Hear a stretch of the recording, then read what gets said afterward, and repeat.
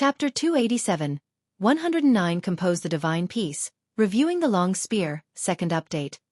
_2 She didn't have the dean's contact information. "I'll ask for you," Bai Lian said, standing in front of Jianghu, lazily reaching out to grab the collar at the back of his neck. With Bai Lian by her side and Jiang Fulai not around, Pu Shaohan dared to greet Jianghu with a smile. "Xiaoniao." Jianghu's little face was very cold.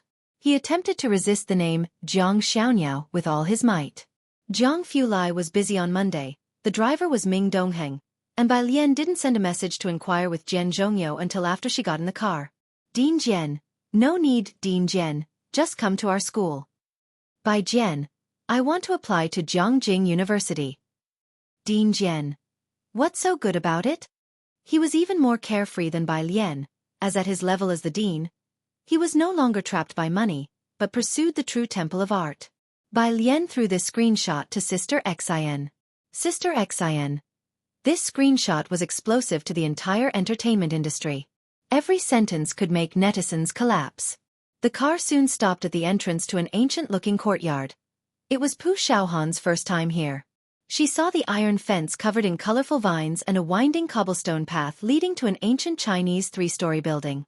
She was greatly amazed. The three people sitting in the garden chairs in front of the building turned their heads quickly upon hearing the noise.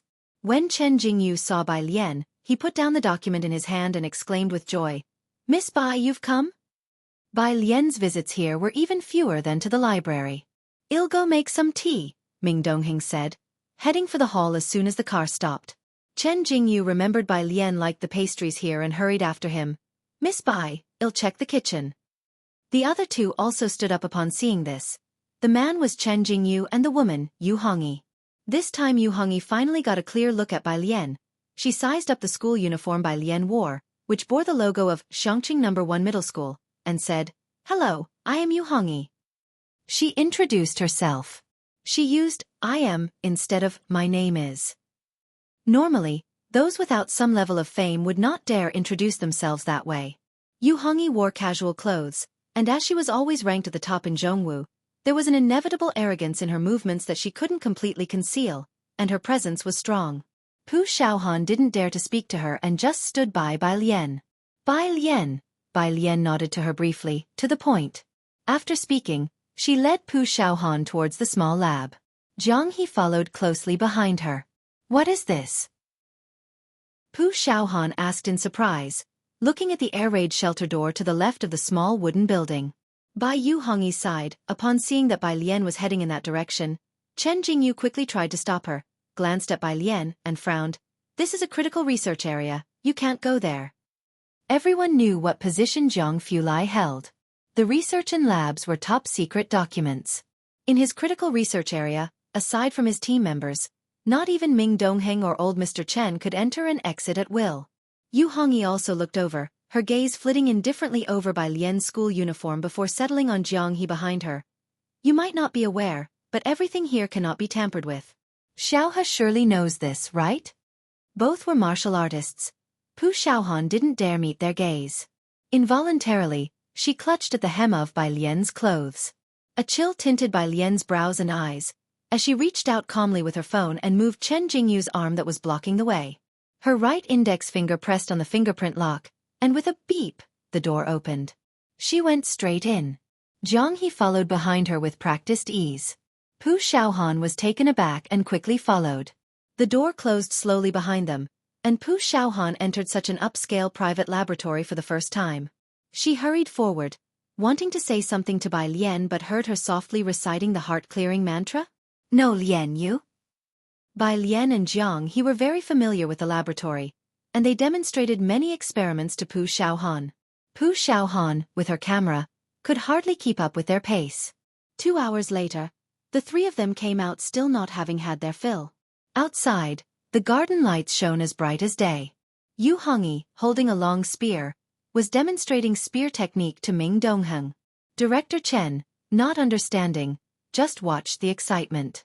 Seeing Bai Lian come out, he quickly went to get the pastries and approached her. "Miss Bai, are you done with your work?" "Oh, Master Yu is teaching Mr. Ming the long spear techniques. Master Yu is exceptional with the long spear." Bai Lian took the pastries, expressed thanks, and casually glanced toward the open space in the garden. Hearing Director Chen say so, Pu Xiaohan also looked towards Yu Hongyi. Pu Xiaohan had seen Bai Lian's long spear technique, as well as Yan Lu's. She intended to film long spear techniques, so she watched very carefully.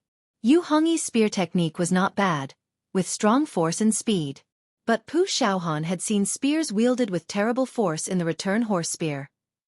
Yan Lu, an actor, could perform the spear technique very well. She had great expectations for what Director Chen had called exceptional. But the result? Pu Xiaohan even had the thought, that's it. Upon hearing Director Chen speak so highly of Yu Hongyi, she couldn't help scratching her head and ask him in a low voice, "This is considered exceptional?" That's not to mention Yan Lu is also an expert. This, Director Chen didn't really understand either, but Yu Hongyi was indeed great with the long spear. As someone who did not practice spear skills, he could not elaborate on the specifics. Master Yu is really impressive, you see her. Look at how she connects one thrust to the next, right? Pu Xiaohan. One thrust after another? Shouldn't you go back to Chinese language classes?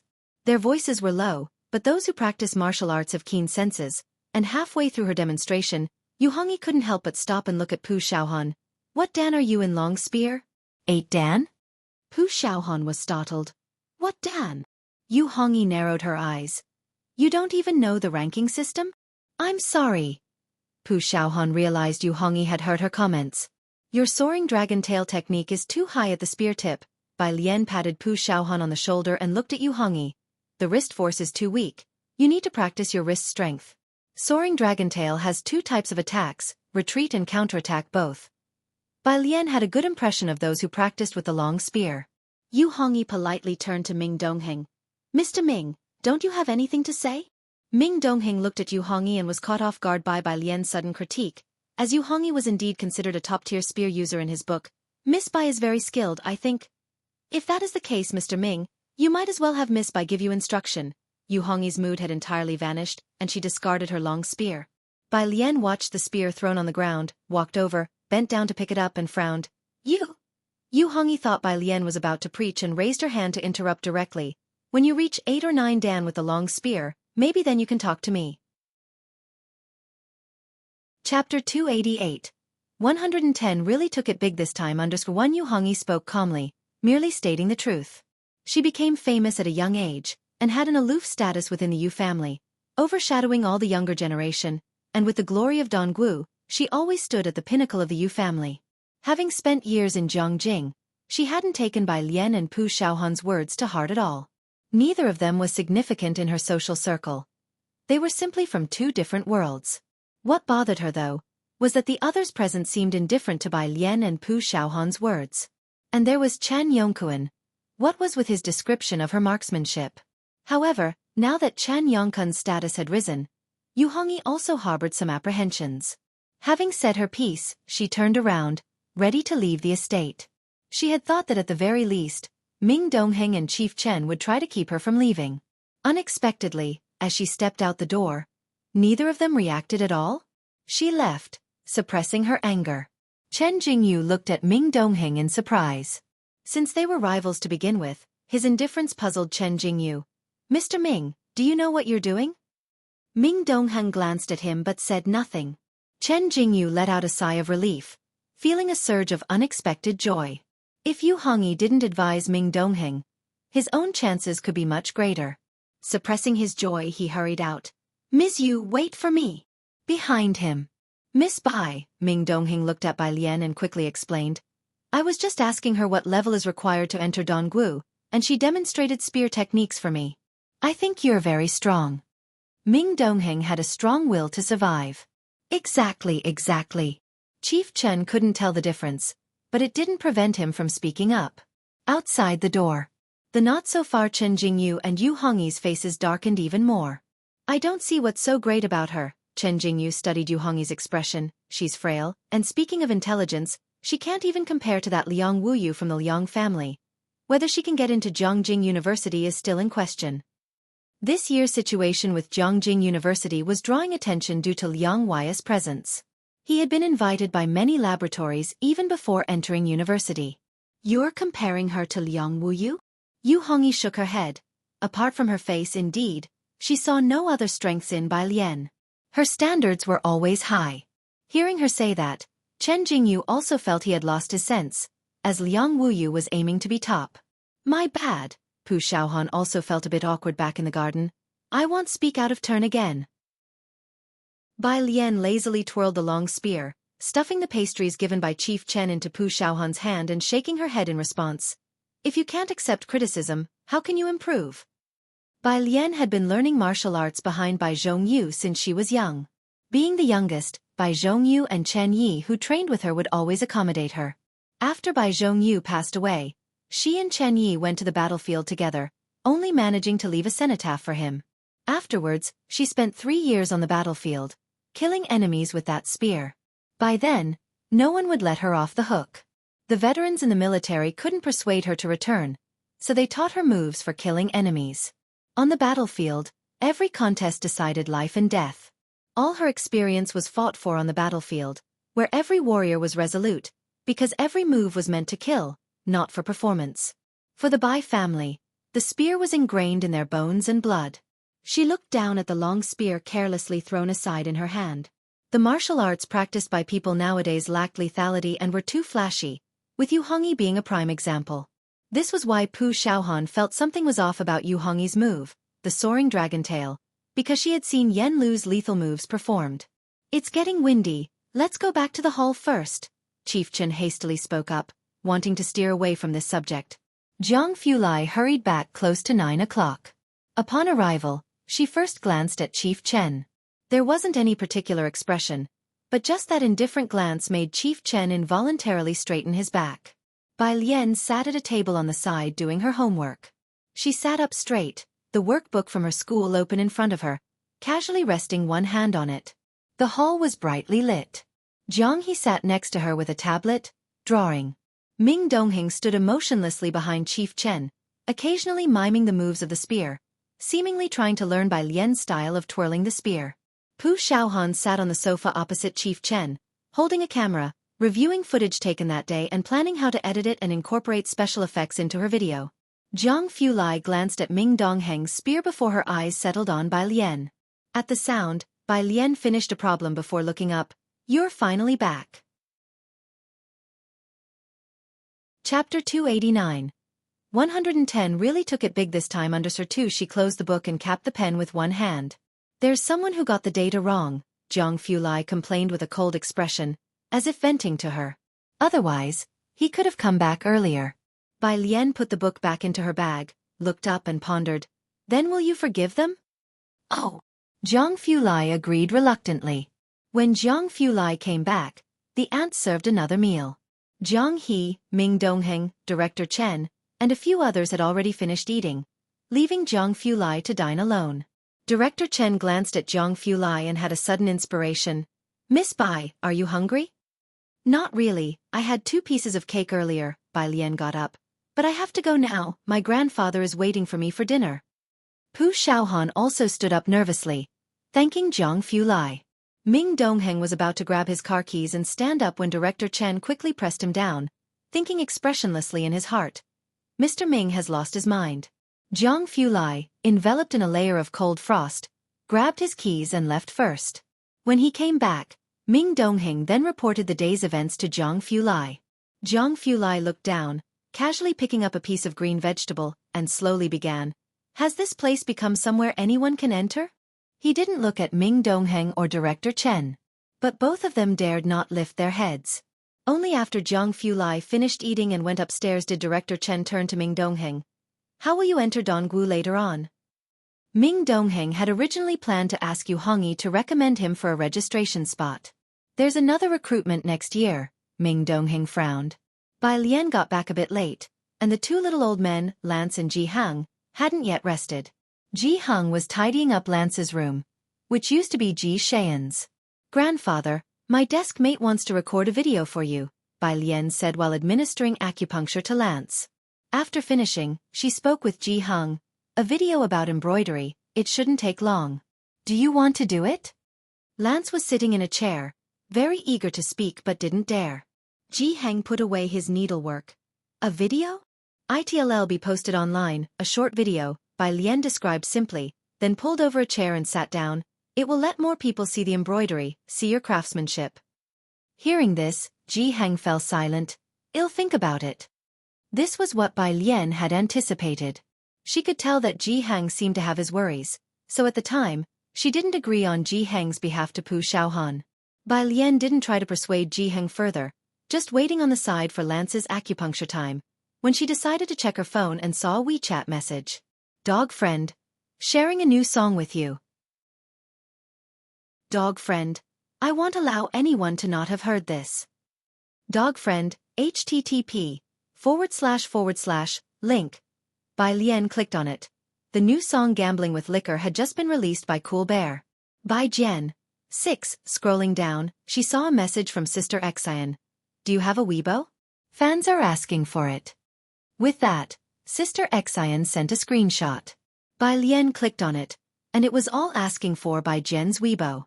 By Jen, I don't go online. On the other end of the phone, Sister Xian wasn't in Xianxia. She had already rushed back to Time Media to handle the contract matter concerning Yan Lu. After receiving Bai Lian's message, she opened Weibo and reported back to the eager online community. Yan Lu didn't have an assistant, only her as the agent, so most questions from netizens were addressed to her. When Sister Xian entered Weibo, it took her a minute to load. The hottest trending topic was still the full cast news of Gambling with Liquor. The songwriting and composition were explosive. In recent years, with traffic-driven music dominating, fewer were seriously pursuing music.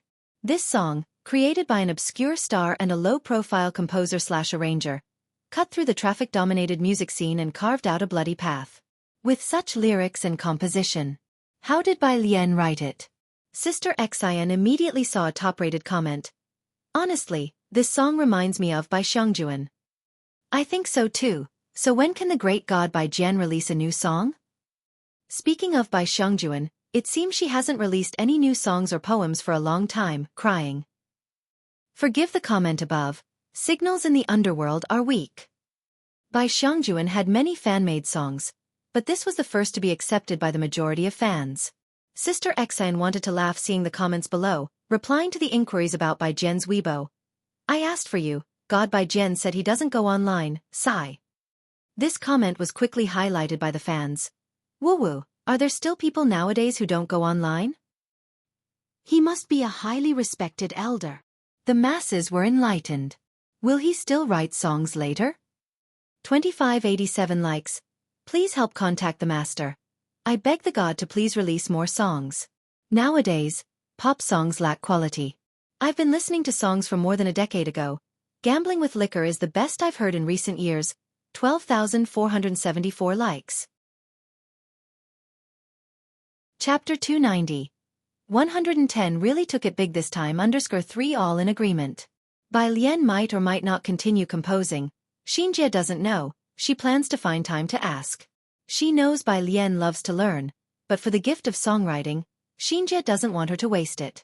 She opens Yan Lu's Weibo, and the followers had grown to 4 million. From morning till night, all major video platforms and media had been looping Yan Lu's songs. Time Media urgently called Xianxia back to amend the contract, and she felt tears welling up in her eyes. After so many years in the circle, Yan Lu had finally made it. Xianxia Hospital. There's nothing else showing up on the film and the CBC. The doctor prescribed some medicine to Su En. No other problems? Ji Mulan stood to one side frowning, but he's been having frequent headaches recently. The doctor looked at the examination report and finally raised his head. Mr. Su needs to rest more. Xianxia medical resources are limited. If you are not reassured, you may go to a higher-level hospital for examination. Oh right, the doctor suddenly remembered something.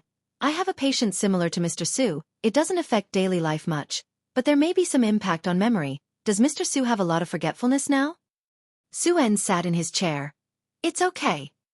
Besides the headaches, he had no other symptoms. They left the consultation room. Ji Mulan went to get the medicine, and after getting the medicine, she came back with a worried look.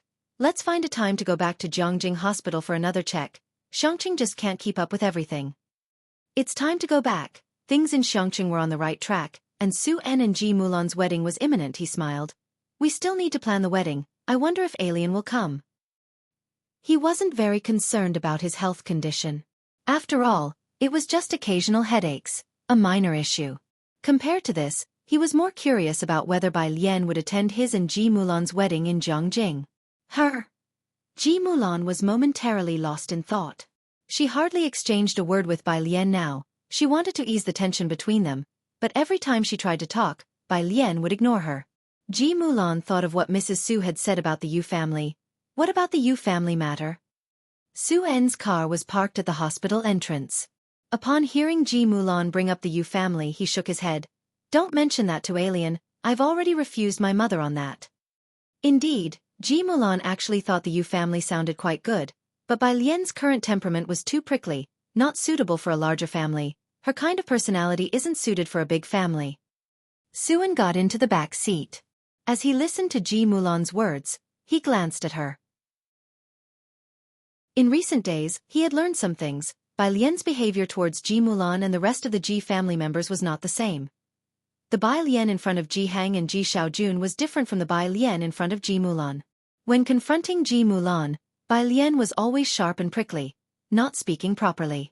But the Bai Lian that Su-en knew was an extremely cultured and big-picture person, even though sometimes. Su-en smiled to himself. Sometimes Bai Lian really had a bad temper. There were a few times Su-en felt like he was going to be gobbled up by Bai Lian. As he chuckled to himself, Su-en couldn't help but press his temples, feeling a headache, and he leaned back in his seat. You should rest, said Ji Mulan anxiously as she helped him massage his temples. Friday. After school in the afternoon. The chemistry teacher rolled up his book and didn't leave, instead watching Bai Lian as she slowly packed her bag without moving.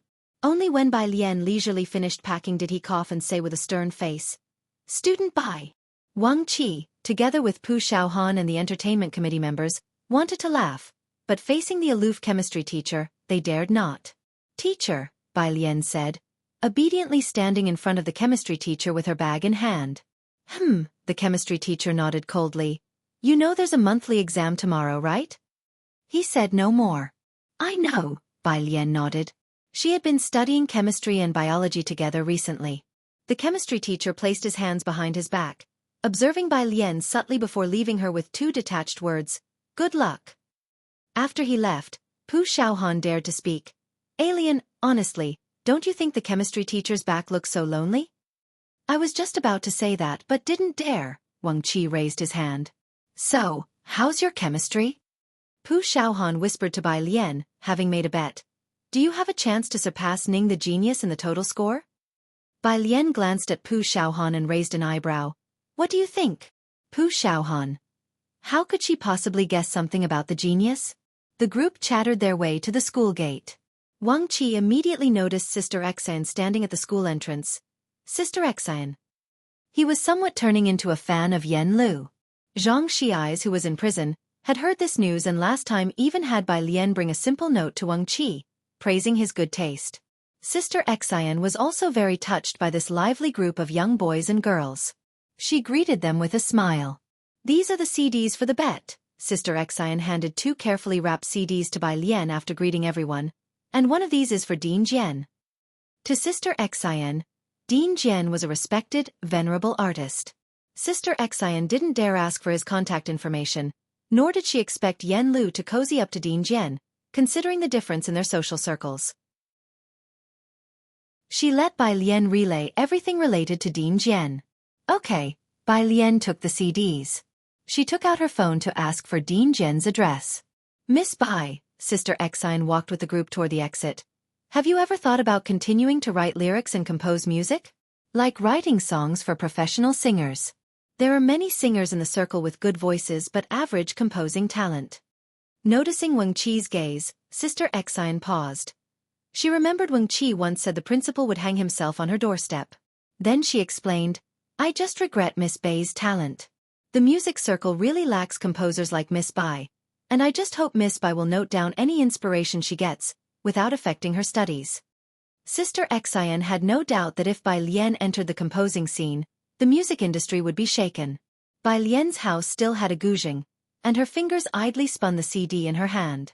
Suddenly turning her head, she looked at Sister Xian and said leisurely, That and Qi from before, is he a singer? Yes, he's currently collaborating with Man Shi, Sister Xian nodded, not very keen on mentioning in Qi right now. Then, Bai Lian squinted her eyes, looking mischievous in the light of the setting sun, and said with a careless smile, "Does Yen Lu have an interest in developing a sideline as a singer?" Sister Xian stared at Bai Lian, stunned. This was really playing big. Chapter 291. Brother Zhang's first visit to the Ji family. The truth is revealed under 1. Miss Bai, your meaning is... After successive encounters within Qi and Man Shi, Sister Xian felt the entertainment circle was just like that. And Qi, having met the more popular Man Shi, backhandedly trampled on Yen Lu while soaring high in her career, and for Yen Lu to encounter the likes of Bai Lian and Zhang Xi's was good fortune, but now, Miss Bai is about to deify Yen Lu. Bai Lian had already spotted Jianghu at the intersection, her sharpness subdued, once again appearing indolent. If she wants to grow, I can give it a try. Then she casually waved at Sister Xian and picked up Jianghu, who was squatting on the ground. Ming Dongheng was on a call. Seeing Bai Lian, he ended the call abruptly. Miss Bai, where to? Calligraphy Association. She lifted Jianghu into the car. Ming Dongheng drove towards the Calligraphy Association. Sister Xian? Wang Qi boldly called out to her. Ah! Sister Xian was still standing there. She snapped back to reality. I'll treat you guys to a meal another day. I have to find Yen Lu. Yen Lu was still shooting in Xianxia, and Sister Xian decided to go tell her about this in person. Calligraphy Association. Jianghu was soothing Qiu Shuezhing. Teacher Qiu, please be gentler with her, don't be so hot-tempered, take a break, I've got this. Bai Lian sat down at a corner of the 8 immortal table, pouring a cup of tea for Qiu Shuezhing, her legs propped up as she flipped through the accounts. Not far off, Jianghu was gently explaining a question to Qiu Zhuzheng's granddaughter. Jianghu ran over to watch and then sat back down next to Bai Lian, shocked, taking a sip of the water Bai Lian had poured for him. What's wrong? Bai Lian rubbed his head. Jianghu shook his head silently, quite dumbfounded. A minute later, Jianghu's gentle voice gradually became frenetic. Let me explain it to you one more time. 110 and 14, add them together and it's 14. So 110 and 16 added together, how much is that? 14. How much? Jianghu, who was usually composed and poised, began to lose his cool. 10 plus 6. Jianghu. Right, 110 and 16, how much should that be? Think again, think hard, baby. 10. Bai Lian quietly listened, a vein starting to throb on her forehead. Sometimes, she felt Jiang Fulai was too harsh on Tang Ming and the others. Putting herself in their shoes, when Jiang Fulai was teaching Tang Ming and the others, the difficulty must have been similar to Jianghu teaching this baby, she thought. Jiang Fulai. 10 plus 5 is equal to 15. Both of them failed to understand. Jiang Fulai repeated coldly. Ning Xiao got it. Tang Ming. But why isn't it 14? Jiang Fulai. Tang Academician, Tang Ming. Teacher Jiang. Jiang Fulai. I wouldn't dare, I'm off to file your patent application. She suddenly felt like she had to sometimes understand young Master Jiang's predicament. Qiu Zhuzheng's hand pressed against the table about to stand up, Bai Lian snapped back to her senses, hurriedly stopping him. Teacher Qiu, where's our seminar this week? We've got 2 new teachers, Qiu Shuezhing, holding his teacup, calmed down and discussed business with Bai Lian. Jianghu said you were interested in the martial arts hall next door? There have been quite a few people coming to them these past few days. Quite a few. Bai Lian was surprised. Qiu Shuezhing nodded. They're planning a tourism-exclusive route here. Many people want to buy their property. The tourist route was planned from the train station to the gate on Purist Street, from the west of the city all the way to the east. The Calligraphy Association was owned by the state, but the martial arts hall was private property with a large land area that drew much attention. Bai Lian looked toward the direction of the martial arts hall, pondering that the chances of reopening it seemed even greater now. She closed the file, took out her phone. The hall's owner hadn't contacted her. She glanced at her messages. It was a reply from Dean Jian. Dean Jian. You don't need to mail it. Dean Jian. Just give me the address, I'll collect it myself. Bai Jian. Bai Jian. Wait till I get into Zhongjing University next year. I'll bring it to you, Dean Jian. What if you don't get in? Bai Lian looked at Dean Jian's message, then directly took a screenshot and sent it to Jiang Fulai. without adding any other words. The young master didn't reply. At 7 o'clock, Bai Lian took Jianghu back home. Just as they left the Calligraphy Association's gateway, they encountered the former Secretary General who had just arrived at the entrance of the martial arts hall. Seeing Bai Lian come out, he paused, his mood quite good. "Miss Bai, long time no see." Zhou Jian didn't mind Bai Lian's attitude at all, his lips curled into a smile, but it had a hint of chill. "I was wondering why Miss Bai was so fiery-tempered. Turns out the Su family is involved." After speaking, he stepped into the martial arts hall. Bai Lian raised an eyebrow upon hearing him mention the Su family. Jianghu tugged at the hem of Bai Lian's school uniform. Bai Lian looked up and saw Zhang Fulai parking his car at the intersection. Chapter 292. Brother Zhang's first visit to the Ji family. The truth is revealed under 2. He leaned against the car door in a casual stance, talking on his phone. His eyes slightly downturned beneath the streetlight, casting a vague silhouette, like a lone unapproachable bloom on a high ridge. Bai Lian temporarily set aside the matter with the Secretary General and walked over. When he saw Bai Lian and Jianghu come out, he spoke softly and then ended the call. Zhang Fulai looked at Bai Lian, his face stern. "Who?" Bai Lian was momentarily taken aback. She remembered that Zhang Fulai typically wrapped up his weekend work on Fridays. It took her a moment to remember that he was probably asking about the matter with Dean Jian. "It's Dean Jian from the Music Academy," Bai Lian sighed softly, wishing she hadn't sent it if she knew he would hurry back. "Sent it to you for fun." Zhang Fulai mulled over which Dean Jian it could be. Heh! The dean of Zhongjing Music Academy, at this moment, hugged his teacup and sneezed, muttering to himself, "It's time to wear a down jacket, can't afford to catch a cold." Zhang Fulai opened the car door and let Bai Lian get in. After she was in, he casually tossed Jianghu into the back seat. Utterly indifferent, Bai Lian fastened her seatbelt and watched Zhang Fulai, who was opening the driver's door. "Just have a listen," she said. Zhang Fulai nodded in agreement. "Oh." Bai Lian slowly pulled out her phone and glanced at it for a while, then said softly, "I am definitely going to apply to Zhongjing University." There was a statue of her teacher there. If she went there again, she hoped to meet him still as his proudest student. Zhang Fulai turned to look at her. Bai Lian's entire face was hidden in the shadows, her eyes downturned, her expression indiscernible. Zhang Fulai started the car. "Then are you going to study quantum mechanics or dark matter?" Ah! Bai Lian couldn't keep up with his train of thought, her mind suddenly jumping from Liang Zuan to Dean Ma. "Quantum mechanics. I guess." Zhang Fulai drove onto the main road, his body slightly relaxed. "Dean Ma has a lot of research areas, including quantum mechanics, and there are other labs." "Why are you studying dark matter?" Bai Lian lowered the car window, resting her right elbow lazily on it, and turned to look at him. "It was the first time Zhang Fulai spoke about this. When I was reading, I found that the gravity of matter is nowhere near sufficient to sustain the rotation of galaxies, which is very paradoxical, and everyone was suspecting that dark matter might be a higher dimensional presence. Other countries are also researching it, and without research there is no development, which means that humanity's civilization has reached its end. If a species' civilization reaches its end, it's a terrifying prospect. Whether it's dark matter, quantum mechanics, or superconductivity, the next step in the evolution of civilization requires people to continually try and err. Their conversation shifted from Zhongjing University to dark matter and quantum mechanics, while Jianghu hugged a large white cabbage pillow in the back seat, listening attentively. Halfway through the journey, Jianghu called. Bai Lian answered.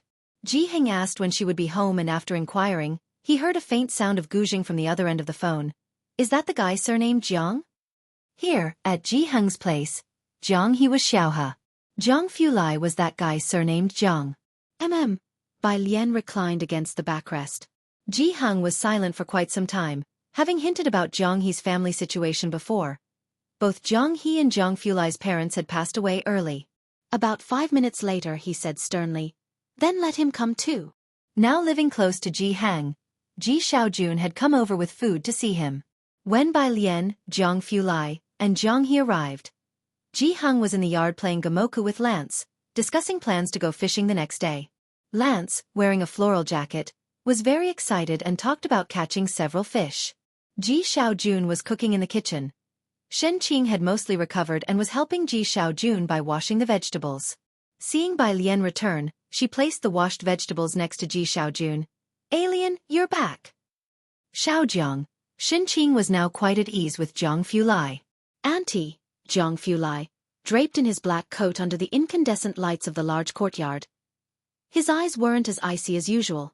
He seemed very polite at that moment. Jiang He looked up, staring at Jiang Fulai somewhat dumbfounded. Lance had made rapid progress in his chess skills, and from being invincible, Ji Heng now couldn't win a single game. He beckoned to Jiang Fulai, offering his seat. Gamoku, do you know how to play? Jiang Fulai nodded in surprise. You're up. Lance, in his triumph, confident it wasn't Jiang he was facing, declared. Okay.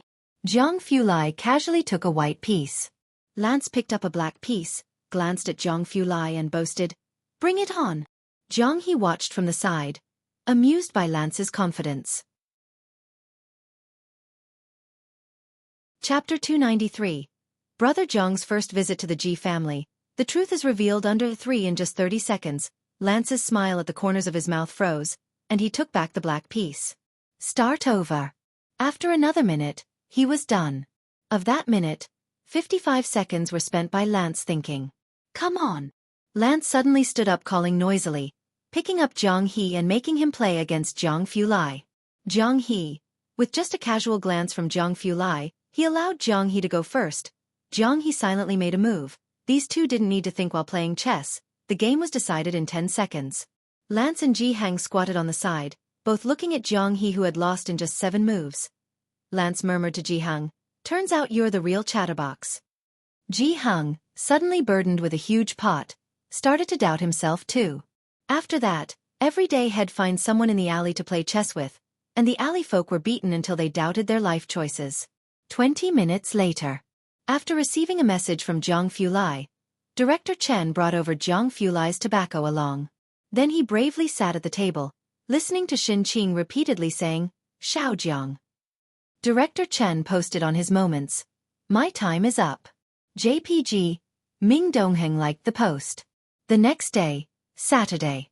Chinese in the morning, math and English in the afternoon. The Xianxia No. 1 middle school monthly exam didn't follow the same schedule as the college entrance exam. It was past 5 when the English exam ended. Tang Ming was among a group from class 15, discussing the math problem with Ning Xiao. Do you understand what they're talking about? Wang Qi quietly asked the others. The math problem wasn't too difficult this time, but Wang Qi hadn't gotten to the last question. Yang Lin glanced at Wang Qi without saying a word. Pu Xiaohan didn't look at Wang Qi, merely uttered, oh, in a sudden realization. So that's how it is. So G, X, is just being compared with 3 plus it in the end? When it is greater than or equal to minus 3, G, X, is greater than 0, so the original function is monotonically increasing, right? Tang Ming looked at Pu Xiaohan with admiration. Right, there are 3 zeros. The first question is very simple. Bai Lian walked at the very end, messaging Yen Lu on her phone. When Yen Lu called Bai Lian, she was in an exam, and since the call didn't go through, Yen Lu left her a message regarding her song. Since Bai Lian was writing a song for Yen Lu, this involved a contract and the record company. Time Entertainment had a sub-label record company, which included in Qi, but Sister Xin did not plan to sign with them. Guessing Yen Lu was currently filming, Bai Lian didn't call back, but sent Yen Lu a WeChat message. 1. Yen Lu has just released her new song and is focused on filming right now, so she's not in a hurry for her next song. Meanwhile, hospital. Ji Mulan's face was pale as she followed the ambulance down, jogging to keep up with the emergency doctor. Doctor, how is he doing? Did the patient suddenly faint? Without any warning signs? The doctor put away his stethoscope, asking about the symptoms.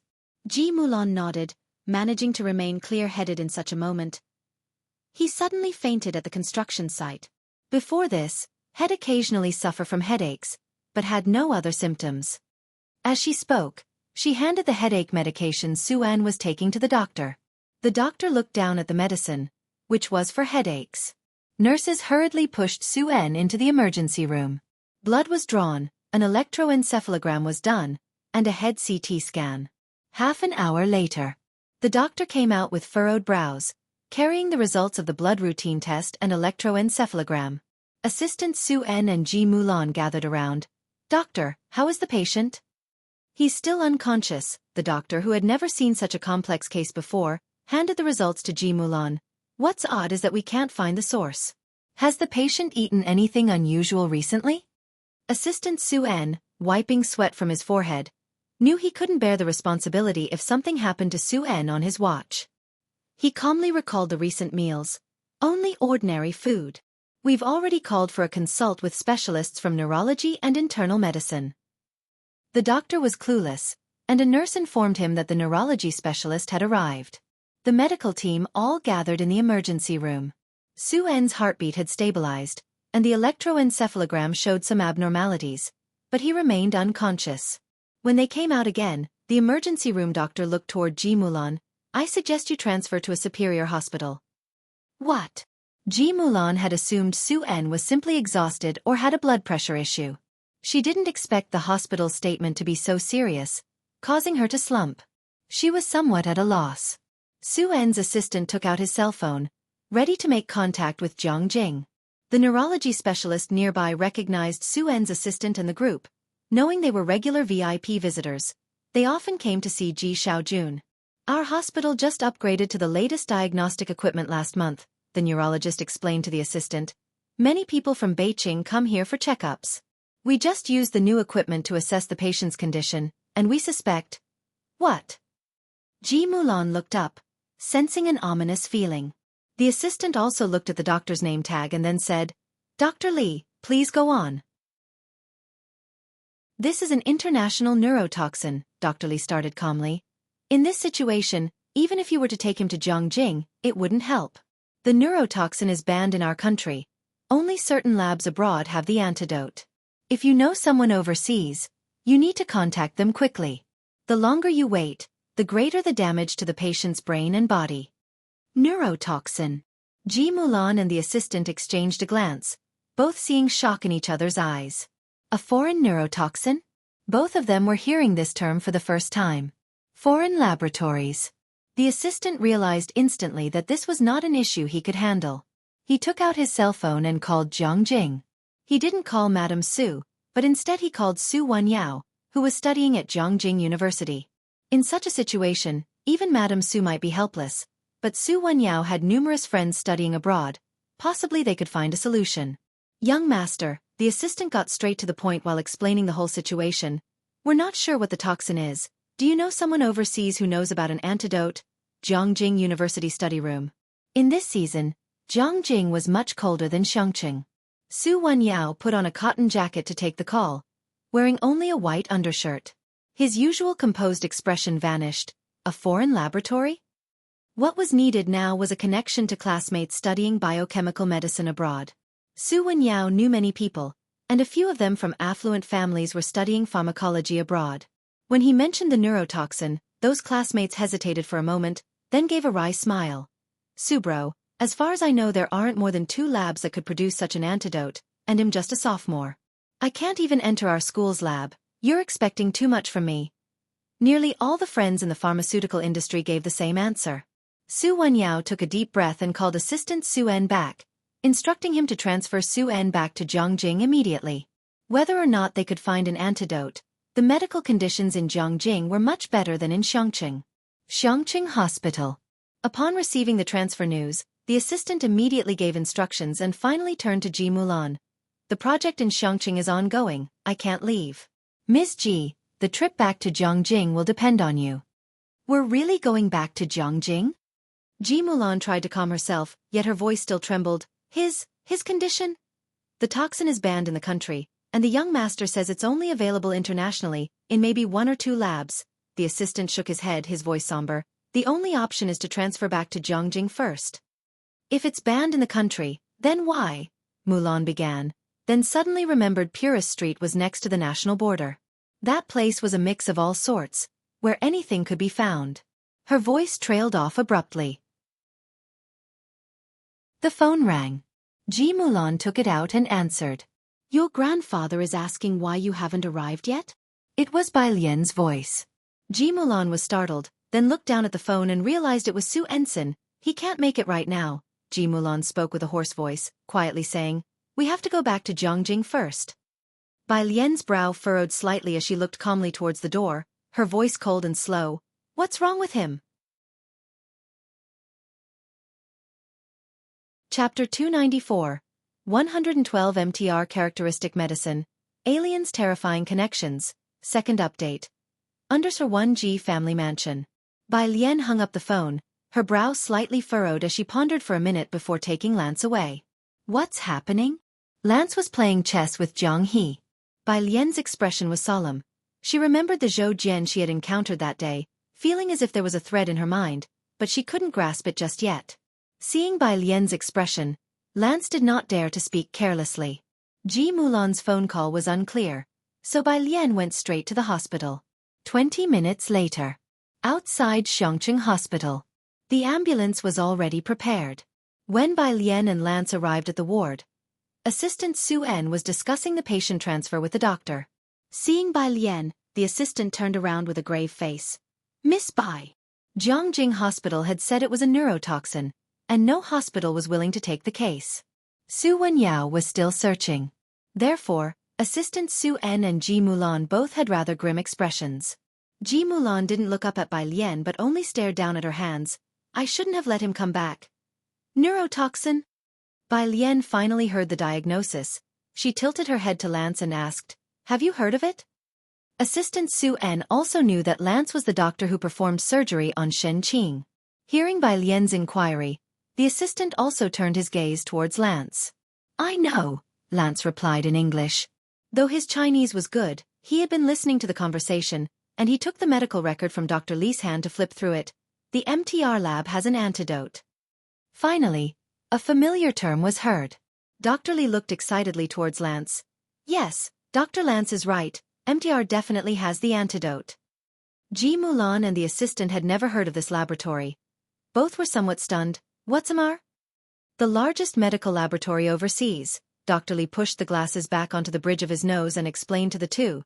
There you can find many experimental medical equipment, medicinal chemicals, and the latest medical research. If they don't have the neurotoxin antidote, then it's certain no other place will. Ji Mulan and the assistant found this all quite bewildering. Can you get it? Bai Lian asked Lance, dressed in a plain white long dress, her demeanor calm and poised. The assistant looked at Bai Lian and also calmed down quickly. Remembering Su Wenyo's words, he smiled wryly. Miss Bai, it's not so easy to get drugs from that kind of laboratory. I can, Lance frowned, but there are two problems. One is how to bring it back, and the second is, which neurotoxin is actually in his system. Different neurotoxins require different antidotes. If the MTR lab doesn't have the neurotoxin that Su En has, they would have to look elsewhere. The assistant looked at Lance in shock. He had always known Lance was good at surgery, but his impression of the people Bai Lian knew was just that.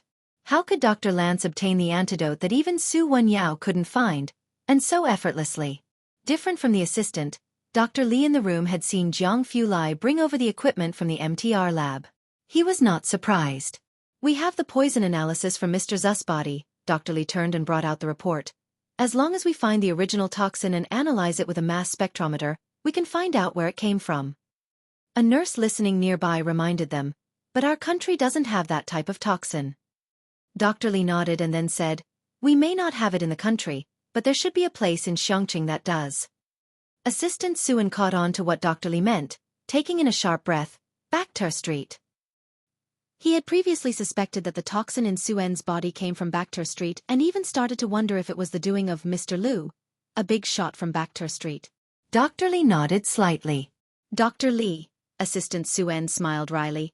What you're suggesting, isn't that as good as not saying anything at all? Putting aside what Bakhtar Street was, whether they could go there was another matter entirely. Even if they did go, where would they find a neurotoxin? Such toxins couldn't be bought without special connections. Ji Mulan, hearing about Bakhtar Street for the second time, vaguely understood its nature and took out her phone to call Ren Qian. Ren Qian now answered their calls quickly, his tone slightly surprised. Ms. Ji. Seeing Ji Mulan make a call, Assistant Su En finally remembered this fact. The Su family had no roots in Xianxia, but the Ren family had deep local ties. Bakhtar Street?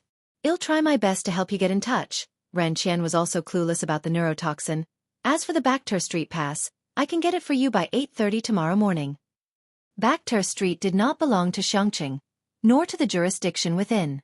Each time they came and went, they needed to secure a pass in advance. Chapter 295, 112 MTR Characteristic Medicine, Aliens Terrifying Connections, Second Update. _2 tomorrow morning at 8:30, that was Ran Qian's fastest speed. Thank you. Ji Mulan hung up the phone. By her side, Assistant Su En and Dr. Li both heard their conversation. Their sinking hearts still hadn't eased. Whether or not they could find the needed toxin on Backter Street was another matter. Moreover, a place like Backter Street would require full armament to enter. Assistant Su En looked towards Ji Mulan, pondered for a moment, and then said, "Ask Mr. Ran if there are any familiar mercenaries around." Next to them, Bai Lian leaned slightly against the wall. Her brows and eyes carried a faint expression, eyelashes drooping, as she twirled her phone in her right hand, piecing together cause and effect. About 3 minutes later, she looked up at Dr. Li. "Can the mass spectrometer be taken out?" The mass spectrometer was given to the hospital for research by Jianghu Lai. It was seldom used. It would be impossible for anyone else to take it out. But this person was Bai Lian, so there might be a way. "If you need it," Dr. Li put down the examination results in his hands, "I can apply to the hospital director." "Thank you," Bai Lian nodded, gripping her phone. "Are you busy right now?" Dr. Li shook his head. He was essentially working overtime. He had never seen symptoms like Su En's before, so he had stayed to observe his BODIS data, which would be his academic paper. "Okay," Bai Lian bowed her head, dialing a number on her phone at an unhurried pace. "Bring the mass spectrometer down, it'll be waiting for you at the hospital entrance." Bai Lian walked toward the elevator, pressing the call button, and looking back at Assistant Su En. "Did you drive here?"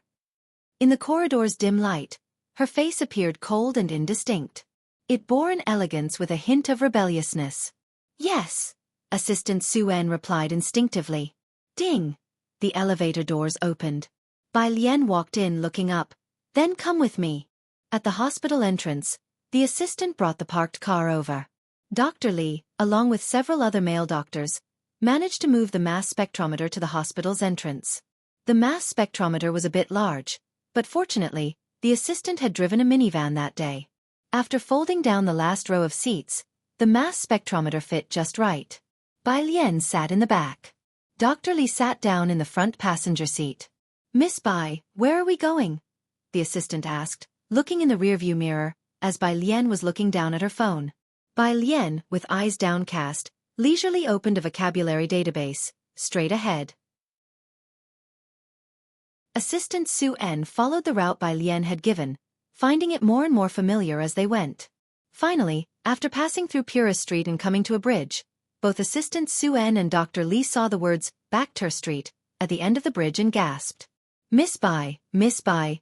Assistant Su En's hands and feet became somewhat weak. He and Su En had both heard of such places, especially the bar and auction house. Even international mercenaries didn't fare well there. Dr. Li wasn't in much better shape than the assistant. Both were terrified in their hearts. If they had known Bai Lian intended to direct them here, Assistant Su En wouldn't have dared to come, not even if he were at death's door. "Keep driving." Bai Lian didn't even lift her head, her tone neither cold nor warm. Assistant Su En had no choice but to drive forward. Upon reaching the entrance, they were stopped, and the assistant along with Dr. Li finally let out a sigh of relief. Neither of them had even considered how Bai Lian knew about this place. "Miss Bai, this area requires a pass for entry, and Elder Ren said that the earliest would be tomorrow morning," Assistant Su En explained as he looked in the rearview mirror. "Moreover, our hired help hasn't arrived yet. We better leave first." Dr. Li, trembling with fear, clutched his seatbelt. "Right, we can't even enter now." Bai Lian finally raised her head, but she didn't speak, simply looking ahead. The assistant subconsciously followed Bai Lian's gaze. At the entrance, a young man slowly approached. The young man wasn't old and looked scholarly. Subconsciously, the assistant felt he looked somewhat familiar. The young man just gave a nod to the person guarding the entrance. Before Dr. Li could finish speaking, both he and the assistant were dumbfounded to see the gate slowly rising. Bai Lian put away her phone, lightly tapped the case, and said, "Aren't we going in?" "Ah!" The assistant snapped back to reality as a car honked behind them. At this moment, there was no room for backing down, nor for wondering why the gate was raised. He looked away from Xiaoqi and hurriedly started the car to drive inside. The Qinglong bar was right at the entrance. Bai Lian instructed assistant Su En to park the car on the vacant lot opposite. The Qinglong bar, like the auction house, had a very conspicuous sign. The name Azure Dragon in 2 languages was arrogantly hung on the side, each character as tall as a floor, shimmering with multicolored lights. Bai Lian got out of the back seat, stood in place, staring at the illuminated Azure Dragon characters, appearing somewhat silent. Miss Bai. Assistant Su En came to his senses, quickly turned off the engine, and carefully got out of the car. Then, he looked up at the legendary Qinglong bar. A feeling of alarm rose in his heart. He had heard Su En mention the Qinglong bar several times, but he had never been to Baktur Street before. It was chaotic here. Unless one understood the power dynamics of Baktur Street, even Su En wouldn't dare say that one could come out safely.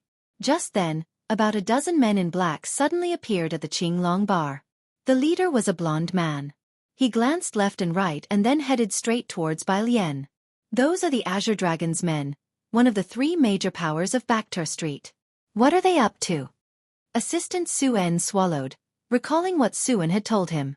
The previous owner who had taken over the territory, Mr. Liu, had some connections with the Qinglong bar. That's why even Ren Qian feared him, and Su En had tried to meet Mr. Liu several times without success. Some connections could be so influential, let alone the group in front of them who were from the Qinglong bar itself. Assistant Su En felt his heart pound in his throat. Miss Bai, do you think they're coming toward us? The smell of blood on each of them was strong, giving off a profound sense of oppression. Even the usually uninvolved Dr. Li realized that these people were no ordinary folks. His legs shook as he gripped Assistant Su En's arm. He was more panicked than Assistant Su En. He was just an ordinary doctor. Before this, he had only heard about Baktur Street from the elderly, and now he was faced with people from the Qinglong bar. Dr. Li watched the blonde head straight towards Bai Lian without deviating from his path. Assistant Su En also saw that the blonde man was heading for Bai Lian. He turned his head, just about to speak to Bai Lian. Bai Lian shoved her phone back into her pocket and walked forward, only glancing at Mao Kuan. I told you to find 2 people to move things. Why did you bring out so many? 10 bodyguards parted to create a path for her in an instant. Chapter 296. 113 Mysterious Miss by Unders 1. Mao Kuan touched his head. He didn't know what Bai Lian was up to. He originally thought she needed help moving some heavy equipment and was worried there weren't enough hands. If Xiaoqi hadn't notified him that Bai Lian had arrived, he would have continued rounding up more people. Bai Lian continued walking towards the bar. The thing is in the trunk, bring it in. With a wave of his hand, Mao Kuan gave the order. The black-clad bodyguards opened the trunk and spotted the mass spectrometer inside. Gentlemen, these bodyguards had obviously never seen a mass spectrometer before. The device looked delicate and complex, making them hesitant to touch it. Can we move it just like this? The bodyguard's hand was still on the rear door of the car. With their intimidating looks, they politely inquired of Dr. Li, who was wearing a white lab coat and a name badge on his chest. Ah, a cool breeze blew by, and Dr. Li finally snapped back to reality. Just don't touch any buttons and carry it in like this. With the go-ahead given, the black-clad bodyguard sprang into action. Screens, analyzers, colorimeters. Each bodyguard carefully carried a piece inside. Concerned about damaging the delicate instrument, they moved with slow, cautious steps. Gentlemen, the bodyguard once again slightly turned towards Su En's assistant and Dr. Li, gesturing after you. Mr. Mao invites the 2 of you inside. Su En's assistant walked with an uncertain gait. It was probably the first time someone had referred to him with such respect. And the ones showing him respect were Baktur Street's bodyguards. Even Su En's assistant, who had accompanied Su En through countless major events, couldn't believe it. He exchanged a look with Dr. Li and they both walked inside with their heads buzzing. Dr. Li slightly tilted his head, looking at Su En's assistant with an obvious question. What exactly does Miss Bai do for a living? Su En's assistant was even more baffled. His knowledge about Bai Lian was limited, and his mind was in a whirl too. How would he know? The interior of the bar was spacious, with 3 floors. The first floor was shrouded in smoke, lit by multicolored lights, with a crowd circling the central stage. People in the corners smoking and drinking looked up for a moment when they noticed a group of bodyguards passing by. Fortunately, there was no one brazen enough to cause trouble. The bodyguards, escorting the equipment and Su-en's assistant and Dr. Li, made their way to the third floor, which was quiet and had thick carpets spread along the U-shaped corridor. Only waiters pushing carts with drinks passed by, pausing to let the bodyguards go first when they saw them. The bodyguards led Su-en's assistant and Dr. Li straight to the private room at the end of the corridor. Although it was just the third floor, the bar owner still gave the room a very auspicious number, 8888. As the door swung open, they saw Bai Lian, standing with her back to them by the window. The giant crystal chandelier overhead was lit, revealing the interior of the room without a shadow of concealment. The bodyguards gently placed the items on the coffee table, and only then did Bai Lian turn slightly, lowering her head to look at the mass spectrometer on the floor. "Sis, what is this?" Beside her, Mao Kuan was curiously sizing up the mass spectrometer while offering Bai Lian a cigarette.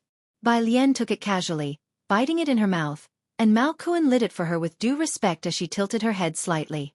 Mass spectrometer. Bai Lian, in a very ladylike long dress, pristine white with elegant vines embroidered by Jianghu, her long hair loosely coiled into a bun, held a slender cigarette in her hand, a striking contrast. As the two conversed, Su-en's assistant and Dr. Li sat stiffly on the couch, listening in a daze. Until Bai Lian looked towards Dr. Li and politely inquired, "Dr. Li, you should be able to use the mass spectrometer to analyze toxins, right?" "Ah," Dr. Li came back to his senses. "Yes, but you need to have the nerve toxins." Bai Lian casually flicked the cigarette ash into the ashtray. The thin veil of smoke obscured her eyes and brows as she looked at Mao Kuan with a slight turn of her head, yet she said nothing. Mao Kuan made a phone call with his mobile. Halfway through the call, he turned to Dr. Li. "He's asking which nerve toxin you need?" "He's asking which nerve toxin he wants?" Dr. Li's mind momentarily froze. Was this something he could just have if he wanted it? So nerve toxins are as common as cabbage, and he could choose. Bai Lian sat on a sofa on the other side, leaning back, purchase one of each kind. To identify the source of the toxins, naturally one would need a sample of each type of nerve toxin. Okay. Mao Kuan went downstairs to personally handle the transaction. Such toxins are generally used by international mercenaries to deal with enemies or to apply to their targets, and are not widely circulated. However, some can be found on the black market. Hearing Bai Lian and Mao Kuan casually discuss nerve toxins as if they were talking about cabbages, Dr. Li and Su-en's assistant, who had just managed to calm themselves, couldn't help their lips twitching again. Both men looked towards Bai Lian with caution. Under the crystal chandelier, her face also appeared enigmatic until... Chapter 297, 113 Mysterious Miss by Underhu, Epic, Epic, Epic. The Pleistocene Epic. The mechanical female voice emanated from Bai Lian's phone. Taking her time, Bai Lian snuffed out her cigarette. She had left in a hurry that day and didn't bring headphones, so she played the vocabulary audio out loud. After repeating the words several times and memorizing their meanings and spellings, she swiped to the next word. Looking up, she saw Assistant Su and Dr. Li watching her. Bai Lian raised her head. "Am I disturbing you by studying vocabulary?" She was actually studying vocabulary. In Bakhtar Street, at a bar. Unexpected yet logical, Assistant Su vaguely recalled that Bai Lian was still a high school senior with college entrance exams next year, and Jianghu had mentioned that she was diligent in her studies. Not at all, he replied. "Please continue with your studies." Bai Lian nodded and continued reciting vocabulary, albeit in a softer voice. In less than half an hour, Mao Kuan came upstairs with 4 tubes. He arranged them in a row in front of Dr. Li. "Dr. Li, take a look and see if you can find the neurotoxin you're looking for." Dr. Li stood up, seriously plugged in the mass spectrometer, and began analyzing the components of each bottle. This wasn't something Assistant Su or people like Mao Kuan could assist with. They could only pass things to Dr. Li when he required them. Assistant Su felt that Mao Kuan was much more approachable than the group of black-clad bodyguards, and cautiously asked him, "Are you Miss Bays? How did Bai Lian make such a friend?" He looked quite formidable. Mao Kuan smiled at Assistant Su. "We got to know each other through a fight." His hair dyed blonde, He had the air of a ruffian leader. Hearing Mao Kuan describe it that way, Assistant Su remembered Ji Mulan telling Su En before coming to Xianxia that her daughter was rebellious and would do anything. But having seen Bai Lian many times before, Assistant Su thought of her only as a senior in high school keen on studying. It wasn't until now that he began to reconcile Ji Mulan's description with Bai Lian. Is this neurotoxin common in Bacter Street? Assistant Su asked, turning to the matter at hand. Not really, said Mao Kuan as he lit a cigarette and squinted his eyes. But as a bar bodyguard, I often hear the mercenaries bragging that they've just obtained a batch of neurotoxins. You guys are in luck. He glanced at Assistant Su. Assistant Su took a deep breath. Indeed they were lucky, thank you. He expressed his sincere gratitude. Yet, this person was also a bar bodyguard. Assistant Su couldn't help taking another look at Mao Kuan, not surprised that Azure Dragon Bar had such strong security. Just then, Dr. Li took out a tube of the drug, excitedly stood up. Found it, this is the one. He handed the tube of poison to Bai Lian. Bai Lian took it, looking closely at the vial that was labeled entirely in English, CN neurotoxin. She closed the vocabulary app, opened WeChat, and sent a photo to Lance. Lance. Okay, I'll ask around.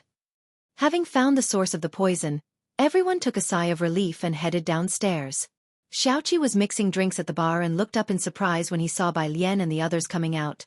Sis, you're not staying a bit longer? Didn't bring my homework. Bai Lian glanced at Xiaoqi and remembered something. Are you really not going back to continue high school? Xiaoqi shook his head. Well, see. Assistant Su, standing aside, overheard and took a look at Xiaoqi. The group returned to the hospital. Ji Mulan and Lance were still there. Su En still hadn't woken up. If not for the beeping of the heart monitor, one might wonder if he was even breathing. Ji Mulan was beside herself with impatience. She didn't know where Bai Lian and Assistant Su had gone. Lance sat on a chair to one side, speaking calmly with others only when Bai Lian was present. When she was not, he didn't care who the others were. His stern demeanor made him unapproachable. Even the hospital director dared not disturb Lance. Staff from the medical department came for the third time to ask, Ms. Ji, when do you plan to transfer to Jianghu? The longer the delay, the greater the damage to the patient's brain. Ji Mulan, her heart in her throat, frantically signed the transfer form they held. Transfer right now. She had been foolish. How could Bai Lian find an antidote that even Su Wenyao had trouble obtaining? The medical department prepared for the transfer. We're not transferring now. The elevator doors opened, and Assistant Su rushed out, taking back the transfer form from the nurse's hand and looked at Ji Mulan. Stunned, Ji Mulan gazed at Assistant Su. Assistant Su, you. Let's stay in Xianxia for now, Assistant Su interrupted Ji Mulan.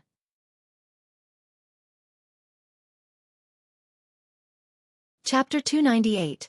113 Mysterious Miss by Under the 3 before heading to Bacter Street. Assistant Su had been only half convinced, but now his trust in Bai Lian was absolute. Ji Mulan was somewhat stunned, always feeling that Assistant Zu's attitude towards Bai Lian had changed again.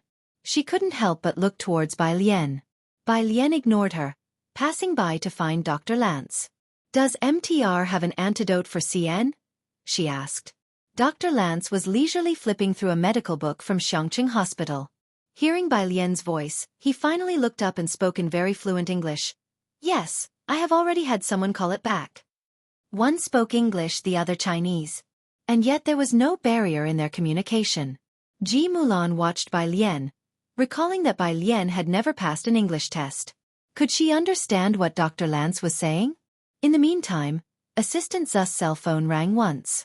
It was from Su Wenyao. Assistant Su hurriedly stepped outside the ward to answer, speaking with great respect. Young master. I contacted Jianghu Hospital. The voice over the phone, Su Wenyao, was too distracted to focus on studying. He was standing in the biting cold wind, holding car keys and walking outside. There is a department willing to research it. Where are you now? Bai Lian took Assistant Su and Dr. Li away so quickly that the ensuing events were too fantastical. Assistant Su had only just recovered his senses. He glanced at Bai Lian speaking with Dr. Lance inside the room, then paused. Young master, I think we might not need to return to Jianghu after all. What? On the phone, Su Wenyao stopped in his tracks. Given the overly fantastical description of neurotoxin by his classmate, he had imagined countless possibilities. My father, he... No, Assistant Su hurried to explain, his expression somewhat complex. We just got our hands on the CN nerve agent, and we've confirmed the source of Su En's poisoning. He recounted the events from beginning to end. Bai Lian. This was the first time Su Wenyao had heard this name, and he was surprised. Aunt Jie's daughter?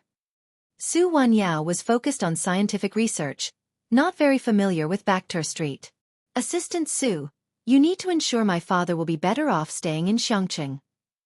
Since Su En's life was at stake, Su Wenyao dared not take it lightly. The pressure on Assistant Su was also great.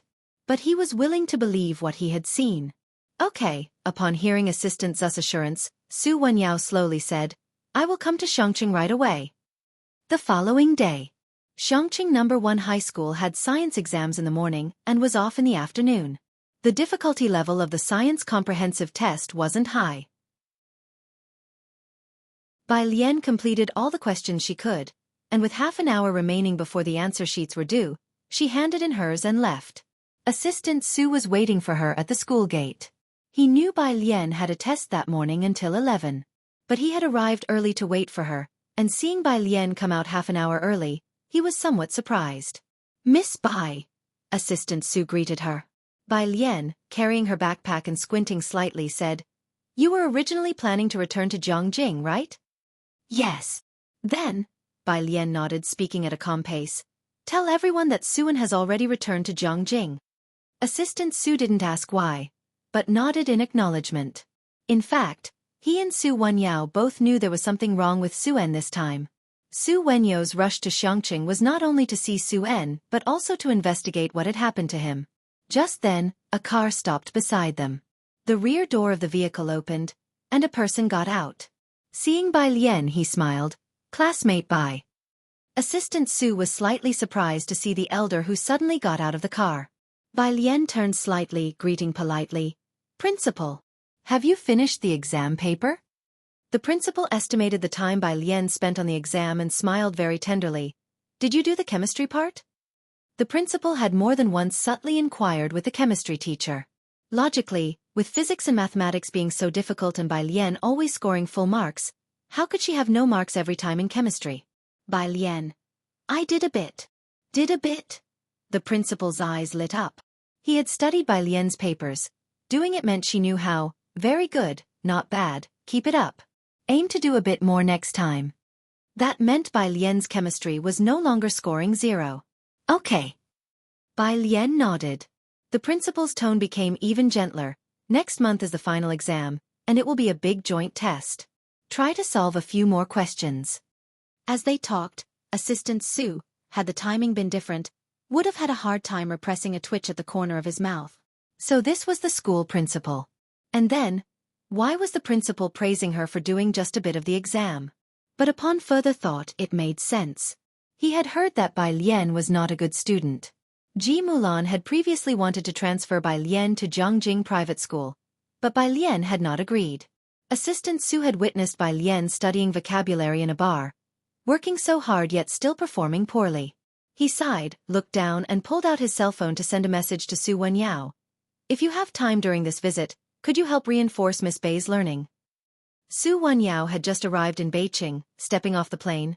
Sure, does she have any particular goals? Su Wenyao was grateful for Bai Lian's significant help. After the principal had left, Assistant Su carefully weighed his words before tentatively asking Bai Lian, Miss Bai, which university do you aim to apply for next year? Chapter 299, 114 Chief Chen arrives, second update. Underscore 1 Bai Lian never concealed her own goals. She watched as the principal left. Upon hearing that, she spoke in a tone as light as a breeze. Jianghu University. Jianghu University. Ha. Assistant Su nodded as he held his phone, texting Su Wenyao a reply, and it wasn't until halfway through that he realized, Jianghu University? He looked up, bewildered. What? Bai Lian glanced back at Assistant Su, raising her eyebrows. The black of her pupils reflected the sun, languidly, almost like a different person from last night at the bar. Assistant Su was somewhat silent. Nothing. Just remember not to leak that he's still in Xianxia, that will do, Bai Lian said as she looked off in a direction, bidding farewell to Assistant Su. I've got something urgent, we'll go to the hospital later. She had originally asked Assistant Su to wait for her to go to the hospital together, but Hall Master Jean had suddenly sought her out. All right. Assistant Su followed her gaze. At the entrance of the milk tea shop stood a man. His head slightly lowered, his face unclear, but one could tell from his bearing a sense of cold pride. As if he felt the gaze upon him. He looked up nonchalantly and glanced in this direction. Just one look across the street. The sun was still high above, and Assistant Su shivered uncontrollably. Who is this? Assistant Su rubbed his arms, and when he looked up again, Bai Lian had already entered the milk tea shop with him. Assistant Su took out his phone and reported to Su Wanyao. Miss Bai wants to get into Jianghu University. Su Wanyao? ? Milk tea shop. Jiang Fulai also asked Bai Lian how her exam went. They skipped right over math and physics, focusing only on chemistry and biology. The questions were easy. I did fairly well on biology, Bai Lian said lazily, leaning to one side as she watched Jiang Fulai line up, giving orders skillfully. Get one for Xianxia's too. They were going to see Xianxia's first and then head to the Calligraphy Association. Yesterday morning, Bai Lian had her exam, so Jiang Fulai had rescheduled the visitation for today at noon. There were many people buying cakes at this hour. Backroom. Qi Yundai, who was just carrying out a bunch of fresh cakes, caught a glimpse of Jiang Fulai, outstanding among the crowd, stumbled, and nearly fell over. Master Qi, a young worker from the milk tea shop, quickly steadied him. Are you all right? Huh. Qi Yundai, somewhat in a daze, handed the cakes over. I'm fine. He immediately turned and went back to the kitchen. On his way, he couldn't help but stealthily look back. Jiang Fulai just happened to look over indifferently, and with that emotionless glance, Qi Yundai recoiled as if he had seen a ghost. It really was young Master Jiang. Qi Yundai took off his chef's hat at once, and then his jacket, before taking out his phone to post a friend circle update. Just saw a ghost. Director Chen commented with a question mark. After visiting Xianxia's, Jiang Fulai and Bai Lian then went to the Calligraphy Association. Bai Lian met with Hall Master Jean first. Jiang Fulai waited for her at the Calligraphy Association, keeping an eye on Jiang He. Jiang He was practicing calligraphy with a group of children, his face splattered with ink dots, yet he still maintained a cool and silent demeanor that made the other children want to speak but not dare to. Jiang Fulai casually took out his phone to take a picture, then sent it to Bai Lian without much thought. Next door. Hall Master Jean poured a glass of water for Bai Lian, and after a long silence, he finally asked, Are you sure you want to invest in the martial arts academy? Yes, Bai Lian, who had barely used her 10 million, leaned back in her chair slightly. The development here is promising, and reopening the martial arts school is just a matter of time. Hall Master Jean knew that as well. This place was planned to be a tourism route, and recently many people had approached him to buy the martial arts school. I've seen your plan, Hall Master Jean looked up, but reopening the martial arts school won't be easy. Speak. Bai Lian blew on the hot water and looked up. Hall Master Jean smiled reluctantly. Jingfeng Martial Arts School won't let us open it that easily. Jingfeng Martial Arts School? Bai Lian knew about this school, where many people learn Taekwondo and Muay Thai. Yes, Hall Master Jean's gaze shifted towards the door. They have backers. In Xianxia, many martial arts schools closed down because of them, eventually having to change business paths. Knowing this, do you still want to invest with me? Of course. Bai Lian's phone on the table lit up. She checked it and saw the picture sent by Jiang Fulai. She chuckled lightly. Are you serious?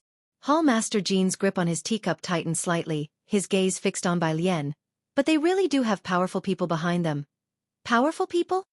Bai Lian looked up, leaning back, her fingertips idly tapping on the table, her demeanor relaxed. Then I'm quite curious to see who exactly that might be. Xianxia Hospital. Chapter 300, 114 Chief Chen arrives. Second update. _2 Suen's hospital room. Dr. Lance's antidote won't arrive in Xianxia until tomorrow, and at the moment, oxygen was still being administered to his face. You're saying it's a CN nerve agent? The police officer looked at Zha's assistant with some hesitation. Are you sure? Zha's assistant nodded. These were all detected by Dr. Li, and he has the records. The officer nodded affirmatively and made a note of it, finally turning to Ji Mulan. Ms. Ji, if this involves foreign elements, the investigation will be much more difficult. Why? Ji Mulan asked the officer, visibly agitated. Old Su has been poisoned. Look at him now, lying on the hospital bed, his life hanging by a thread. The officer, understanding the emotions of the victim's family, held his notebook. Our authority isn't that extensive, and it's highly likely this will end up unresolved. He was being honest with Ji Mulan. Xianxia, being near the border, had too many such cases. The two officers almost spelled it out. The waters were too deep for ordinary people to dare to wade in. We will do our best, another officer tried to soothe Ji Mulan. But looking into their eyes, how could Ji Mulan not know they were just making excuses? If you don't have the authority, then find someone who does. She was about to say more, but she was stopped by Zha's assistant, who shook his head at her. Zha's assistant escorted the two officers out. He then called Ran Qian. Among the people they knew, only Ran Qian had a significant influence in Xianxia. Mr. Su returned to Jianghu. Ran Qian had already received the false news from Zha's assistant. Zha's assistant followed by Lian's wishes and subtly changed the subject without a trace. Yes, so is the police force in Xianxia limited in handling international cases? Upon hearing this, Ran Qian answered seriously, It's not exactly that there's no way. Zha's assistant was startled. Please tell me. Zha's assistant, can't you guess? Ran Qian did not say it directly. But Zha's assistant understood. Thank you. Ji Mulan sat in front of Su En's hospital bed and tilted her head slightly. What does Ran Qian mean? Is there someone who can take care of old Zha's issue? Who is it? Zha's assistant was somewhat silent. You should have heard of him, Chen Yongquan. Chen Yongquan? Ji Mulan looked up blankly. She had heard the name more than once. Su En had been in Xianxia for so long and with his status, hadn't been able to invite that Mr. Chen for a meal. Only Su Yajun from Jianghu had met Mr. Chen once. To meet him was already so difficult, yet to ask Mr. Chen to investigate Su En's case. Zha's assistant took out his cell phone to leave. He was calling Su Wenyao. Su Wenyao was on the way from Beijing to Xianxia, and as he heard the news, his gaze turned to the window outside. So we cannot hold them accountable? There's no way, sighed Zha's assistant, having experienced more than Su Wenyao. It's already an unexpected stroke of luck that Mr. Su was saved this time. Ran Qian and the others made it very clear. Regarding this matter, he suspects that it might be Mr. Lu, so perhaps only Chen Yongquan would be able to intervene. After all, the project that Su En had was snatched from Mr. Lu's hands. Su En had been here so long, and Mr. Lu was the only enemy they knew of, not aware that Mr. Lu had already disappeared. Su Wenyao pursed his lips. Ill contact Su Yajun. He and Su Yajun had been high school classmates. In times like this, they could only contact her. No one in the Su family knew Mr. Chen. When Bai Lian brought Ji Hang to see Su En, Zha's assistant had just hung up the phone. Miss Bai, Mr. Ji. Seeing both of them, Zha's assistant greeted them respectfully and proactively opened the door to the hospital room. What happened? Bai Lian walked up to the bed, casually checking Su En's pulse. She asked indifferently. Ji Mulan was upset at the moment. Dr. Lance hadn't delivered the antidote yet, and she didn't know whether she could trust Bai Lian. As for Su En's case, they still hadn't found anyone to investigate it. Bai Lian asked her question, but Ji Mulan couldn't be bothered to reply. Ji Heng sat silently on the side, quietly asking Zha's assistant about Su En's condition. Zha's assistant explained a few words to Ji Heng, and remembering Bai Lian liked tea, he found a can of tea and went out to get some hot water to brew it for her. He then answered Bai Lian, the police said this case will be difficult to investigate, it's impossible to gather evidence, and it's very likely it'll come to nothing. Zha's assistant didn't spell out the specifics. It was only this morning after going to school that Zha's assistant realized Bai Lian was just a high school senior. Why? Bai Lian withdrew her hand, gesturing for Zha's assistant to place the tea on the table, her eyes slightly narrowed. She wasn't very familiar with modern laws. Ji Mulan looked up at Bai Lian, pressing her temples. You go back and focus on your studies, why ask so much? We already have enough trouble. Don't get involved in this, child. Bai Lian took out her phone, slightly tilted her head, her eyebrows and eyes unusually cold. Miss Bai, Zu's assistant didn't pay attention to Ji Mulan, explaining to Bai Lian, because it involves foreign jurisdictions, we need assistance from Interpol to investigate and gather evidence. Mr. Chen might have a way. But he didn't voice that thought. Bai Lian's phone then rang. Okay, Bai Lian answered the call. Standing by the window, she looked down at the floor below. Third floor, room 312. Room 312 was Su En's hospital room. Zu's assistant looked at Bai Lian with surprise. Who was on the other end of the phone? Is it really that troublesome? Jianghu still held his large tobacco pipe, which wasn't lit. Most of the time, it helped him calm down. So he carried it everywhere. Ji Mulan sighed. Dad, don't ask if you don't know. Even Ren Qian can't do anything for now. She mentioned Ren Qian, and Jianghu understood the severity of the situation. Then what do we do? What to do?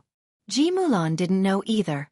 During the silence, there was a knock on the door, and Zu's assistant snapped back to awareness and went to open the door with the kettle in his hand. Outside stood a middle-aged man dressed in casual black attire, holding a bunch of sunflowers. His face was stern as he nodded slightly at Zu's assistant before entering. When he saw Bai Lian and Jianghu, he greeted, Miss Bai, Uncle Ji. He placed the sunflowers beside Su En's pillow. He didn't greet Ji Mulan. Director Chen, this case. Bai Lian put away her phone, focusing only on Su En in the bed, her tone measured. Will it end unresolved? Her tone suggested, Chen Yongkuan, dare to say yes and see what happens.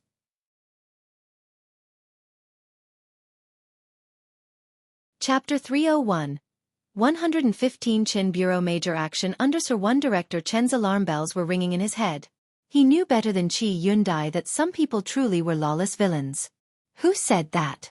He turned around, his forehead wrinkling, his back straight, serious and upright.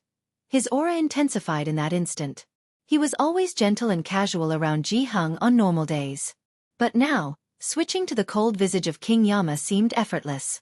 Of course, being able to seamlessly blend into Zhang Fulai's team in Xianxia and infiltrate the Ji family's inner circle. Director Chen was no ordinary man. Even Jianghu was startled by Director Chen's sudden transformation. Bai Lian did not speak. She stood by the window, where the sunlight burst through the clouds and invaded the room with golden cold rays, exploding behind her, giving her face a shrouded shadow and making her plain white clothes reflect the light like a haloed pearl. The expression was not easy to discern, but Director Chen felt a chill shoot up from the soles of his feet in an instant. Bai Lian's gaze shifted towards Assistant Su. Director Chen got it, his eyes landing on Assistant Su. Speak. Director Chen had come with Jianghu to see Su En today, still unaware of the details surrounding Su En's poisoning and hospitalization. Only having a general understanding from Jianghu's explanation. Assistant Su had never met Director Chen. All the information was circulated through Su En's hands, and he had no clearance to know it. But he too was startled by Director Chen's imposing manner and recounted the incident from start to finish. Abroad? CN nerve agent? Director Chen realized the gravity of the situation. A large-scale biochemical weapon prohibited by international conventions, the ability to bring it in meant there were connections. Director Chen sat on the sofa, his fingers tapping on his knee, knowing that the people behind it must be difficult to deal with. He might not dare to investigate deeply on his own, but right now he was not alone. Director Chen had an epiphany. It was as if an outstanding service award had been delivered right to his doorstep. Assistant Su looked at Director Chen, who after hearing the word abroad, sat on the sofa pondering, and tried to alleviate the situation. I know this case might be difficult to pursue. Director Chen immediately stood up and glanced at Assistant Su. Come with me. Assistant Su was taken aback. Go with him? Where to? He didn't fully grasp what was happening and instinctively looked to Bai Lian for confirmation. She nodded at him. Uncle Ji, I'll head to work first. Director Chen informed Jianghu and left with Assistant Su without further explanation. He took out his keys and his phone, dialing as he used the keys to open the elevator. Assistant Su followed Director Chen downstairs and then into the car. Director Chen gestured for Assistant Su to sit in the passenger seat while he took the driver's seat and connected his Bluetooth headset. Yes, it's me. Director Chen drove along the ring road to Wallow Avenue. That case concerning Su En, yes, I'll be there in 25 minutes, okay? Without Bai Lian and Jianghu around, Director Chen was not an easily approachable person. The assistant Su in the passenger seat didn't dare to speak. He just listened as Director Chen made quite a few phone calls along the way. 25 minutes later. Assistant Su saw a familiar building, Xianxia Police Station. A place he had just visited that morning. The deputy director he had just seen in the morning was standing at the entrance. And behind him were several other leaders. Su En, after all, came from Jianghu, and when Assistant Su went to report the incident that morning, the officers took him to meet the deputy director. However, only 2 officers were assigned for follow-up. The sun was blinding in the mid-afternoon, startling Assistant Su as he followed Director Chen out of the car. To have the deputy director personally greeting them? The deputy director did not look at Assistant Su but respectfully handed a notebook to Director Chen, saying, "Director Chen." Director Chen took it, glanced through the notebook as he walked inside, his stride swift. "Is everyone here?" "Team 1 is fully on the case," the deputy director followed closely. "The issue now concerns foreign documents, and some of our brothers don't have the clearance." "I'll approve the cross-border documents." Director Chen entered the conference room, tossing the notebook on the table and pulling out a chair. Tilting his head at the deputy director, he said, "For those I can't approve," he sat down, tone casual. "There are others who can." Director Chen was a fast climber. There were indeed documents he couldn't approve, but he had influence. Outside, the officer who had spoken to Assistant Su in the morning was still in charge of receiving him. Now the officer treated Assistant Su with much more respect than in the morning. "Assistant Su, please have some tea first. The bosses will probably be in a meeting for half an hour. Let's review the route that Mr. Su took the week before the incident occurred, as well as any suspects you might have in mind." Assistant Su hadn't received such treatment as tea in the morning. After everything was asked all over again. Assistant Su watched the officer, a notion dawning on him, yet he found it hard to believe. "Are you planning to delve deeper into this case now?" Chapter 302, 115 Chin Bureau Major Action Under 2. Assistant Su, the officer glanced toward the direction of the meeting room before lowering his voice. "You even got Chief Chin out of retirement. Do we even need to discuss this case? Xianxia is about to have an earthquake."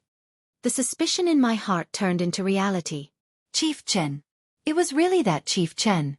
As soon as Assistant Su left, Bai Lian couldn't be bothered to face Ji Mulan anymore. She came today to see how Suan was doing. After saying a word to Ji Hang, she left.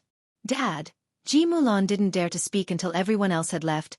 "The Mr. Chen just now is," she remembered Chief Chen. When she had gone to see Ji Hang before, Chief Chen was always carrying a creel with him.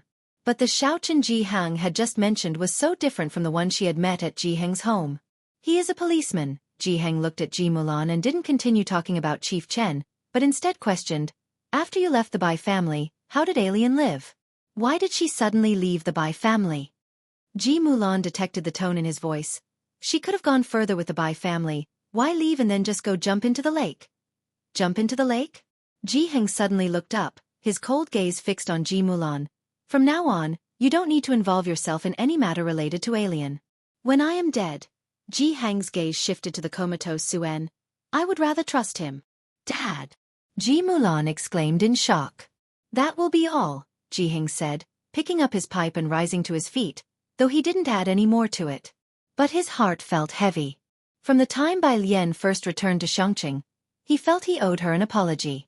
Because he hadn't raised Ji Mulan well. Each one of them, Ji Xiaojun, Ji Xiaorong, had been educated by Ji Hang from a young age, and his wife taught their 2 sons literacy. But not Ji Mulan. His wife was also of the rare panda blood type, and she passed away from a difficult childbirth and excessive bleeding when Ji Mulan was born. Since then, he became reticent and focused solely on making a living for the 3 children, giving almost no education to Ji Mulan, who grew up under the protection of her 2 older brothers. She had never suffered, which indirectly caused all of today's issues. Ji Mulan was in her 40s, even having gone through a divorce, but Ji Hang felt she was too lucky, and thus still hadn't grown up. Sometimes Ji Hang was relieved that Bai Lian had truly grown up. And sometimes it was inevitable to feel pity for her. The stature of a person is torn apart from the second they take on their fate. Bai Lian's calm and clarity, even sometimes her perseverance, which even Ji Hang admired. He couldn't imagine what Bai Lian had gone through to reach where she was now. She was only 19 this year. Yet, it seemed like she had experienced more than him. The library. Bai Lian glanced down at her phone. It was a document sent by Jean Kai. Take a look at the contract. Of course, Bai Lian didn't understand it, so she forwarded it to Jianghu Lai. Sitting next to her, Jianghu Lai unexpectedly received a document, his slender fingertips still resting on a printout, slowly turning his head as a lock of hair fell across his forehead, not concealing the puzzlement in his eyes. Why send a WeChat message when you're this close? Bai Lian twirled her pen in hand, jotting down a line of numbers. After noticing his gaze, she looked over lazily, then raised an eyebrow. Jianghu Lai looked away, expressionless on his cold, pale face, as his fingers opened the document. It was about a martial arts gym cooperation contract, Bai Lian's investment. Jianghu Lai paused momentarily. Then he took another careful look. No mistake, 8 million. For Xianxia, investing 8 million in a martial arts gym was a huge sum. But for the heir who regularly dealt with billions, Jianghu Lai was silent over these 8 million. He read the contract from beginning to end, identified a few unreasonable clauses, opened the document on his phone to draft a new version, and reviewed it once again. Only then did he resend it to Bai Lian. Although very silent, Jianghu Lai had no intention of investing in this project himself. He knew that this capital was enough for the initial operation of the martial arts gym and that this was a project entirely Bai Lian's own. Of course, Jiang Shijue would have to make a fuss about it. Those international transactions worth hundreds of millions that Jianghu Lai merely glanced over, sometimes not even bothering to look, and now a contract of 8 million that not only did he read from beginning to end 5 times, but he also personally amended it? Having sent off the revised document in his usual calm demeanor, Jianghu Lai didn't continue with the original documents. Instead, he told Bai Lian and went downstairs with his phone. As soon as he left, the people across from him immediately relaxed. Tang Ming dared to look at the document on the table, asking Ning Xiao, "What is this?" He understood English, but when it was all connected together, he couldn't comprehend it. Ning Xiao shook his head. Bai Lian, who was doing her homework, glanced casually and answered, "It's about constructing xenon gas for double beta decay."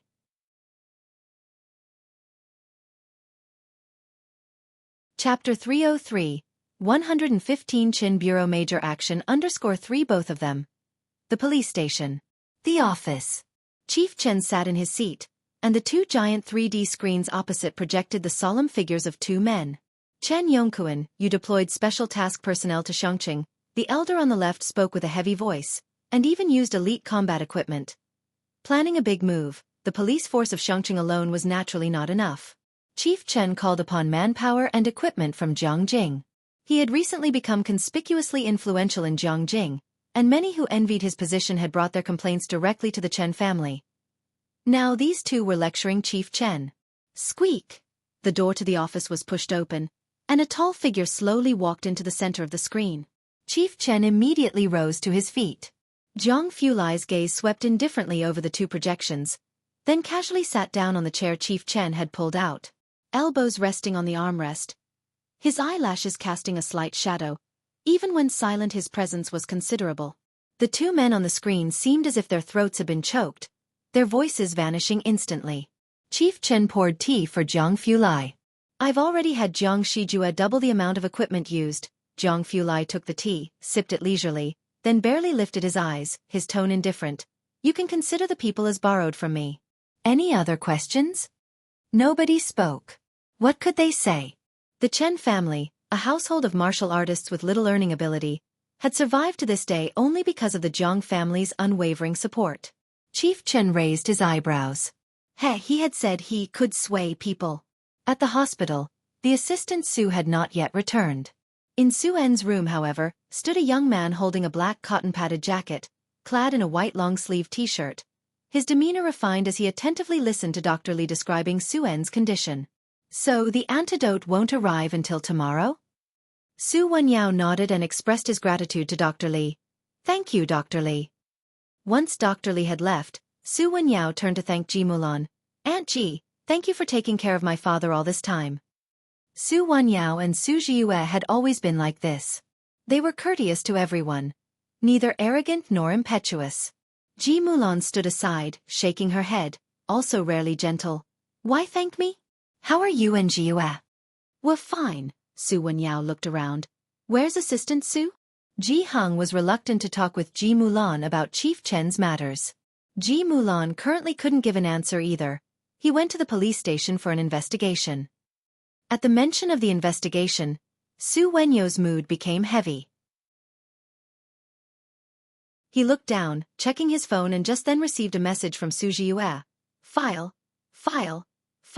Su Jiue. I've compiled the key points from your notes before, print them out for her. Su Jiue. I'll go steal Jiangjing Dog's notebook for you tomorrow. Su Jiue. How is my sister? She. JPG. Su Jiue. Big brother. Su Wenyao. She is older than you. Su Jiue. Ah, this is even more painful than being 10 points below Jiangjing Dog. Su Jiue was in her 3rd year of high school, and Su Wenyao hadn't told her about Su En's matter. He only mentioned that he was going to Xianxia to see the Ji family. When Assistant Su came back, Su Wenyao was on the phone with Su Yejun.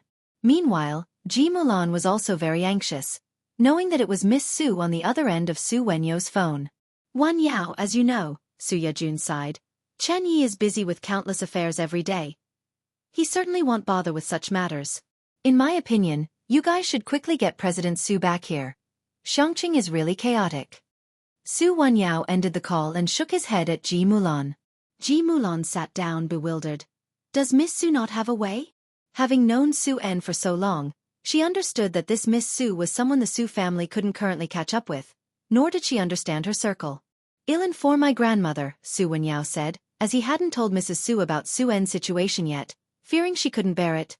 I'll ask her to inquire with the Yu family. It's a matter of a word for the Yu family if they want to see that Mr. Chen. The Yu family again? Ji Mulan temporarily didn't understand all these connections, but she could tell that the Yu family was definitely not simple. Young master, Assistant Su waited until Su Wenyao finished his call, then casually stated, You don't need to call the old lady. I've already met Mr. Chen this afternoon.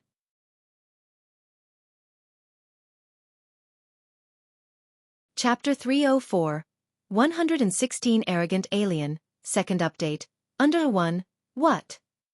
Su Wenyao and Ji Mulan were both shocked. Zu's assistant had already calmed down.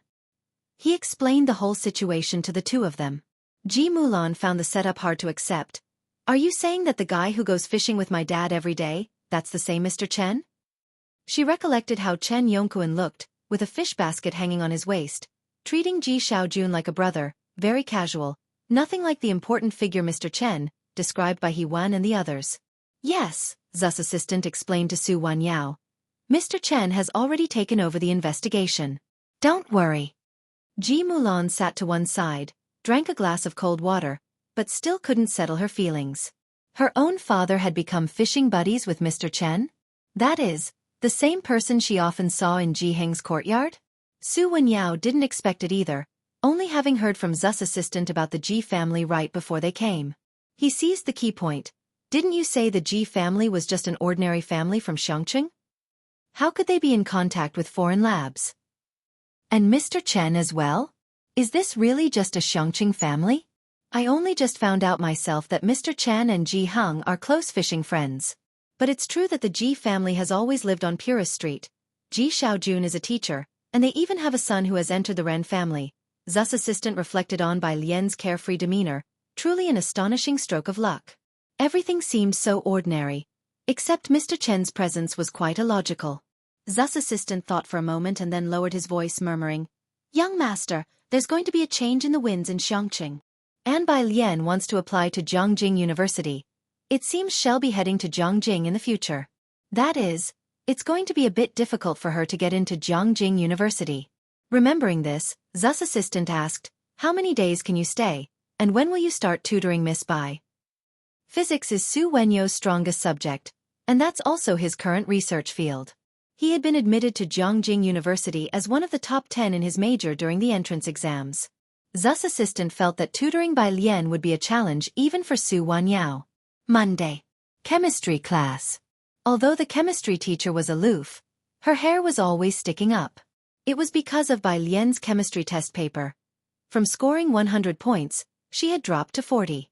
Although this test was simple, looking solely at Bai Lien's score, it was still at the bottom of her grade, but It had been less than 2 weeks since the last joint exam, and she had scored 0 then.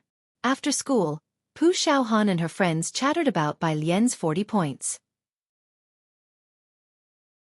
Wang Qi with the loudest voice announced, "Alien, you have to treat us." Bai Lian listened to them calmly as she casually scrolled through her phone.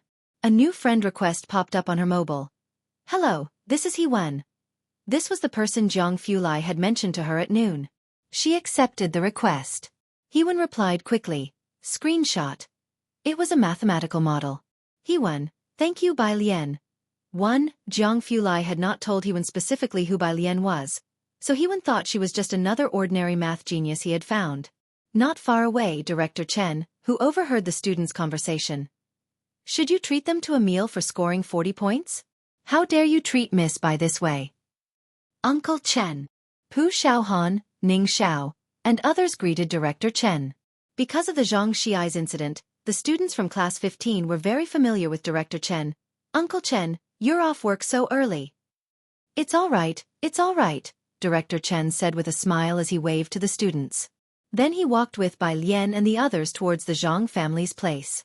Ning Xiao and the others went to move the flowers first, and Director Chen, trailing a step behind Bai Lian, updated her about the investigation.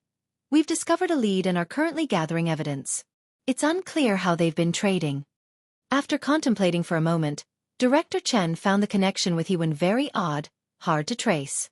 "I understand," Bai Lian nodded slightly, without expressing any further opinion. Director Chen had always found it difficult to fathom what Bai Lian was thinking or trying to do. Her thoughts were more inscrutable than Jiang Fulai's. He helped the Zhang family move a couple of pots of flowers, then suddenly got a call about new developments in the case, which prompted Director Chen to leave. "Are you heading to the martial arts hall?" Having moved the flowers, Pu Xiaohan took a camera out of her backpack. Bai Lian, head down, was carefully pruning a bunch of iris flowers. She was going to sign a contract with Jean Kai. "I'll come with you, let's take an overall shot of the courtyard first, and then we can film another one after the renovations." Pu Xiaohan estimated the timing. Such renovation videos were popular. This was Pu Xiaohan's new idea, to film all the shops and artisans on that street. Once the tourist route was established, the number of visitors for check-ins would likely increase as well. Xianxia Culture and Tourism had contacted Pu Xiaohan, hoping she could help with the promotional activities for Xianxia Culture and Tourism.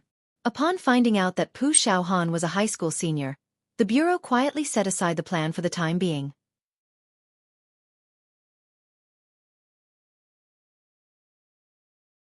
Chapter 305, 116 Arrogant Alien, Second Update. Understood, 2 students are the foundation of a nation, and they wouldn't disrupt the studies of high school seniors at such a time. 6 o'clock. Xingyi Martial Arts School. By the abandoned dried-up well, Bai Lian and Jean Kai stand with one holding a document. As Jean Kai looks down, examining the contents seriously. "Heiress, some water for you 2 students." Madame Jean offers water to Bai Lian and Pu Xiaohan, then brings out some fruit. Bai Lian had already finished reading, sitting across with her school uniform unbuttoned. She took the water and smiled at Madame Jean. "Thank you, Auntie. Yes, that's the right move. Let me just add a scene to that." Pu Xiaohan was filming Jean Kai's daily surroundings, and at that moment, the camera was aimed at Madame Jean. Bang! The door to the backyard suddenly got kicked open. Pu Xiaohan got a fright, her hand shaking for a moment, almost dropping the camera. Upon seeing the group of people who had just arrived, Jean Kai, who had been reading the document, looked up, his expression changed, and then he instinctively glanced at Bai Lian. Pu Xiaohan didn't recognize these people, but she knew Chen Wei in the crowd and involuntarily took a step back. Standing behind Bai Lian, the students of Xianxia No. 1 Middle School were extremely fearful of the powerful and domineering school bully Chen Wei. "Jean Kai, I was wondering why you kept refusing to sell the Xingyi Martial Arts School." Zhou Jian entered with a bunch of people, his face all smiles, but his demeanor carried a sly softness as he glanced at the 3 people present. His gaze finally settled on Bai Lian, hinting meaningfully, "So it turns out you have someone powerful backing you up. That's why you're so bold." "Mr. Zhou," Jean Kai stood up, looking at Zhou Jian said coldly, "I've already said, the Xingyi Martial Arts School left by my ancestors is not for sale. Please leave." Zhou Jian was wearing the black practice uniform of Jingfeng Martial Arts School.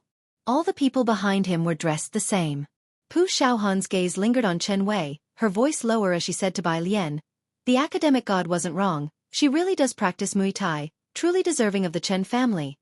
Madame Jean frowned, recognizing Zhou Jian and knowing that Jingfeng Martial Arts School had backing. But she didn't know who it was. All she knew was that the sudden closure of Xingyi Martial Arts School years ago was related to Jingfeng. Hearing Pu Xiaohan speaking with Bai Lian, she asked, "Miss Pu, do you know who these people are?" "That Chen Wei," Pu Xiaohan whispered, "is our school tyrant. She's from the Chen family. That Chen, do you know? In Xianxia, there are only two prominent families, Chen and Ren. They often appear in the local news of Xianxia." How could Madame Jean possibly not know? She sharply looked up at Jean Kai. "So, the Chen family is behind Jingfeng Martial Arts School?" Jean Kai, who practices martial arts, has excellent hearing and heard what Pu Xiaohan said very clearly. Zhou Jian's face still held a perfect smile as he saw the fearful look in Pu Xiaohan's eyes. But he didn't mind it and just bent over to pick up the contract from the table. He read it from beginning to end. Without a word, she simply turned her head to glance at Chen Wei. "Miss Chen, I need a few minutes to deal with some private matters, can you wait?" Chen Wei's eyes swept over Bai Lian. "Fine." She basically went to Jingfeng Martial Arts School to practice Muay Thai every day. She was brought here today by Zhou Jian, but it wasn't a big problem. "Thank you, Miss Chen." Zhou Jian had brought Chen Wei here on purpose, as the mere mention of Chen was enough to deter most people in Xianxia. He casually threw the contract onto the ground and said warmly to Jean Kai, "8 million to buy you out? How about this, 9 million? I'll buy Xingyi Martial Arts School." 9 million was a high price for the current state of Xingyi Martial Arts School. But once developed, given its location, the starting price would be 10 million, with no upper limit. Jean Kai had already been under too much pressure, and when he heard Pu Xiaohan mention the Chen family, and Zhou Jian say, "Miss Chen," he knew that this matter could not be brushed off like in the past. He subconsciously looked at Bai Lian, still remembering her words that day. This was the only way out Jean Kai had found for Xingyi Martial Arts School. "You're looking at Miss Bai, huh?" Zhou Jian followed Jean Kai's gaze toward Bai Lian and suddenly laughed.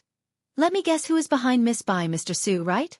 Those 8 million were also from Mr. Su, weren't they?" "Of course, Mr. Su is indeed a nice backer. But Jean Kai, perhaps you should ask Miss Bai if her support is still available now?" Zhou Jian had always thought that Bai Lian's confidence came entirely from Su En.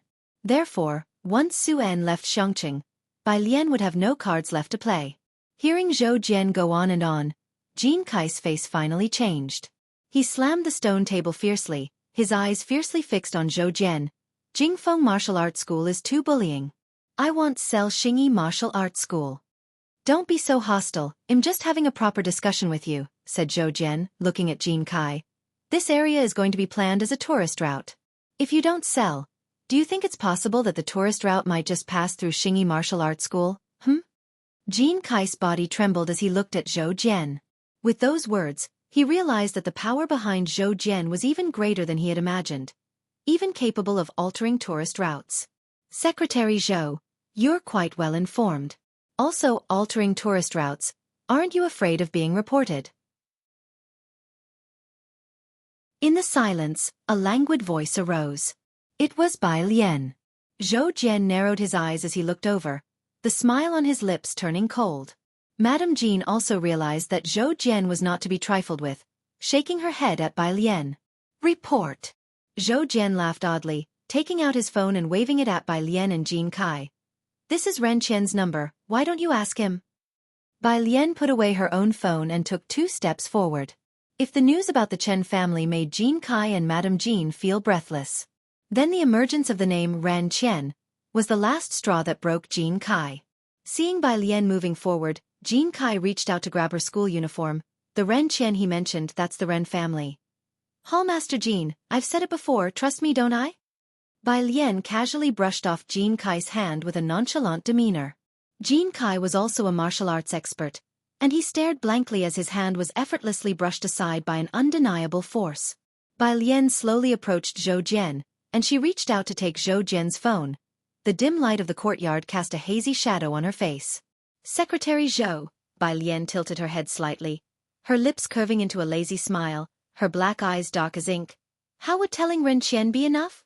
I suggest you go even higher, like to people such as Chen Yongkuan. Pa! The phone dropped carelessly from her hand to the ground, landing right beside the contract Zhou Jian had thrown down.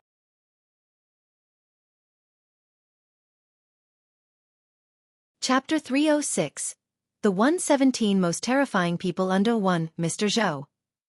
The lackey by Zhou Jian's side didn't recognize Bai Lian and was also unaware of the name, Chen Yongkuan. With a cold expression on his face, he was about to step forward. But he was stopped by a hand from Zhou Jian. The lackey gave Bai Lian a fierce glance and took a step back. Hearing the name, Director Chen, from Bai Lian again. His connections were not many. Today was merely about leveraging the power of the Ran and Chen families to force Jin Kai to sell the martial arts school. What Zhou Jian didn't expect was that Jin Kai had been bluffed by him. Yet Bai Lian, a mere high school student still wet behind the ears, was not intimidated. The three words, Chen Yongkuan, exerted too much pressure on Zhou Jian. The sly expression on Zhou Jian's face slowly receded as he scrutinized Bai Lian's face before slowly bending down to pick up the phone he had dropped. He clenched the phone tightly, a hint of ruthlessness flashing in his eyes. Who exactly was behind Bai Lian? His gaze finally swept over the faces of Bai Lian and Jin Kai. Let's go. But Jingfeng Martial Arts School had long coveted this territory, and letting them just walk away was hard to swallow. But Zhou Jian had already turned and walked out the courtyard gate. The lackey glared at Bai Lian, spat viciously, and then left. Only one person didn't leave. The energetic and optimistic little angel Pu Xiaohan clung to Mrs. Jin's arm, not daring to look at Chen Wei. Chen Wei naturally didn't look at her either, just crossed her arms and said to Bai Lian with a grim voice, Bai Lian, what's the deal with Xianxia? She naturally had also caught a lot of people at school to ask, but everyone in class 15 shook like chaff at the sight of her. It was a conversation that was going nowhere. As for Bai Lian, the class 15 teacher treasured her as the apple of their eye, keeping Chen Wei away as if she were a malign tumor. Other times Bai Lian did nothing but study. Bai Lian also bent down, picked up the contract with nonchalance, and blew on it lightly without looking up, her tone casual. Xianxia's was detained in a righteous cause. Her words were light as a breeze. Chen Wei was naturally unsatisfied with such an answer. She took a step forward. Hey, Chen classmate, Pu Xiaohan threw the camera into Mrs. Jin's embrace.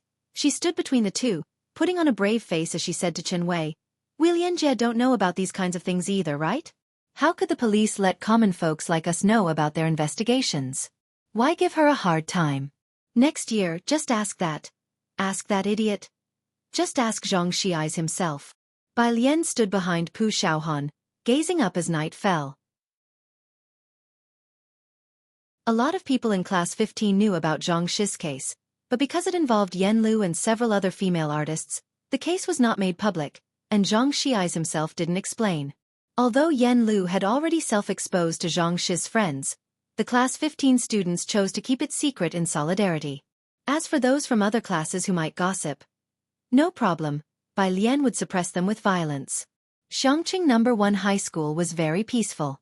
Chen Wei was too dangerous. Pu Xiaohan and the others wouldn't reveal Yan Lu.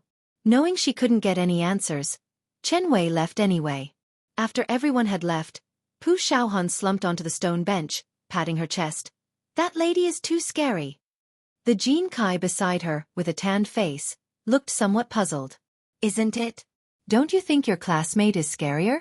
The high-level expert had just been brushed off with such a light flick of the hand. Speaking of which, Jin Kai's gaze turned towards Bai Lian. Bai Lian raised an eyebrow and held up the agreement to him. No more disturbances, let's continue signing. Jin Kai reined in his curiosity and sat back down. About the travel route he mentioned. Change the travel route? Bai Lian tapped the pen at the signature spot lightly, finally leaving behind two flamboyant characters. She looked up, her tone leisurely. For that, head need to be alive to change it. Jin Kai. Pu Xiaohan took a quick glance. That was not Bai Lian's usual by-the-book handwriting. After signing, Bai Lian took out her phone and sent a few words to Director Chen. Xiangqing Hospital. 7 p.m. A bunch of people were waiting downstairs. Many passers-by watched this scene. What's going on? So many doctors? Don't know. Was there some kind of mass traffic accident, a consult for multiple traumas? The discussions buzzed around. Su Wanyao stood behind Dr. Li and the dean at 7:05 p.m. A black commercial vehicle stopped at the entrance. The CN antidote had finally arrived. After confirming the license plate number, Dr. Li hurriedly stepped forward. The driver's window rolled down, and the fierce, cold man passed a silver case to Dr. Li. There was a tiny MTR logo on the bottom left of the silver case's front. Dr. Li carefully accepted the case. The moment he took the case, the car window closed with a swish, and with a rev of the engine, the driver sped away, leaving as if what Dr. Li had received wasn't medical supplies from MTR but a bomb. Dr. Li didn't think too much of it, while everyone else's gaze was fixed on the antidote in his hands. Dr. Li, is this the medicine that can save my dad? Su Wenyao asked. Dr. Li walked into the hospital. The dean followed Dr. Li. Let me handle this case for you. I'll go and call a few experts from neurology over. Since Dr. Li had been communicating with Bai Lian from the beginning, Suan was under his care, and naturally, the medicine was also managed by him. Although Su Wanyao and Ji Mulan were the family members, at this moment they were squeezed aside by a group of doctors and interns. In Suan's ward, Dr. Li eagerly stared at his thesis. No, at his patient. He recorded the physical symptoms, then took out the CN antidote, withdrew 1/3 of the transparent liquid with a syringe, and injected it into Su-en. The dean took over the medical records from the nurse's hands and personally noted the changes in vital signs. Outside the ward, Su Wanyao, Ji Mulan, and assistant Su were also anxiously waiting. 8 o'clock. Su-en finally woke up, and the ventilator was removed from him. He was lucid, but weakened by the constant infusions. He lifted his head to look at Su Wenyao, very surprised. How did you come to Xianxia? Assistant Su recounted the events to Su-en. So much had happened during the 2 days he was unconscious. Su-en weakly lifted his hand. Wenyao, you go ask the Ji family for help on my behalf first. Due to Bai Lian's request, it was inconvenient for Su-en to show himself right now. I know. Su Wenyao had already arranged it. Also, keep an eye on your grandmother. Su-en remembered the matter with the Yu family. He worried about Ji Mulan and urged Su Wenyao, don't let them get in touch at any cost. The Yu family? Su Wenyao remembered this family. They're prone to being a target, and their character, Su-en paused thoughtfully, is bound to be agitated by people stirring trouble and malicious flattery. In the past, Madame Yu of the Yu family was best friends with Su Wenyao's grandmother, and the Su family, being better off, had always been helping the Yu family. In the last 2 years, the Yu family had suddenly risen to great heights, their status climbing too rapidly, looking down upon their former friends and relatives. Being excessively flattered by others, Madame Yu was prone to being arrogant and self-centered. Also, Su-en remembered something else. Alien, she doesn't want to come to the Su family, you need to manage that situation carefully. The next day. After school in the afternoon. My grandpa said he would like to treat you this weekend, Bai Lian said, taking a sip from the straw of her milk tea before responding to Pu Xiaohan and her friends. Ji Heng was to take her to the Su family banquet today. Pu Xiaohan excitedly jabbed her straw into her milk tea. Then okay. She couldn't pierce through, and the sharp end even crumpled. This straw is just like a math exam paper, why does it always do this to me? Pu Xiaohan borrowed a straw from Bai Lian. Let me use your straw. Bai Lian slightly tilted her head, glanced at the straw and milk tea in Pu Xiaohan's hands. Then she pushed her phone into her pocket, snatched the straw from Pu Xiaohan, showed her how it's done right in front of her, and casually used her forefinger to block one end of the straw, and gently pierced the top of the milk tea cup. Pu Xiaohan watched, dumbfounded, as Bai Lian easily inserted the straw. So, is this the right way to use a straw? She asked, stunned. Sometimes, Bai Lian wondered how Pu Xiaohan ever learned physics. She sighed, patted Pu Xiaohan's head with meaning. It's okay too. Although one door closes, another opens. Your videos get plenty of views. Meanwhile, in a private room at Wanhe building, Ji Mulan was describing Bai Lian's personality to Su Wanyao. Please be more tolerant towards her. She has a different character than you and Su Jiue. She's a bit prickly, and her grades are also. She had seen the time when Bai Xiaoke was the top scholar of the entire city. The Bai family brought Bai Xiaoke home with much fanfare, and at that time, every newspaper in Beijing was featuring this news. Bai Kaiming's 2 illegitimate children were indeed outstanding. so much so that Ji Mulan doubted herself. After divorcing Bai Qiming, she met Su En, and Su Wenyao was also a student at Jianghu University. And Su Jiue. He was the second best at the affiliated high school. A contender for the national top scholar. Both of them were not only excellent but also very modest. Having met so many outstanding individuals, Ji Mulan sometimes wished irritably why Bai Lian couldn't be like Bai Shaoke. Su Wenyao had been listening to Ji Mulan attentively. He was unfamiliar with the affairs of the Ji family, having only learned about them through Su En the night before and having made further inquiries with assistant Su. But the three of them saw three different personalities in Bai Lian. Su En. Very well behaved. Assistant Su. Loves studying but never excels. Ji Mulan. A wastrel with a messy group of friends. Especially Ji Mulan and Su En had almost polar opposite evaluations of her. However, Su Wenyao also received a profile of Bai Lian and the Ji family. The information was sparse, simply summarizing Bai Lian's age and residence, and it seemed like there wasn't much else. Basic and superficial. As the two of them conversed, the door of the private room was knocked, and Assistant Zu's eyes lit up. Miss Bai and the others have arrived. Su Wenyao immediately stood up to open the door.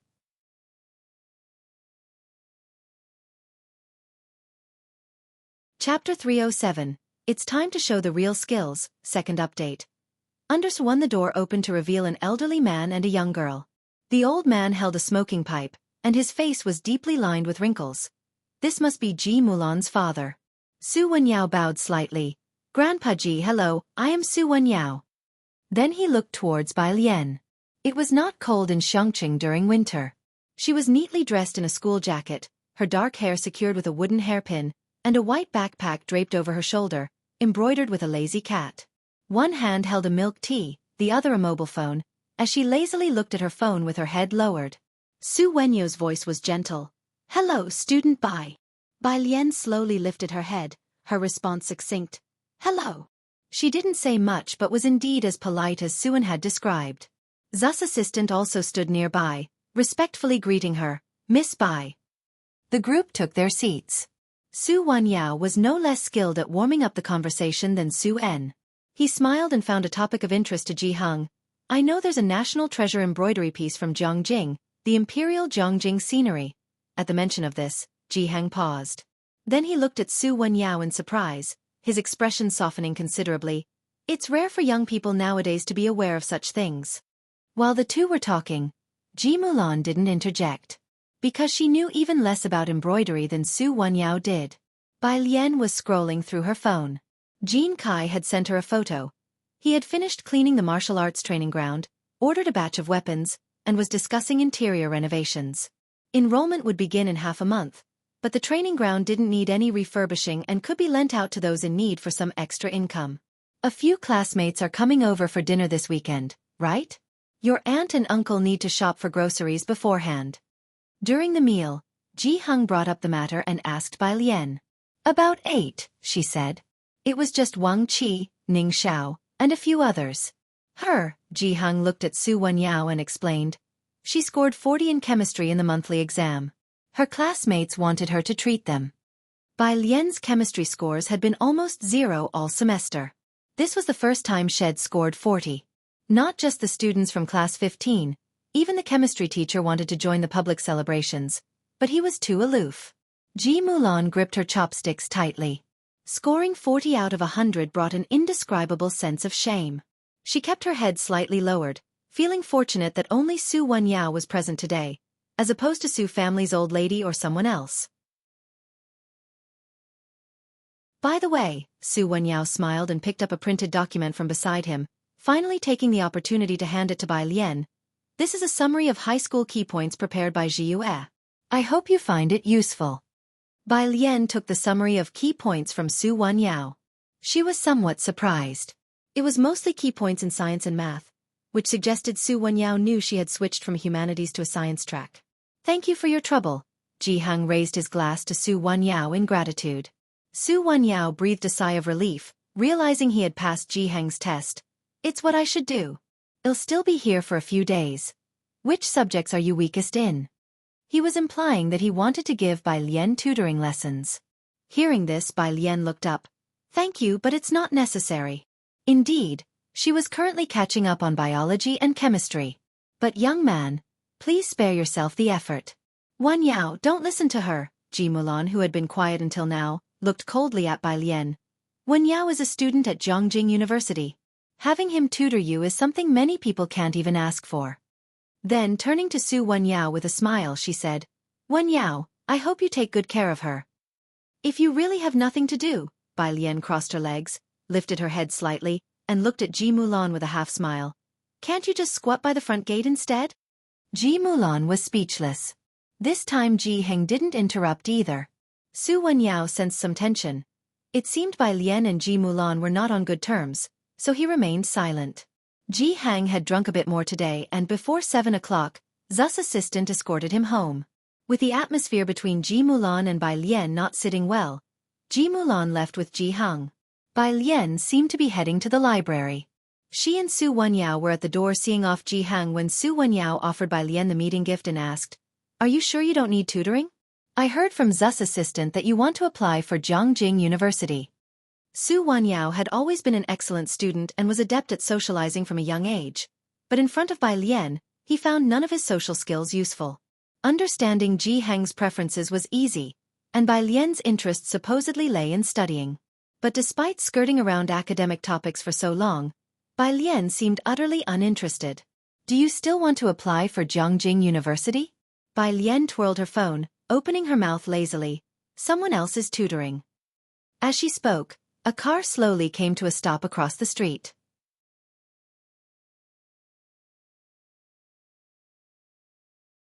Chapter 308. It's time to show the real skills, second update. Understood. Su Wan Yao still wanted to inquire about Bai Lian's tutoring arrangements. Bai Lian waved at him. She walked to the other side and got into a car. A black business car, pretty luxurious. Su Wan Yao stared at the vehicle, taken aback. He remembered that the Ji family's information indicated they had always lived on Purist Street, without changing locations. Was the driver a friend or a relative? Su Wan Yao took out his phone and snapped a photo of the license plate. Then, he opened WeChat, the account of Bai Lian he had just scanned. She hadn't accepted it yet. In the car, Jianghu Lai sat in the back seat, his computer on the table, and his slender fingers tapping on the keyboard. The light from behind shone on his face, casting a cold jade-like curve that seemed unapproachable. Where's Jianghu? Bai Lian didn't see Jianghu. She held her phone and, seeing Su Wan Yao's request, accepted it. Jianghu Lai closed his laptop nonchalantly, honestly complaining to Bai Lian, he's like a mushroom. Bai Lian. Jianghu had been in self-isolation all day, because of the ink dot on his face. When Bai Lian arrived at Jianghu's room, he was still crouched under the small drawing table. He must have heard the door open. He covered his ears with his hands, head bowed. Jianghu was relatively easy to care for considering his autism. He neither screamed nor harmed himself or others. He truly personified the term, self-contained. Mushroom, mushroom, mushroom. Bai Lian couldn't stop thinking. She rid her mind of the young Master Zhang thoughts and then squatted beside him, reaching out and flicking the back of his head. Sensing who was nearby, Jianghu slowly relaxed his hands and looked towards Bai Lian. Have you eaten? Bai Lian asked softly, rubbing his head, her drooping eyes unusually gentle. Jianghu shook his head. Bai Lian tilted her head slightly. Then shall we go out to eat? Jianghu nodded slowly. Jianghu Lai leaned in the doorway, hand casually in his pocket, watching Jianghu and scoffed. You go ahead and get busy. Bai Lian flicked Jianghu's forehead again and said to Jianghu Lai, I'll take him downstairs to eat. Mondays were the busiest for Jianghu Lai, with team meetings, summaries, and setting tasks for the upcoming week. He had been at odds with Jianghu all day. Only now did he have time to go to the study to take care of lab affairs and hold an online team meeting. Jianghu Lai returned to the office not very pleased. Bai Lian took Jianghu downstairs to eat. Ming Dongheng had already set the meal and then sat on a sofa nearby, ready to take orders. Bai Lian had eaten at Wanhe Building and was now pulling out her homework, sitting next to Jianghu and beginning to work on problems. She casually placed her phone aside. Jianghu nibbled on white rice and glanced over, just in time to see a message displayed on the screen. Do you really not need me to tutor you? I'm from the physics department. Jianghu paused, checking carefully to make sure he wasn't misreading the characters, as the WeChat on the table didn't show names. He began to eat faster. Chief Chen had heard that Bai Lian was here. After finishing his work late at night, he rushed over to report to Bai Lian on the progress of the case. "Miss Bai, the person you asked me to watch had some movements tonight." Bai Lian looked down and finished a problem. She nodded in acknowledgement. As expected. The progress was swift, and Chief Chen also took the rare opportunity to relax.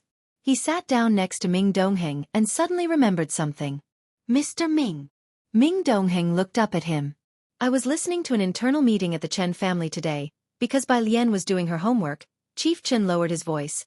"Chen Jingyu passed the preliminary application and is about to be officially assessed. Did you know? Also, her senior brother seems to have a recommendation quota too." Ming Dongheng's eyes narrowed. "I'll ask for you," Chief Chen pondered slightly. He was aware of Ming Dongheng's current situation. Jianghu Lai's identity was sensitive, and his safety was highly valued by those above. Ming Dongheng was officially placed by Jianghu Lai's side. If Chen Jingyu entered Dongguo, for Jianghu Lai's safety, they would also squeeze Chen Jingyu into Jianghu Lai's side. Chief Chen knew in his heart. This information must have been deliberately leaked to him. He took his phone and went outside to make a call. He was fairly familiar with Chen Jingyu. "Can you inquire about the current recommendation system at Dongguo?" "Are you asking for Ming Dongheng?" Chen Jingyu hit the nail on the head. Chief Chen was rising with the tide within the Chen family. He also had some understanding of the Yu family, and Yu Hongyi now had a high call within the Chen family. Yu Hongyi was quite renowned within the Chen family. Some people admired her like Chen Jingyu did, while others were not so friendly towards her. Chief Chen, however, saw through this quite clearly. Yu Hongyi knew her circumstances. A small shrimp like the Yu family had to try their best to showcase their abilities to stand out, or they would never be noticed. The Chen family valued martial prowess, and resources were allocated accordingly. But being lifted too high could make one float away. Yes, Chief Chen didn't hide which side he was on. "I don't remember you being so close with him." Chen Jingyu frowned. "The situation is different now, and moreover by Shao." Chief Chen wasn't familiar with Ming Dongheng before, but the situation had completely changed now. Hearing that Chief Chen was about to bring up Bai Lian again, Chen Jingyu cut him off directly. "There's nothing I can do about this matter." "Of course, unless he's willing to apologize to Master Yu." "Apologize?" Chief Chen recalled the last incident. Pu Shaohan had spoken out first, but Pu Shaohan had also apologized afterward. As for Bai Lian, Chief Chen really didn't think Bai Lian said anything, and he didn't understand why Master Yu reacted so strongly. Is there really no other possibility? Chief Chen was not quite ready to give up. No, Chen Jingyu was surprised by Chief Chen's attitude. All right then. Chief Chen was even considering returning to Jianghu to see for himself. He imagined it must be quite lively there now. "That's the situation." Chief Chen returned to the sofa, explained it to Ming Dongheng, and then patted his shoulder. "This year it seems hopeless for you, but we'll try again next year." Just that. The others would question why Ming Dongheng was able to follow the Jiang family. "You'll have to bear with some hardship." Chief Chen shook his head. Not far away, Jianghu had finished eating. Ming Dongheng, while listening, promptly began to clear away Jianghu's bowl. Bai Lian wrote at her own pace, finishing one side. Then she looked up, her gaze turning to Ming Dongheng. "Xianming, how are you doing with the practice I assigned you last time?" Ming Dongheng, holding the bowl, stood up straight, his voice respectful. "It's decent." Bai Lian nodded. She capped her pen and casually put the book back into her bag. "You know about the Calligraphy Association, right? The martial arts gym next door is now barely suitable for use. That place will be your training base from now on." The timing was just right. Jin Kai had just gotten the place sorted out. Ming Dongheng, having escorted Bai Lian many times, naturally knew where the Calligraphy Association was. He also knew there was a deserted martial arts gym there, but he didn't understand the meaning behind Bai Lian's words. "Miss Bai, that place. You've been telling people I'm very strong, can't let you lose face." Bai Lian's voice whooshed as she pulled up the zipper, stood up, and lazily tilted her head. "It's time I showed you."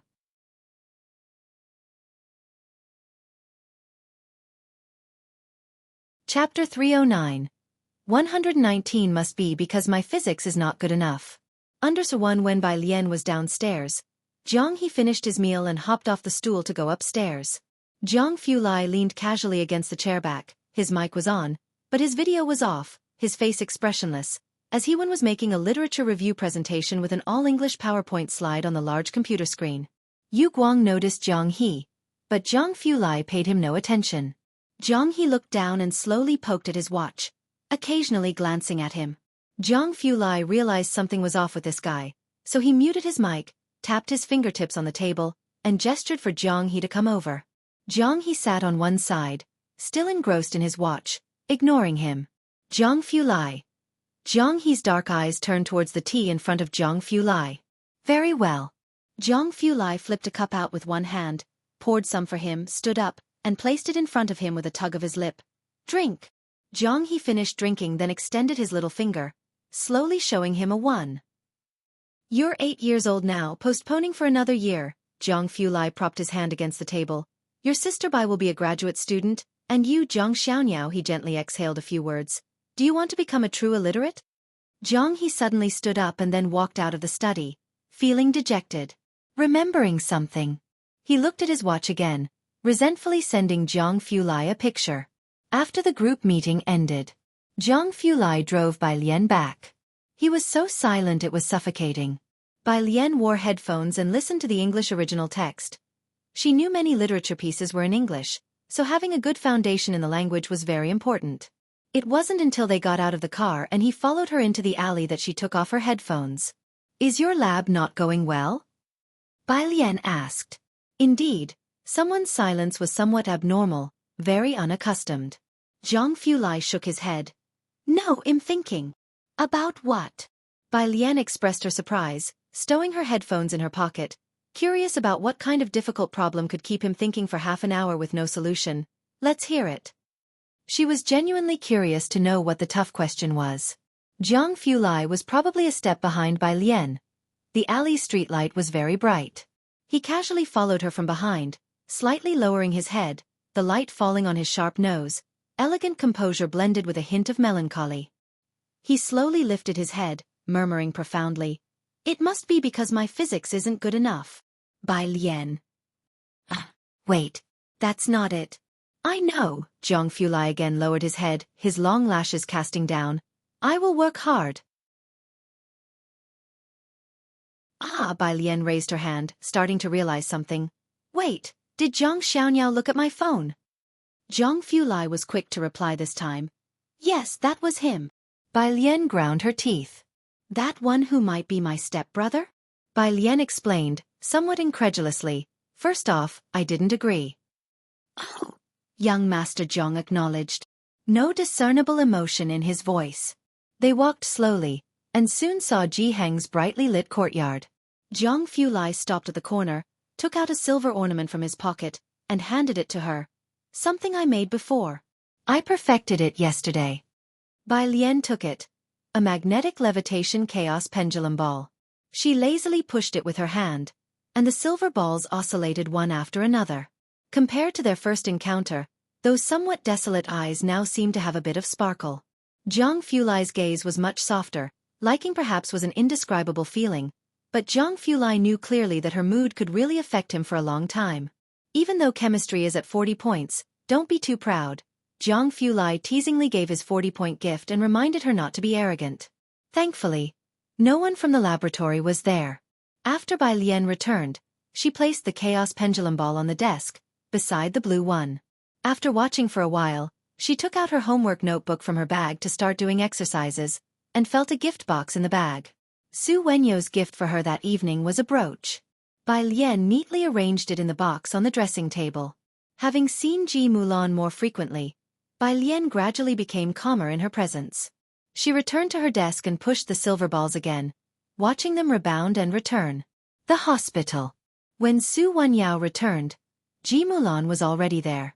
Realizing that father and son might have something to discuss, Ji Mulan went to find Dr. Li, leaving them some privacy. She wants to apply for Jiangjing University? Suan was in good spirits today, but he was startled upon hearing Su Wenyo's words. Su Wenyao hadn't mentioned Bai Lian's ambition at the dinner table earlier, and only now raised the topic with Su En, she scored 40 in chemistry this time. Do you know how her other grades are?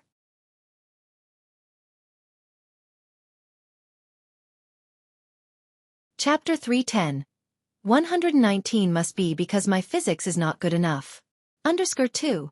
I remember it was over 400 once. Su-En recalled the first parent-teacher conference Jianghu had with Bai Lian, Jianghu University. Might be tough. When you go back, see if the affiliated high school accepts repeat students next year.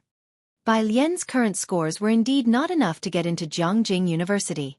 The two of them were discussing where to repeat the year next year. When Yu Guang saw Ji Mulan coming back, Su-En shifted the topic and didn't mention Bai Lian's situation in front of her anymore. How is your exam preparation going? Whose research do you plan to pursue? He figured that Ji Mulan must disapprove of the idea of Bai Lian trying to get into Jianghu University.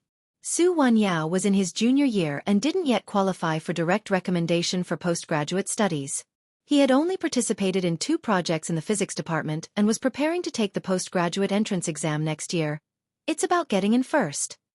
I remember you always talking about the dean of your physics department, Academician Ma, Su-En said. He didn't understand physics academia, but he had heard a lot about Academician Ma from Su Wanyao. Beside them, Ji Mulan was silently listening to their conversation. She understood physics academia even less than Su-En, and she didn't know much about Jianghu University either. But most people inherently respect scholars. She was no different, offering a compliment. Wanyao, you're so smart, you'll definitely be able to study under Academician Ma. Do you even know who he is, to apply to his research group? Su Wanyao responded to Ji Mulan's words by shaking his head and sighing. Auntie, just being able to participate in one of his projects would be a glorious achievement on my resume. His team members are all postdoctoral researchers from Jianghu. Su-En was hearing about this for the first time. Is it that difficult?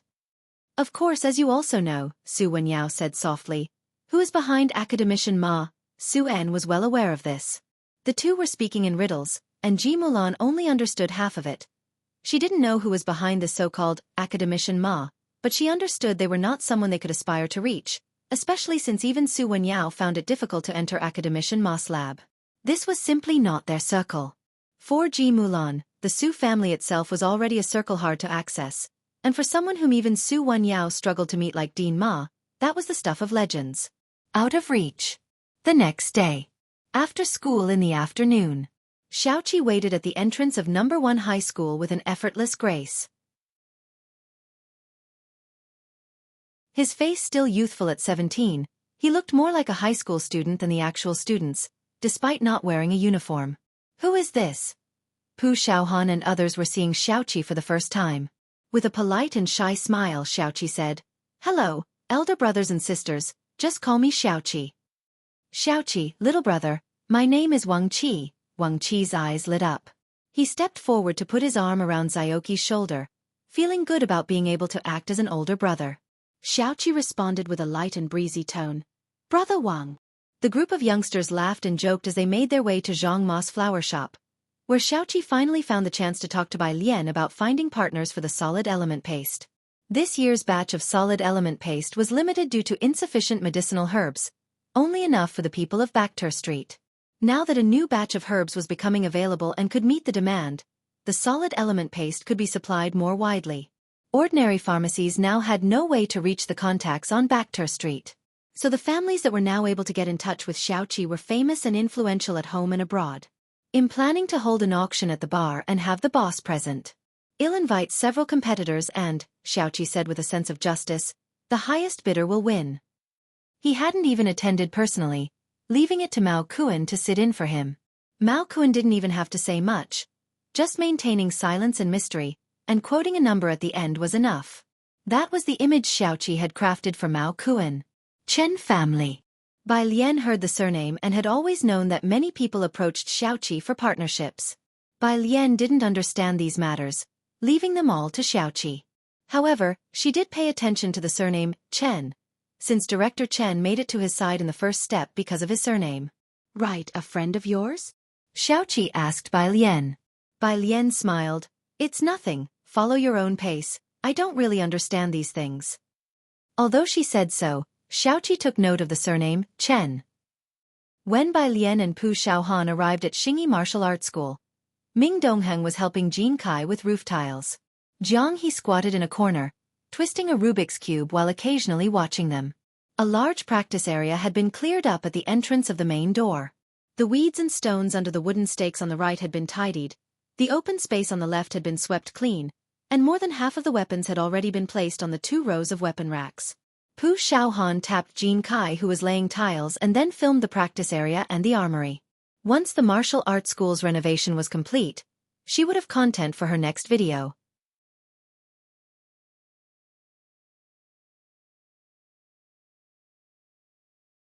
Chapter 311. 119 must be because my physics is not good enough. _3 As soon as Bai Lian arrived, Jin Kai and Ming Dongheng stopped being busy, and Ming Dongheng walked over to Bai Lian's side, calling out, "Miss Bai." "More than half of the weapon customizations are still not finished," Jin Kai reported to her, wiping sweat with a towel as he saw Bai Lian staring at the weapon rack. "They should be ready by next week." After the report, Jin Kai then took Pu Xiaohan for an internal photo shoot. Bai Lian turned around, her gaze shifting slowly and calmly towards Ming Dongheng, her eyes narrowing slightly. She was always laid back and casual, but now her look contained a sharp edge that made Ming Dongheng lower his head nervously, not daring to meet her gaze. Bai Lian walked to the wooden pile on the right, lifting her chin towards Ming Dongheng. "Try walking on the plum blossom piles, and remember to keep your chi raised." There were 7 rows of wooden piles. Each wooden pile was over 1 meter tall. Ming Dongheng walked to the shorter wooden pile in the top right corner, luckily tall enough to step on it smoothly. He had practiced martial arts since childhood, so his stance was stable. He squatted slightly and stepped onto the second wooden pile, then the third. The first 2 were stable, but on the 4th, he started to wobble. Unsurprisingly, he fell off the 7th wooden pile. Looking somewhat sheepish, he said to Bai Lian, "Miss Bai, this is too difficult. Take this." Bai Lian casually tossed her backpack to Ming Dongheng, then took off her school blazer. Ming Dongheng caught Bai Lian's backpack steadily with both hands, then looked up to see for the first time that Bai Lian was wearing a white training uniform underneath. To practice punches, one must practice the basics first. Raising chi is about unleashing your internal strength completely, Bai Lian said as she hung her blazer on the last wooden pile and turned her head to look at Ming Dongheng. Just like this, her right leg kicked up into the air, the tip of her foot lightly touching the ground, her left foot using the force of the pile to make her body light as a leaf being gently blown by the wind. With her arms slightly extended, her right foot smoothly landed on the second wooden pile. Bai Lian looked back, her white garment fluttering gently in the wind, her eyelashes casting a shadow under her lids. With a calm expression and a gentle voice, she said, "Keep your center of gravity low to the ground, it's the legs you're training." Her left foot lightly touched down on the third wooden pile, as if walking on level ground. While speaking, she calmly walked over all the piles, finally tapping the last pile with her foot and lightly stepping down. She walked over to Ming Dongheng, raising an eyebrow. "You don't have to walk the whole set, just try 5 steps." Ming Dongheng didn't respond.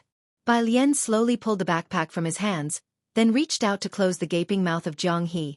"Xiaoming, are you there?" "Huh." Ming Dongheng finally snapped back to reality. When Chen Jingyu arrived, he saw this exact scene. Ming Dongheng standing on the corner wooden pile, staggering like a drunkard. "Miss Bai," Chen Jingyu's mouth twitched slightly before he approached Bai Lian with some information. "Heiress, some material we found." Bai Lian took the material he provided. It was about Zhou Jian.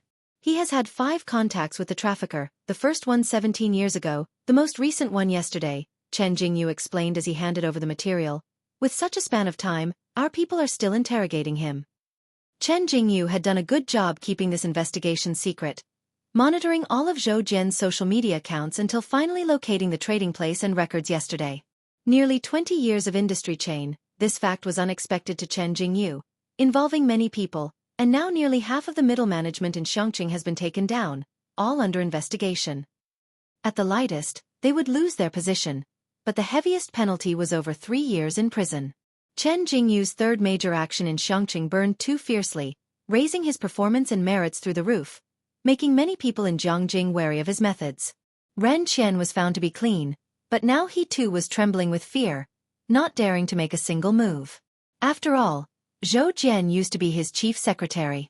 Bai Lian finished reviewing the material before handing it back to Chen Jingyu.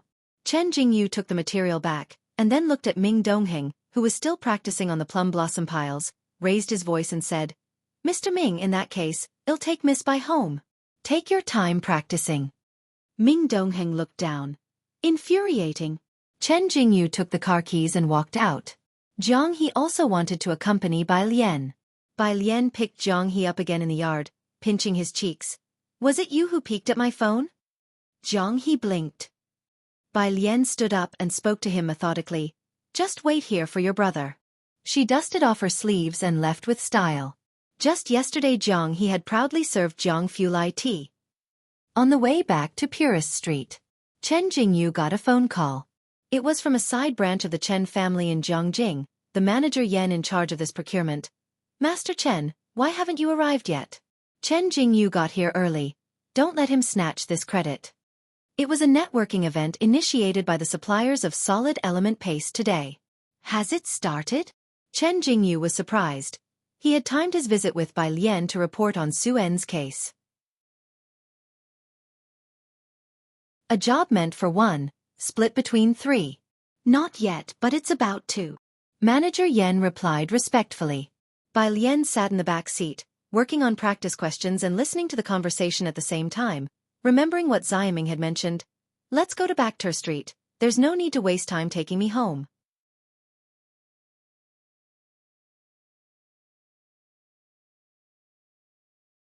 Chapter 312, Cold and Ruthless Young Master Mao 120. Director Chen splits open, second update. Under her one it means she's going too. Red light. Inspector Chen stopped the car and looked into the rearview mirror. "Miss Bai Ming." "Xiaoming." Bai Lian casually lifted her eyes and sincerely asked Inspector Chen, "Do you think I need Xiaoming's protection?" Inspector Chen silently pressed on the gas pedal and took Bai Lian to the bar on Bakter Street.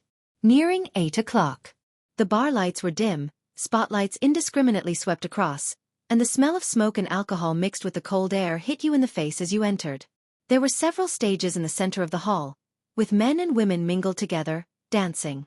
Inspector Chen was familiar with this scene, but because it was a bar on Bakter Street, he was tense. "Miss Bai, please stay close." Turning around, Bai Lian was lazily stuffing earphones in her ears and learning new words, looking much more relaxed than him. Inspector Chen.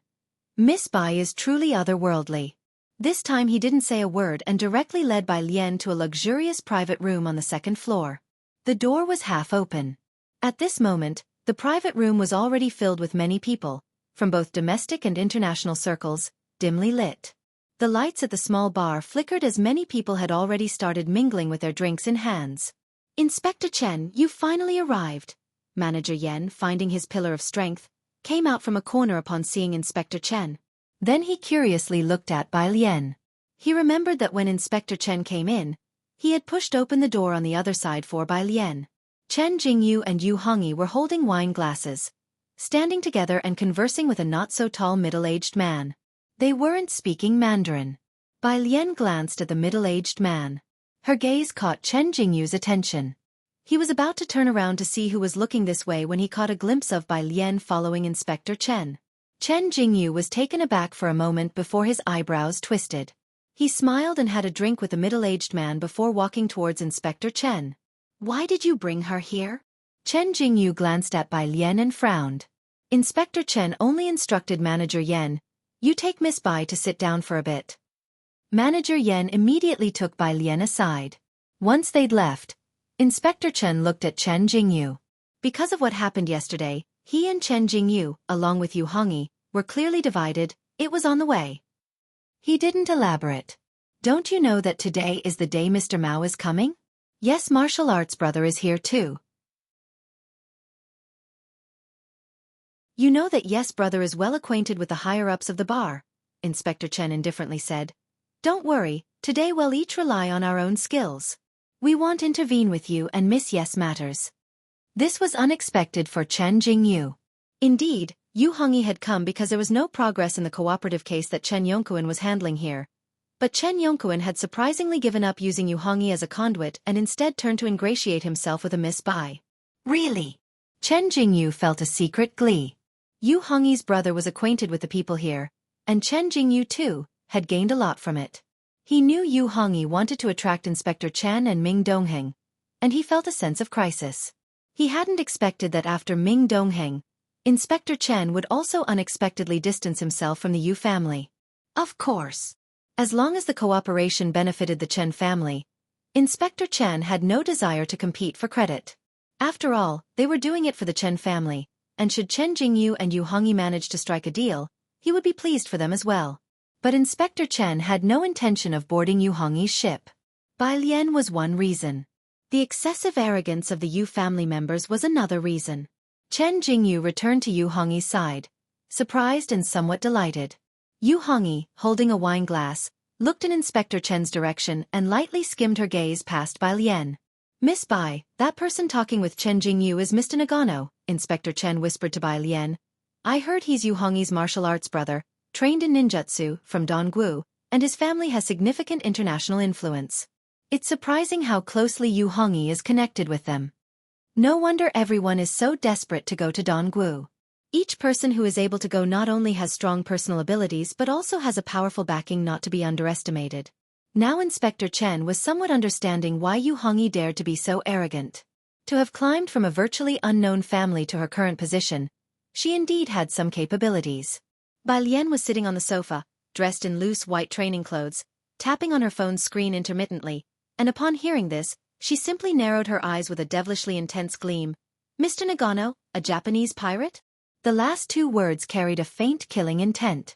It was probably the first time the word, Japanese pirate, was heard from someone's lips. Inspector Chen was stunned and it took him a while to respond. Yes, that's right. Mr. Nagano was from our country." "Oh." Bai Lian snorted coldly.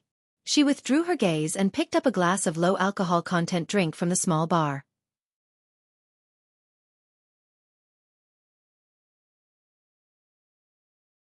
Chapter 313, Cold and Ruthless Young Master Mao 120. Director Chen splits open, second update. _2 This attitude. Director Chen couldn't help but think of Jianghu Lai. He was okay with people from other countries, but his hostility towards people from the island nation was famous. Everyone talked about cultural exchange and the global nature of science, and many domestic critics used this to discredit Jianghu Lai behind his back. But the young master Jiang only had one cold response. "What? They want me to help them alleviate poverty?" This retort not only overturned the domestic academic world but also reached the ears of people like Director Chen, who Jiang considered to be illiterate. Bai Lian fell silent. She lazily tapped the bar and calmly ordered, "A glass of iced milk for me." Manager Yen hurriedly whispered, "Miss Bai, this is a bar we don't have."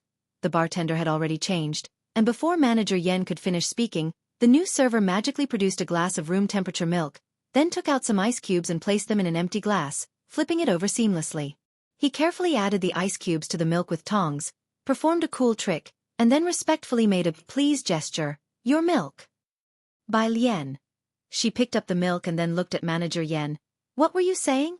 "Nothing." Manager Yen fixated on the glass of milk in her hand and quickly looked away. "Nothing, please drink." Bai Lian took a sip of milk before taking out her homework from her backpack. Manager Yen and Director Chen went to recognize people together. 8 o'clock on the dot. The door to the luxury private room opened. People huddled in small groups chatting in low voices about collaborations all stood up, their gazes turning towards the door. Director Chen and Manager Yen moved back towards Bai Lian. "Director Chen," Manager Yen whispered into Director Chen's ear, explaining, "That's their person in charge for this time. Have you met him before?" Director Chen, without taking his eyes off, said, "No." A line of people dressed in black walked in from outside. Leading them was a young man with blonde hair wearing a skull t-shirt. He wasn't tall or muscular, but his face was expressionless, and it was clear that he was intimidating. Seeing the face clearly, Director Chen's hand holding his glass paused midair. "Wait, that face. It looks just like Xiao Mao, the guy he competed with for washing dishes?" Mr. Nagano by Yu Hongyi's side promptly smilingly stepped forward. "Young Master Mao." He spoke in remarkably pure Mandarin. Mao Kuan raised his head, giving Nagano a slight nod. Following Zioki's instructions, he didn't talk much but sat down at the center negotiating table, resting his hands on the edge. He had the air of someone used to the boxing ring. Others who recognized him also approached to greet Mao Kuan one by one. "This is my junior sister," Nagano introduced Yu Hongi to Mao Kuan. "Yu Hongi, she's also from your country." Mao Kuan glanced at Yu Hongi and merely nodded. Xiaoqi had said that today's persona was all about being aloof. With him acting this way, others didn't dare to speak carelessly. They only cautiously discussed the distribution of the drugs and the profit sharing. "I represent our family. This is our largest profit distribution scheme. Please look at these two options, A and B." One was the first to propose the conditions he could offer. In Mao Kun's ears it sounded like, "Look at these two plans A and B, it asterisk and % yuan can let you yen hashtag at profit." He didn't understand. He unobtrusively pressed his Bluetooth earpiece. In the corner, Manager Yen reminded Director Chen, "Director Chen, what's the matter with you?" He saw Director Chen's hand hovering in the air for quite a while before daring to remind him. Director Chen snapped back to reality. He turned his head to look at Bai Lian, busy with her homework quietly, and then towards Mao Kuan sitting in the main seat colder than Ming Dongheng. Could young Master Mao and Xiao Mao be twins? "It's nothing." Director Chen shook his head, wanting to ask Bai Lian but not daring to. Bai Lian sat in the corner continuously, writing her homework and listening intently. Not speaking. Until the end, when Mao Kuan mentioned the two partners he was considering. Bai Lian didn't know the first one, but the second one. Bai Lian slowly lifted her head, calmly fixing her gaze on Nagano and the others not far away. Yu Hongi and Chen Jingyu were congratulating Nagano. "Senior brother, congratulations." There was no way around it. Everyone in Jianghu knew the Chen family needed money. Most of it still depended on the Jiang family's assistance. So today, Yu Hongi and Chen Jingyu mainly wanted to make use of Nagano's connections. Nagano could hardly conceal his delight, aware that Yu Hongi represented the Chen family. "Don't worry, I have negotiated with them, and we will set aside 20% of the supply for you." "Thank you, senior brother." Yu Hongi finally breathed a sigh of relief, knowing that she had completed the task given to her for this trip to Xianxia. Her gaze involuntarily shifted towards Director Chen, who at the moment wasn't looking at her but seemed to be pondering something with his head bowed. Beside him, Bai Lian had raised her head, thoughtfully watching this way. Yu Hongi indifferently withdrew her gaze. At Bai Lian's place, Manager Yen felt happy for the Chen family but also a bit regretful. "Director Chen, it looks like Miss Yu and Chen Jingyu have already struck a deal with Mr. Nagano." Director Chen, Hamed, and then as if remembering something apologized. "Sorry to have brought you here for nothing." Manager Yen was someone who rose with Director Chen. Since Director Chen and Yu Hongi were on separate paths, Chen Jingyu was surely to be handed off to someone else. Director Chen. It was at this moment that Bai Lian suddenly turned her head. She looked at Chen Yongkuan thoughtfully and asked, "What terms did your Chen family offer?" 30%. Director Chen responded reflexively. Bai Lian had just been listening to Mao Kuan talking to Nagano and the others for a while. Nagano was offering a high 41%. Bai Lian nodded her head and took out her phone, found Xiaoqi's profile picture, and sent a message. At the central seat, Mao Kuan, sitting coldly on the chair, seemed to hear something from his Bluetooth earpiece. His gaze suddenly turned towards Director Chen's direction. Though he appeared cold, he still managed to see a familiar ridiculous hint of Director Chen in that coldness. Bai Lian leaned back, tapping her fingertips on the table. After careful consideration, she turned to Manager Yen under the soft glow of the crystal lamp, confidently arching her eyebrow. "Manager Yen, isn't it? Just go with 30%, and talk to them."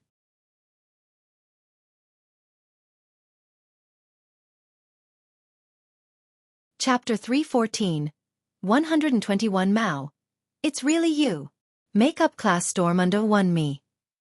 Manager Yen was astonished. 30%? He kept his voice very low. Not to mention whether they recognized him or would listen to him. How would he negotiate that 30%? The small bar in the corner was a bit low, with fluffy sofas placed around it, and Bai Lian sat in the middle, appearing somewhat leisurely but the innate dignity could not be concealed. Yes. When he lowered his eyes, that casual yet dignified tension naturally revealed itself. Suddenly, Director Chen sat up straight. He turned to Manager Yen, his face expressionless. If they told you to go, then go. With Mr. Chen and Miss Bai asking him to do so, there must be good reason. Manager Yen stood up, his demeanor becoming instantly composed. Mr. Mao, said Nagano as he laid out the documents, his petite mustache shining with joy. Pleasure doing business. Mr. Mao, our company also has a proposal. His Mandarin almost overlapped with a voice behind him. Nagano turned around, looking at the speaking Manager Yen, his eyebrows painted with black lacquer. Yu Hongyi and Jianghu, sitting beside, were extremely surprised by Manager Yan's sudden appearance. They exchanged a glance, saying nothing, just wondering what cards Manager Yen held in his hand.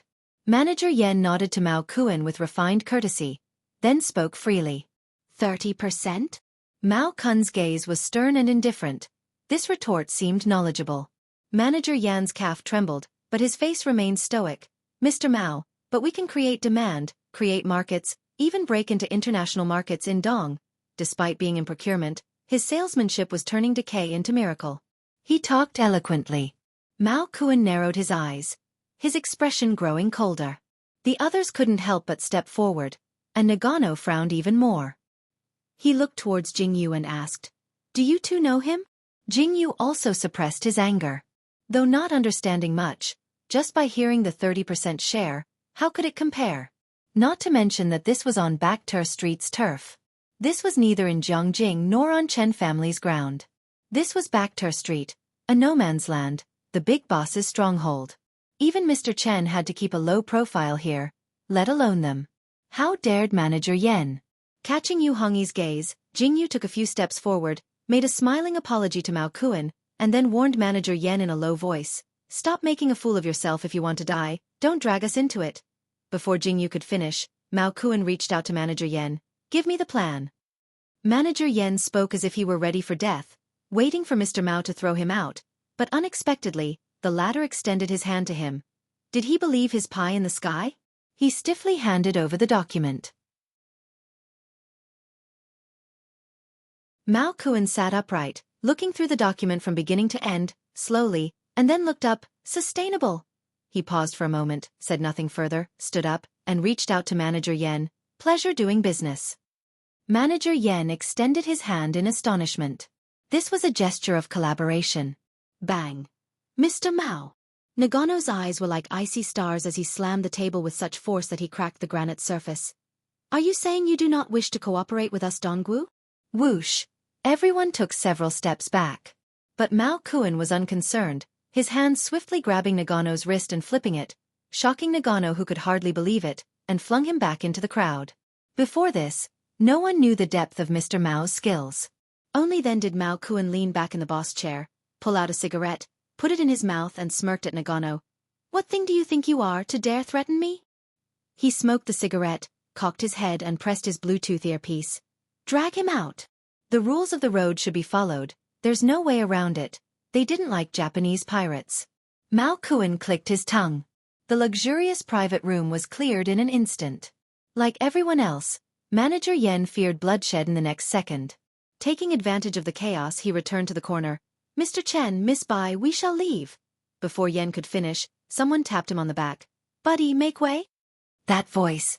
Manager Yen turned around, only to see Mao Kuan, who had just been bloodthirsty and cruel, grinning at him with a lit cigarette in his mouth, looking very much like a punk. Manager Yen stiffly moved aside, revealing Director Chen sitting on the sofa. Director Chen looked up at Mao Kuan. "Hey, Mr. Chen." Mao Kuan waved at Director Chen, and then went to speak to Bai Lian. "Sis, how did I do just now?" "Not bad." Bai Lian was doing homework and did not look up.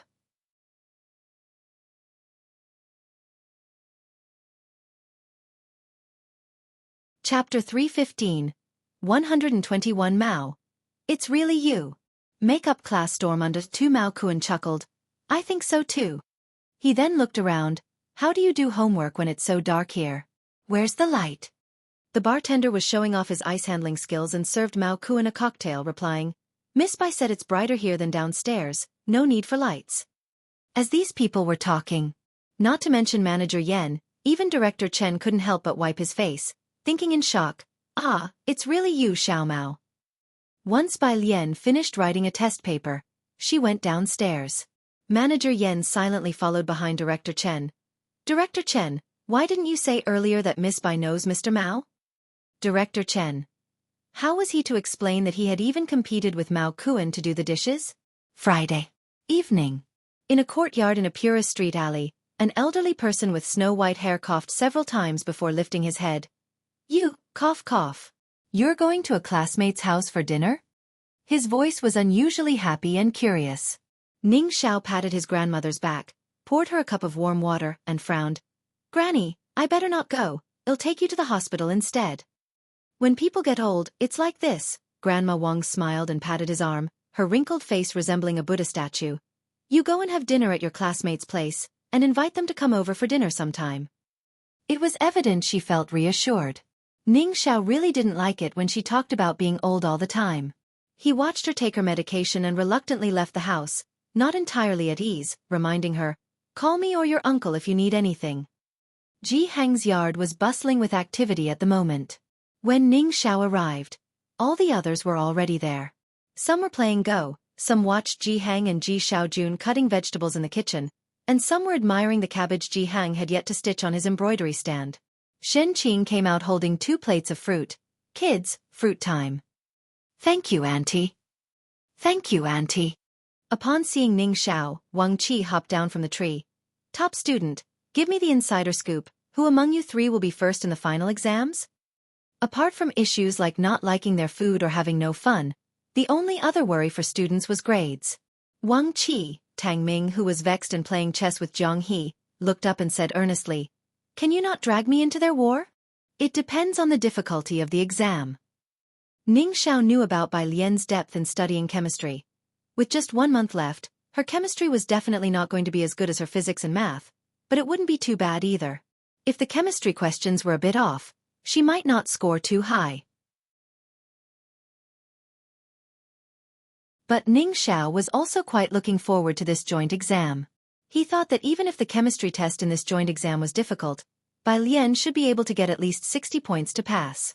As Ning Xiao was pondering this, he went to the kitchen to help Ji Hang and Ji Xiaojun with their tasks. Seeing Bai Lian washing vegetables by the sink, Ning Xiao's brow twitched, and he hurriedly took the vegetables from Bai Lian's hands with all due respect. Okay. After having the tasks of boiling water, making tea, and cutting vegetables taken from her, Bai Lian now had her last task of washing vegetables snatched away as well. She stood in the kitchen for quite a while. Alien, don't block my way, Xinqing said as she passed. Bai Lian moved aside. Pu Xiaohan was assisting Ji Heng in the kitchen, trying to convince him, but what you embroider really looks good. Are you sure you won't consider making a video? She really liked Bai Lian's everyday clothes. It was a pity that the school required them to wear uniforms, or else she could see Bai Lian in her own clothes every day. You like them? Then after dinner, I'll take your measurements and make you a couple of pieces. Which patterns do you like? Ji Heng said nonchalantly. It was rare nowadays for people to embroider their own clothes. Pu Xiaohan, who had never expected to be able to wear them, lit up instantly, forgetting she was there to persuade Ji Heng. Really? I like everything. Thank you. She left the kitchen, beaming, to share the news with the Culture and Entertainment Committee. Ji Heng continued to cut vegetables with calm. Bai Lian looked up. Forget it, aside from Ning Xiao and Yang Lin, everyone in class 15 had the same level of intelligence. She scrolled through her messages on her phone. Dean Jian, image, Dean Jian, just had a big bowl of something, and the youngster's location is in Xianxia. Dean Jian, embarrassed. Pu Xiaohan's videos always had a promotional intent. There was also a rescue video before this one without the location turned off. Dean Jian remembered today while reviewing the videos that Bai Lian didn't need to send him her location. Reading these messages, Bai Lian's first thought. Dean Jian's intelligence level is what a normal person should be. Dean Jian, I know you've seen the message. Dean Jian, if you dare reply to me.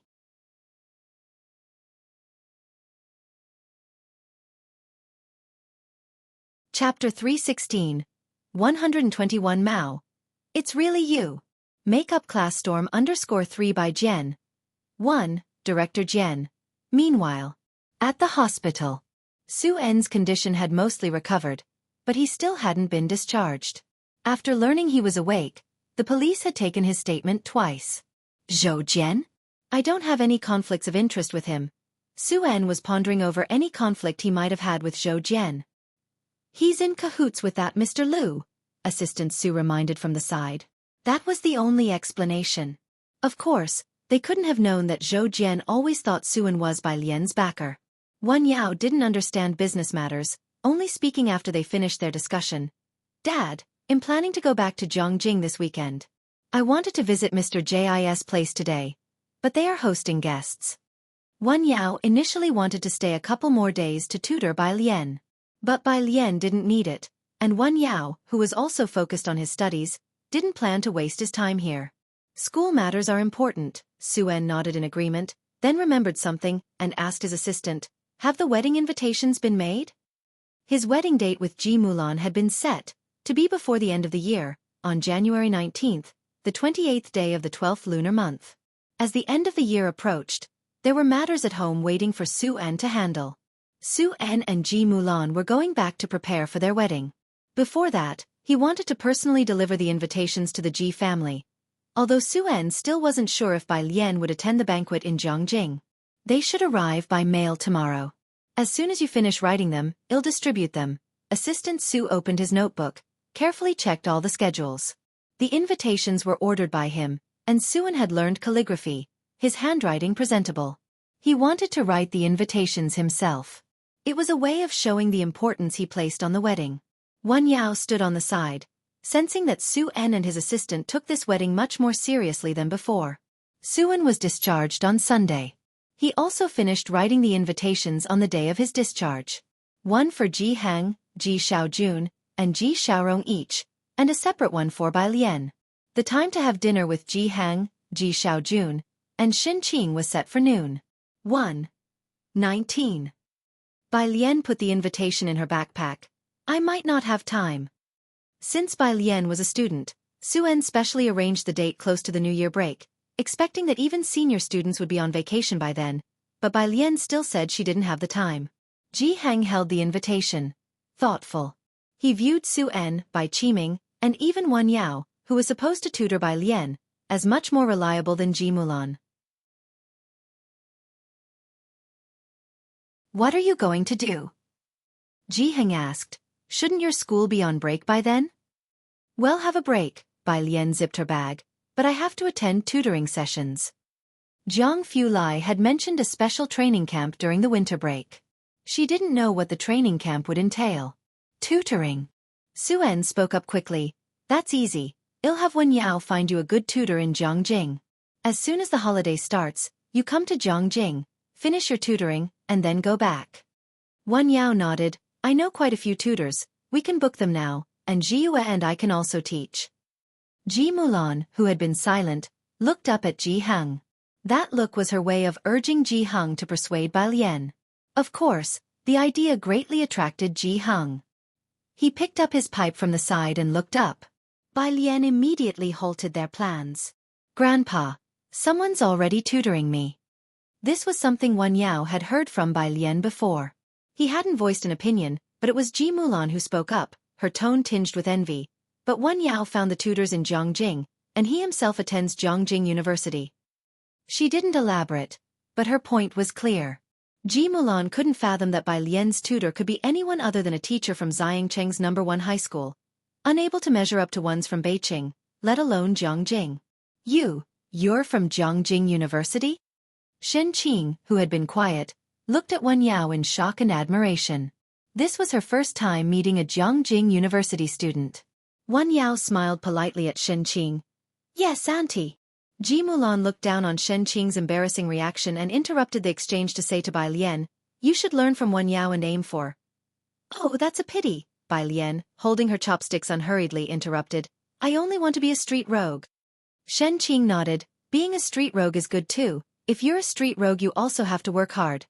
She stopped herself when she realized what Bai Lian meant. Ji Mulan gripped her teacup tightly, at that moment lacking the courage to see the reactions of Su-en and Wan Yao. With such an attitude, she was already imagining the reaction of Mrs. Su upon hearing about this.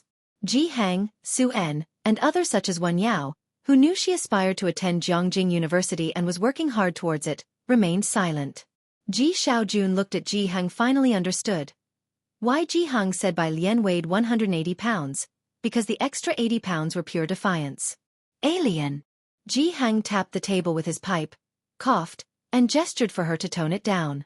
What street rogue nonsense. Bai Lian put some veggies into her bowl before speaking lazily. There really is someone teaching me. I have to go to the library with him later. After the meal, Bai Lian was off to the library. This time, Suan had invited Bai Lian and the others to his temporary residence for a meal, an individual bungalow, which was somewhat distant from the library. He's coming over? Wen Yao was surprised. He was eager to find out who was tutoring Bai Lian. So after the meal, Wen Yao went out with Bai Lian, curious to see who it would be. Ji Hang was still drinking at the dining table. Both parties had timed their plans with precision. The moment Bai Lian stepped out the door, a blue car drove up from the end of the road, stopping right in front of them.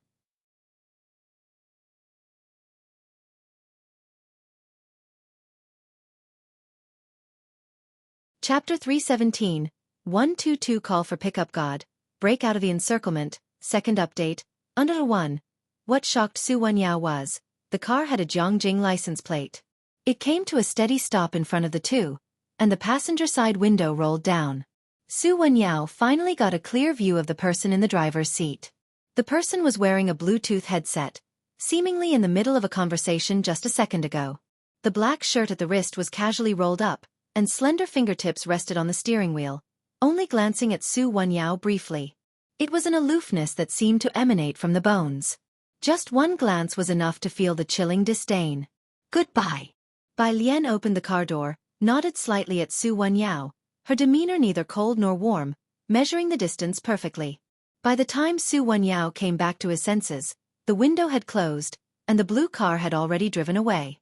Wenyao, Ji Mulan called out from inside the courtyard as she saw Su Wenyao standing still at the entrance. Why are you still standing outside? Ah, Su Wenyao snapped back to reality, hiding his inner doubts. It's nothing. As he walked towards the house, he glanced back in the direction the car had gone. He felt that he had seen that person somewhere before. In the car. Bai Lian, as usual, pulled out an English book and listened to the English original. That one just now, came Jianghu Lai's casual voice from the driver's seat. Is the guy who's good at physics? He emphasized the words, good at physics, very heavily. His name is Su Wenyao, and he's also from Jianghu University. Bai Lian looked up at Jianghu Lai. Jianghu Lai. Never heard of him. Bai Lian was surprised. The Su family said he's very impressive. Jianghu Lai spared her a glance. You heard? Then you've heard a lot. What else did you hear? He asked politely. That topic was going nowhere, so Bai Lian decided to change the subject, asking about the special training camp instead. Bai Lian had little expectation for Su En's and Ji Mulan's wedding, but with Ji Hang, Ji Xiaojun, and Shen Qing going to Jianghu, Bai Lian wasn't too at ease. January 19th? Jianghu Lai mused upon hearing the date, looking at Bai Lian. That's close to the Lunar New Year. The special training camp will be on break. Are you going to Jianghu? I probably will, Bai Lian said lazily, leaning back in her seat and pressing the play button on her English listening device. My grandparents are going. Oh, Beijing. The Song family. Madame Song received the wedding invitation from Ji Mulan. Ji Mulan was quite well known at Beijing University back in the day, and Madame Song, who hadn't made it into Jianghu University, also attended a university in Beijing and was Ji Mulan's roommate. When Ji Mulan married into the Bai family, and she into the Song family, the two of them could be considered close friends. Later, when Bai Qiming had an illegitimate child, Ji Mulan left Beijing in disgrace, becoming the butt of many jokes. Now Ji Mulan was remarrying, and to someone from Jianghu again. Of course, Madame Song would not be omitted from the invitation list. The Su family? Madame Song was also quite surprised by the invitation. Her luck. It was remarkable that she could remarry so well. She had married down to the Song family from Jianghu, while Ji Mulan, after leaving the Bai family, turned right around and got married in Jianghu. Looking at the gilt-edged opulence of the wedding arrangements, It was still a renowned hotel in Jianghu. It indicated that the Su family regarded Ji Mulan with no small measure of esteem. Mr. Song, not being from Jianghu, didn't know much about the Su family. So, was our last annulment too hasty? Hearing this, Madame Song glanced towards Song Min and Bai Shaoqi, who were sitting not far away on the sofa. Not really hasty, Madame Song weighed the pros and cons. To the Su family, she's still a stepdaughter.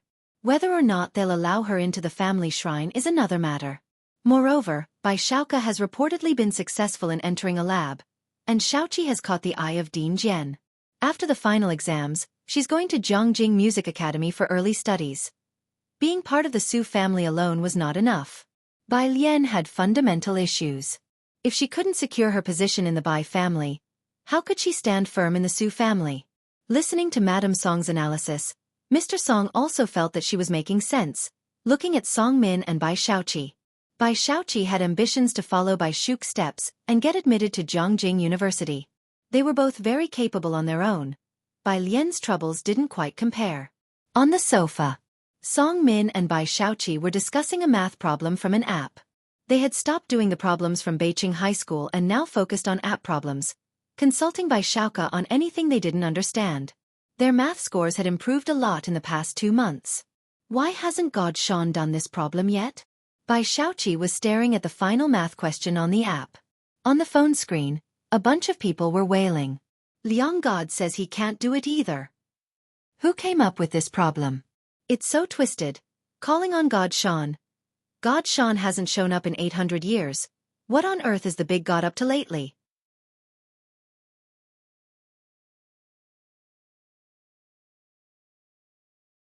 Chapter 318, 122 Call for Pickup God, Break Out of the Encirclement, Second Update, _2. He must be busy with real-life stuff. Song Min wasn't sure either. He checked the background of his phone, and almost every week he would send a few messages to Bai Jian, dozens of them, and the other side didn't even look at them. Lately, he hadn't even logged into the app. True, Bai Shaoqi nodded. He's probably a member of some lab. Our little trifles are not something he'd care about. It's just unknown which lab had spawned such a monster talent. The exam questions set by Jianghu for this joint exam? Song Min returned to the page, his voice cold. I heard they are very difficult. Beijing High School always had news in advance, and Bai Shaoqi had heard teachers mention it, she smiled.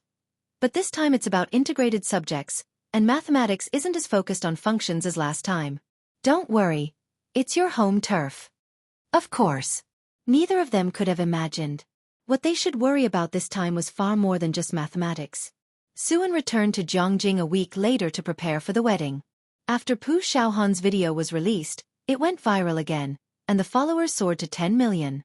Xingyi Martial Arts School also gained a bit of fame, attracting many master teachers to apply for positions and enrolling a wave of students. Meanwhile, Ming Dongheng practiced his boxing on the plum blossom piles day after day. Finally, the end-of-term exams at Xianxia High School arrived. Each year, students looked forward to and were nervous about them. Everyone, quiet down, Lu Lingxi stood at the podium, speaking seriously. Tomorrow's exam will be very difficult. If you encounter questions you can't answer, just skip them so as not to affect the next test. It will determine whether you have a good year or not. Got it? Got it. The students from Class 15 dragged out their response. Without Zhang Xi's, Class 15 had lost some of its vitality, and Wang Qi and the others barely played basketball anymore. Lu Lingxi's gaze rested on Bai Lian and Ning Xiao, both quietly working on problems, and she gradually calmed down. The end-of-term joint exam still followed the National College Entrance Examination System. The first morning was dedicated to the Chinese language exam. After it was over, the students from Class 15 looked utterly deflated. Who the hell set these exam questions? Pu Xiaohan complained to Bai Lian over lunch. Who could understand that classical Chinese? Bai Lian, who was eating lunch, looked up casually and glanced at Pu Xiaohan. Pu Xiaohan. Huh? You understood it? Bai Lian raised an eyebrow. Pu Xiaohan felt a bit desperate. No way, UTM understood it? Ning Xiao and Tang Ming, who wandered into the conversation, weren't surprised. After all, have you ever seen someone who used Jianghu University's app exam questions as a practice database? The afternoon brought mathematics. The questions were genuinely difficult this time. Even Ning Xiao, who had been specially trained by Jianghu Lai, felt utterly spiritless after finishing the exam. In the Zhang family's backyard, the only one who seemed normal was Bai Lian, who was trimming iris flowers with scissors. "Are your exams really that hard?" Zhang's mother asked the only person who seemed unaffected by Lian, with a watering can in hand. "Why do they all look like this?" "Huh." Bai Lian slowly trimmed the iris flowers, placing them one by one into a vase she intended to bring to Yan Lu's set tomorrow. "It's okay, they don't know." She didn't find it particularly difficult. After all, she had finished them. Tang Ming, who accidentally overheard, turned around and patted Ning Xiao's shoulder expressionlessly. "Genius, did you see the last question?" Ning Xiao looked up at him. Tang Ming let out a breath of relief, wiping the sweat off his forehead. "Thank goodness, I'm glad I had you for company." Zhang's mother watched quietly as Bai Lian arranged flowers. Unlike Zhang Xiai's, Bai Lian was very skilled in trimming, showing that she had some knowledge of floristry. "Did you learn this?" Zhang's mother asked in surprise. The next day. The morning was for integrated science. Bai Lian looked over the test paper from beginning to end, first completing physics, then biology, and finally picking up her pen to write the chemistry section. She had been studying chemistry for the whole month. After finishing, she still handed in her paper early. But this time, she only finished 20 minutes ahead of time. On the main road of the school, several teachers who weren't invigilating were chatting with the principal. From a distance, the principal saw Bai Lian. "How did the exam go, Bai student?" he asked with a smile. Carrying her backpack, Bai Lian stopped and greeted each teacher and the principal. "I wrote everything that I could." Today, her garment's collar was embroidered with elegant lotus flowers. The light blue hem of her skirt resembled rippling waves. The waters gleamed crystal clear, with the green lotus leaves creating ripples as she moved. The pale lotus flowers in the middle appeared faintly visible amidst them. "The questions were very difficult this time," said the physics teacher, who had just received the sealed questions and had skimmed through to know the difficulty level. "It's normal not to finish, you shouldn't feel pressured."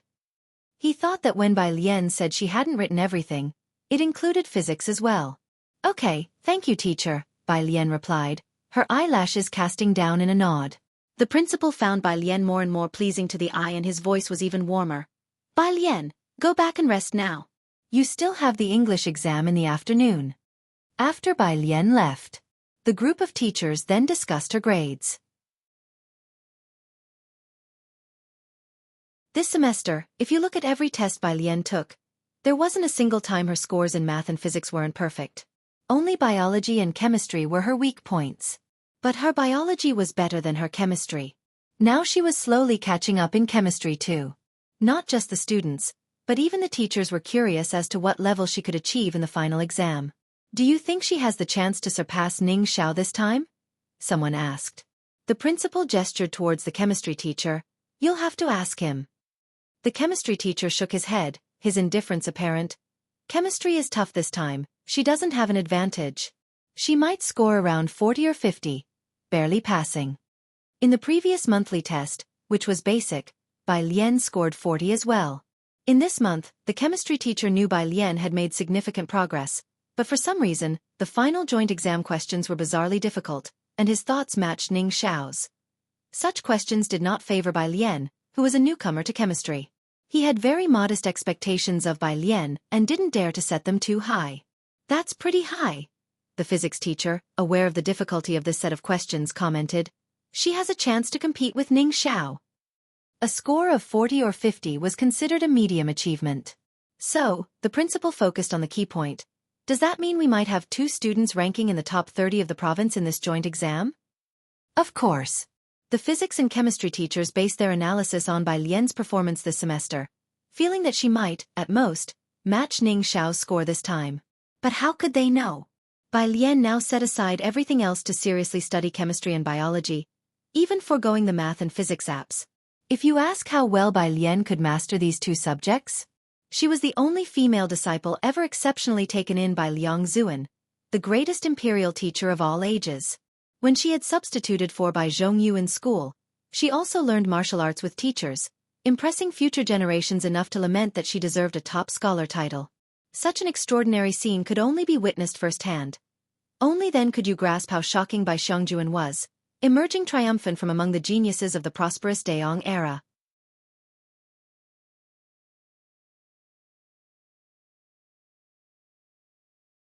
Chapter 319. 123 General Bai demonstrated a spirited and vigorous demeanor.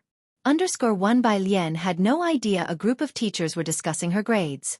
She was reading in a milk tea shop at the moment, and Qi Yundai sat opposite her with a cake, signaling her to try a new product while his gaze fell upon the stack of A4 papers in her hand. A casual glance was all he intended. But after seeing the contents, Qi Yundai choked on his cake, then immediately grabbed a piece of paper to wipe his mouth. Are you reading a literature review? It had been so long since his graduation, and now students were studying to this extent?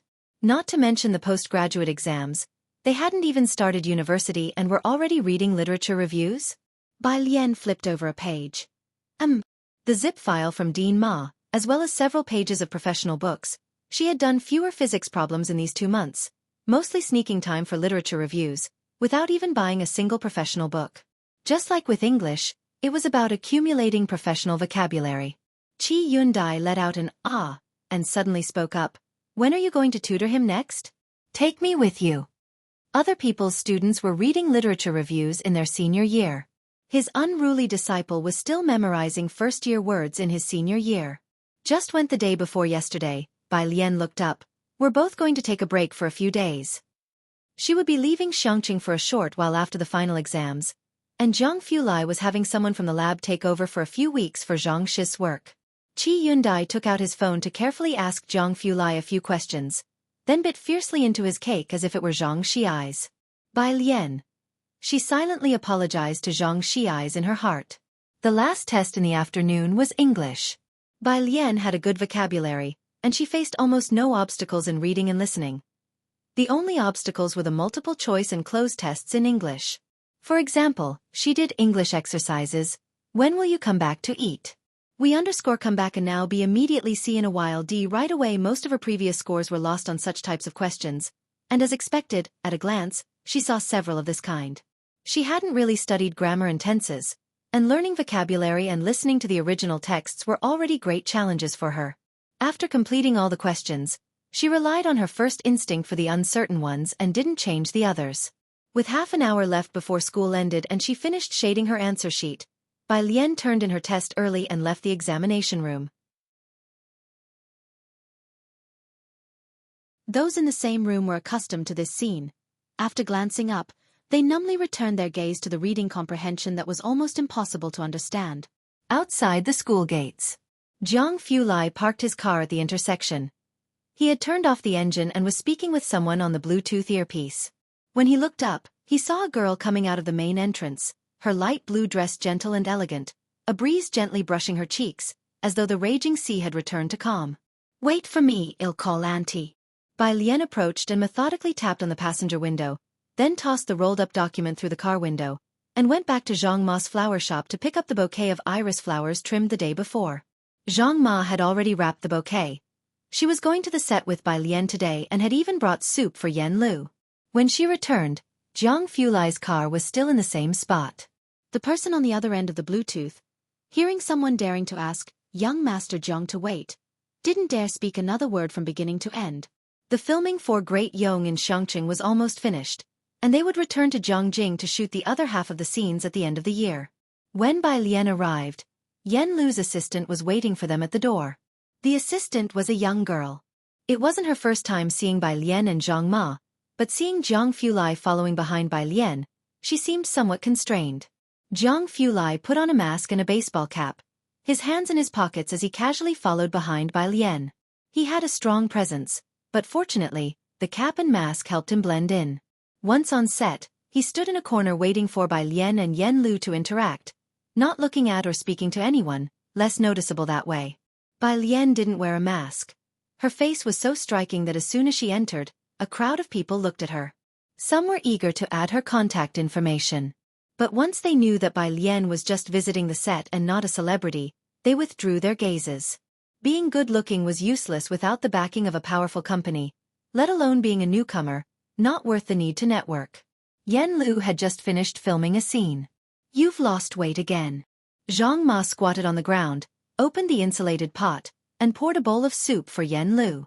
Yen Lu massaged her shoulders, her face showing obvious signs of fatigue. She had many scenes in Xianxia, all involving horse riding and fighting, and without any use of stunt doubles, every day was filled with intense performances.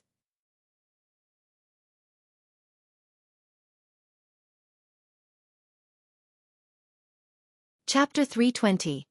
123 General Bai demonstrated a spirited and vigorous demeanor. _2. Scene 258. Bai Zhongyu gets injured. The director shouted from over there. Bai Lian stood with Yen Lu in a corner, quietly looking up at the actor playing Bai Zhongyu. Behind her, Jiang Fulai also lifted his head, but the brim of his hat concealed his expression. Seeing Bai Lian's interest, Yen Lu explained to her. It was her first day and she had joined a script read-through, aware of this scene. Scene 258 and 259 are connected, but we have to be in Jianghu to film scene 259. Zhang Ma at her first glimpse of a film set asked, "Why?" Although these are two separate incidents, they happen at the same moment. The screenwriter is quite talented. Yen Lu had thoroughly digested the script. Her complexion was cold, yet her expression serious. He wants to convey a sense of fate. Bai Zhongyu goes to battle at the age of 26, and in the following year, Emperor Jiang marries off the third princess to Shima for peace. Simultaneously, Bai Zhongyu defends the northern border at Xianxia and is struck by an enemy's arrow. Zhang Ma saw the actor playing Bai Zhongyu coughing up a mouthful of blood, his realistic acting making her anxious. His injury looks quite severe. Bai Lian nodded on the side, speaking softly. Once the scene was complete, the props team pushed the lights past them, looking up impatiently at Bai Lian and Yen Lu. "Move aside, will you? Don't block our light, okay? Will you take responsibility if the scene doesn't shoot well?" Yen Lu quickly led Bai Lian a few steps back, almost pressed against the wall. Jiang Fulai's expression darkened. The person in charge of the props shuddered suddenly. Bai Lian looked down, unsure if she was indeed blocking the light, as she was not familiar with cinematography and set design. She then turned and tried to comfort Jiang Fulai. "Hey, you're upset about blocking the light?" Jiang Fulai withdrew his gaze slowly. "Heh. Yen Lu," someone called to her from the other side. "Could you get me Teacher Gus' thermos?" Yen Lu glanced at the thermos on the table next to her, picked it up to hand it over, but the assistant took it directly. "You rest for a bit, Yen Jia. I'll fetch it." Bai Lian stood aside, quietly watching Yen Lu's assistant helping one teacher with one thing, then another with something else, and then running to assist the crew with moving things around. Yen Lu also found time to assist the crew with the lights. "I'm pretty good as it is now," Yen Lu quickly reassured, sensing the mood change in Bai Lian and Zhang Ma. Being given a leading role in such a big IP is already a rare opportunity, and I'm able to learn a lot here. Although Yen Lu became known for a single song, she only went from being 18th tier to a familiar 3rd-tier actor. With no capital or backers, she was no match compared to those movie kings and queens. The rest of the crew were either queens or kings of the industry, whereas she was still a newcomer with utterly no background in the film circle. That's the way the industry is. Seeing that Bai Lian had nothing to say, Yen Lu finally got a break and asked her assistant to fetch her script. The assistant went to Yen Lu's chair to get her script.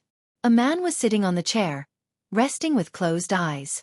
The assistant whispered, "Teacher Chuyu, can you stand up a moment? I need to grab Yen Jie's script." Chuyu did not open his eyes.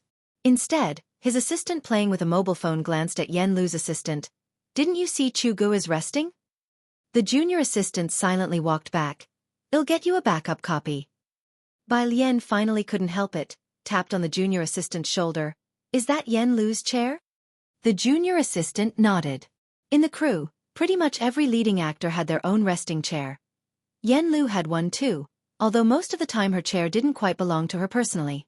If not one person resting on it for a bit, then another. The chairs of movie kings and queens, however, were no one's to even dare touch. Yen Lu again went off to assist with props. Across the way, Chu Yu finally opened his eyes. He sat up and the junior assistant went over to negotiate for the script. Chu Yu's agent took a photo after bringing over a cup and a packet of medicine, then looked around, his eyes landing on Bai Lian. "Hey you, yes, dissolve this cold remedy for Chu Gu." He placed the medicine and the cup in Bai Lian's hands. Bai Lian held the cold medicine and the glass cup.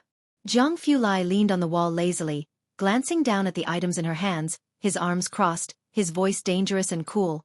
Are you going to make it? Make it for his ancestors. Bai Lian frustratingly set down the cup on the table. Her gaze fixed on Chu Yu, who still hadn't moved a muscle, pressing Yen Lu's script beneath him on the chair. Jianghu Lai raised his eyebrows lightly, his gaze lightly sweeping over Chu Yu.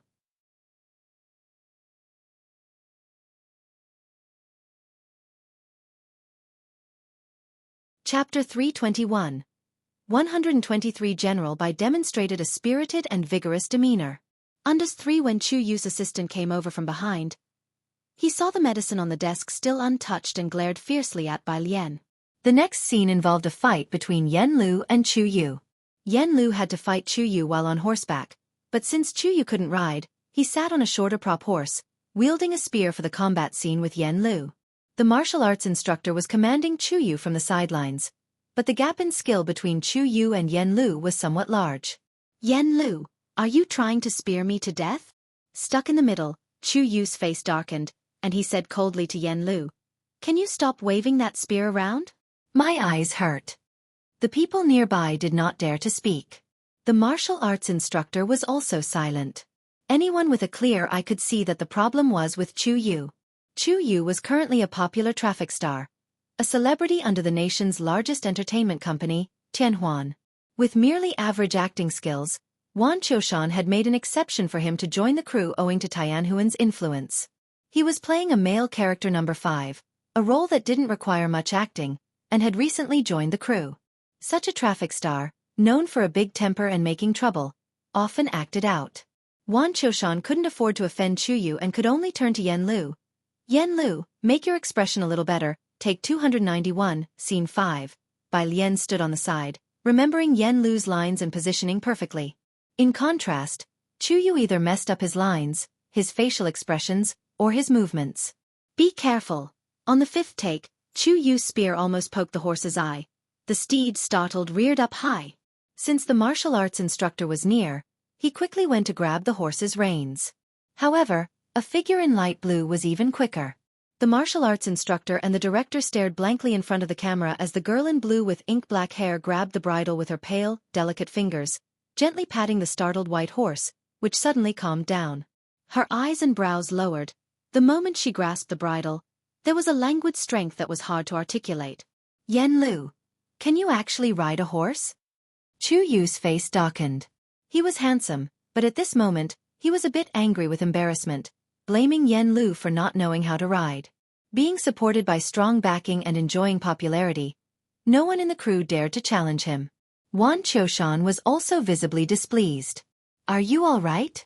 Bai Lian's expression unchanged. She looked up only at Yen Lu on the horse's back. Yen Lu shook her head. Only then did Bai Lian nod. You come down. Yen Lu, with her cold and exquisite appearance, never refused Bai Lian, not even asking why, and directly leaped off the horse. Bai Lian took over her spear, then caught hold of the reins, lifted her left foot into the stirrup, casually pressed her right hand against the back saddle, pushed off the ground lightly, and with a leap, she gracefully straddled the horse's back, sitting steady. With the reins in her left hand and her body upright, she held the long spear at an angle with her right hand, the blue hem of her dress fluttering in the breeze. Her dark eyes slowly lowered, her spear pointed at Chu Yu, exuding an imperial contempt. She doesn't know how to ride. I'll demonstrate it for her. Casually she looked over at Yen Lu. Watch closely. Having said that, she tightened the reins, and the horse, as if understanding her command, burst toward Chu Yu with a wild rush. The speed of the charge lifted Bai Lian's dress hem, sleeves, and the orange light that reflected from her hair in the sunset. With the majestic horse gallantly moving forward, the girl's spear bore the force of thunder, fainting before pressing down slightly, the tip like a dragon emerging from its lair, a glint of cold light thrusting straight at Chu Yu's right hand. Chu Yu didn't even have time to react. Bai Lian's advanced so quickly that the martial arts instructor stepped aside. Chu Yu's right hand also held a long spear. Stuck on the prop horse and unable to move, he could only see Bai Lian's blurry figure as his right wrist numbed, and the spear was knocked from his grip to the ground by Bai Lian. But that wasn't enough. The horse under Bai Lian's command seemed as magnificent and mighty as the historic records described, its forelegs rearing up straight at Chu Yu's face. The face was Chu Yu's most valuable asset. He couldn't even scream, instinctively bringing his hands up to cover his face, closing his eyes. Just as the horse's hooves were about to come crashing down on Chu Yu, Bai Lian suddenly yanked the reins hard, turning the horse 180 degrees in midair, while she leaned back slightly. Chu Yu had just breathed a sigh of relief, feeling as if he had just saved his own life. Bai Lian and the horse stopped abruptly, and then she thrust the spear behind her with her right hand. Without turning around, that flicker of cold light arrived first. Bai Lian's left hand still hadn't released the reins. Before anyone could process the scene, Chu Yu watched as the spear aimed straight at his throat, and before Bai Lian even turned around, he paled and fell backward with a bang, tumbling off the prop horse. Jianghu Lai didn't speak, still standing in the corner with a mask and a black cap, his demeanor clearly conveying an effortless authority. The crowd quieted down, perhaps then noticing the innate sense of command around him. Wan Qiushan suddenly stood up from the director's chair with a thud. Only then did Bai Lian leisurely turn around. She ran her fingers through the reins and methodically retrieved her spear, twirling it in her hands, causing her dress and the red tassel on her spear to sway with the breeze. She cast a casual smile toward Chu Yu, who had fallen to the ground. "Do I need to demonstrate for Yen Lu again?" Wan Qiushan felt that this was the kind of spirited dignity he had envisioned. Even in the face of a sudden storm, she could ride the wind for 90,000 li.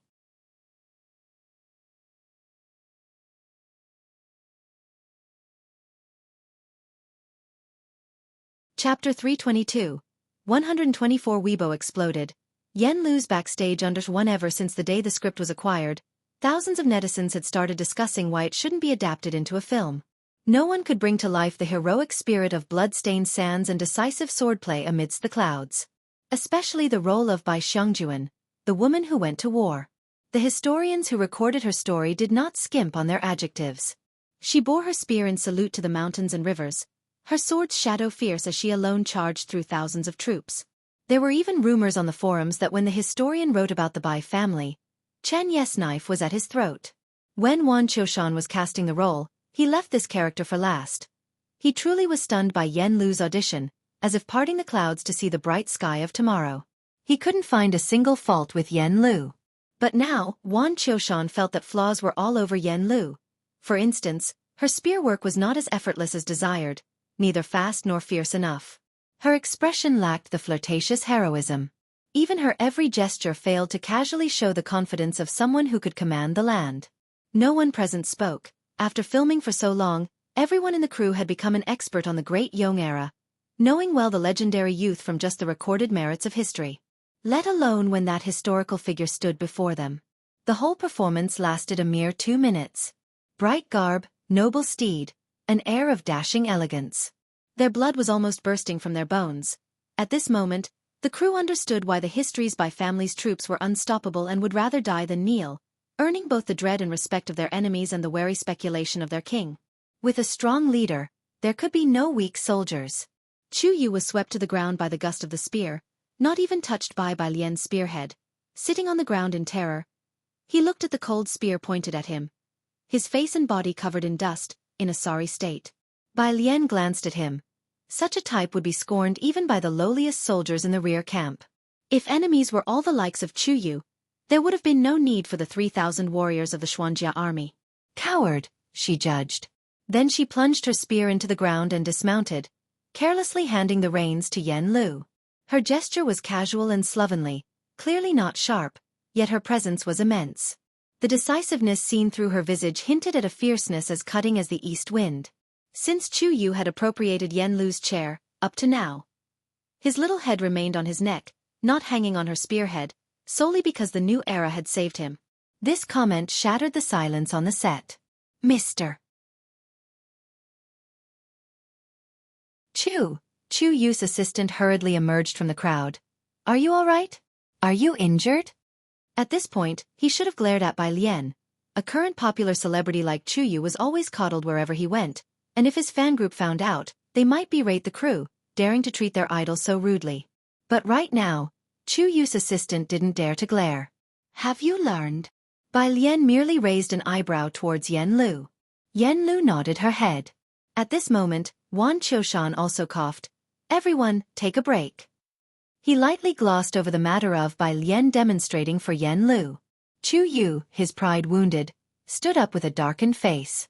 Seeing that no one apologized, and Bai Lian couldn't be bothered to spare him a glance, he left the set without saying a word.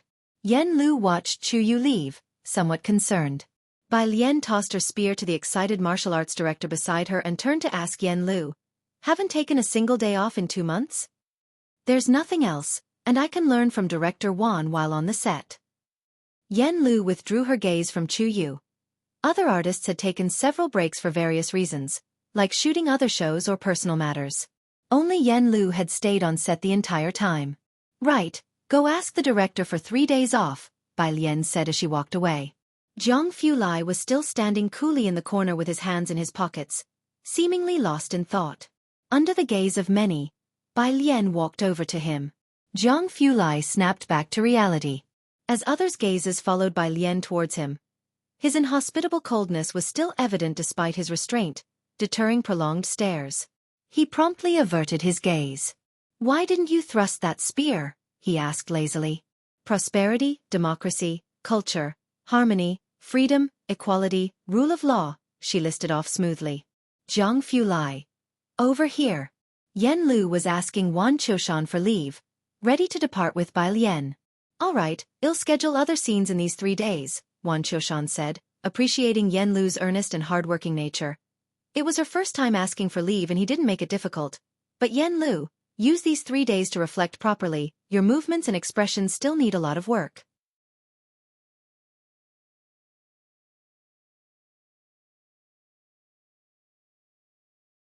Chapter 323, 124 Weibo exploded, Yen Lu's backstage under Satu Yen Lu. "But director, just 2 months ago, you used me as an example for others to demonstrate, and after the performance, you would say, 'Perfect, beautiful, that's the way.' And now it has become, 'Yen Lu, you still have a lot to work on.'" Yen Lu couldn't help but laugh and cry. "Director Wan, I'll work hard." "Keep it up," Wan Qiushan encouraged her. Yen Lu nodded gravely, aware in her heart that to reach Bai Lian's level, she was far from ready. In this lifetime, it would be impossible, considering her presence alone was greatly lacking. She walked outside. Yen Lu's assistant followed behind her, trembling with fear, her eyes dark from worry, murmuring, "Sister Yen, what should we do? Great Yong's production team won't replace you, will they? Even if they don't, Chu Yu's fans will boycott you." Tianhuan is the largest entertainment company in the country, with its headquarters in Jianghu. Backed by a big tree, compared to them, Starlight is just a little shrimp. The young assistant hadn't witnessed much of the world and was genuinely scared. Jianghu Lai glanced at the two. "What exactly are you two scared of?" "Ah!" the clueless assistant mumbled. "Tianhuan Entertainment, who in the circle isn't afraid of them? Remember this, while you are playing this role, I want you to toughen up." Jianghu Lai passed by Yen Lu, paused, and casually glanced over. "As for that Chu Yu," he let out a light sneer. "Not even worth commenting on." Jianghu Lai continued walking forward. These two, one inside the prison bearing humiliations, the other outside the prison doing the same. Yen Lu calmed down. She was the person with the least backing and connections in the entire crew. The crew had been testing Yen Lu from the first day, leading to today's blatant depression. Yen Lu had finally gotten this opportunity, and she didn't want to let anyone down, whether it was by Lian, Zhang Xiai's, or even Zhang's mother, so she bore it all. Compared to other things, this was nothing to Yen Lu. She knew that not being famous was the original sin. Yen Lu stood there for a while, her gaze gradually firming up. She caught up to Bai Lian. "Why am I taking a leave absence? Have you forgotten that, aside from being an actress, you now have another identity?" Bai Lian was taking out her phone, walking toward the car. She had said before that she would write a song for Yen Lu, and Bai Lian had written it before the exams. She hadn't reached out to Yen Lu, worried about affecting the shooting schedule.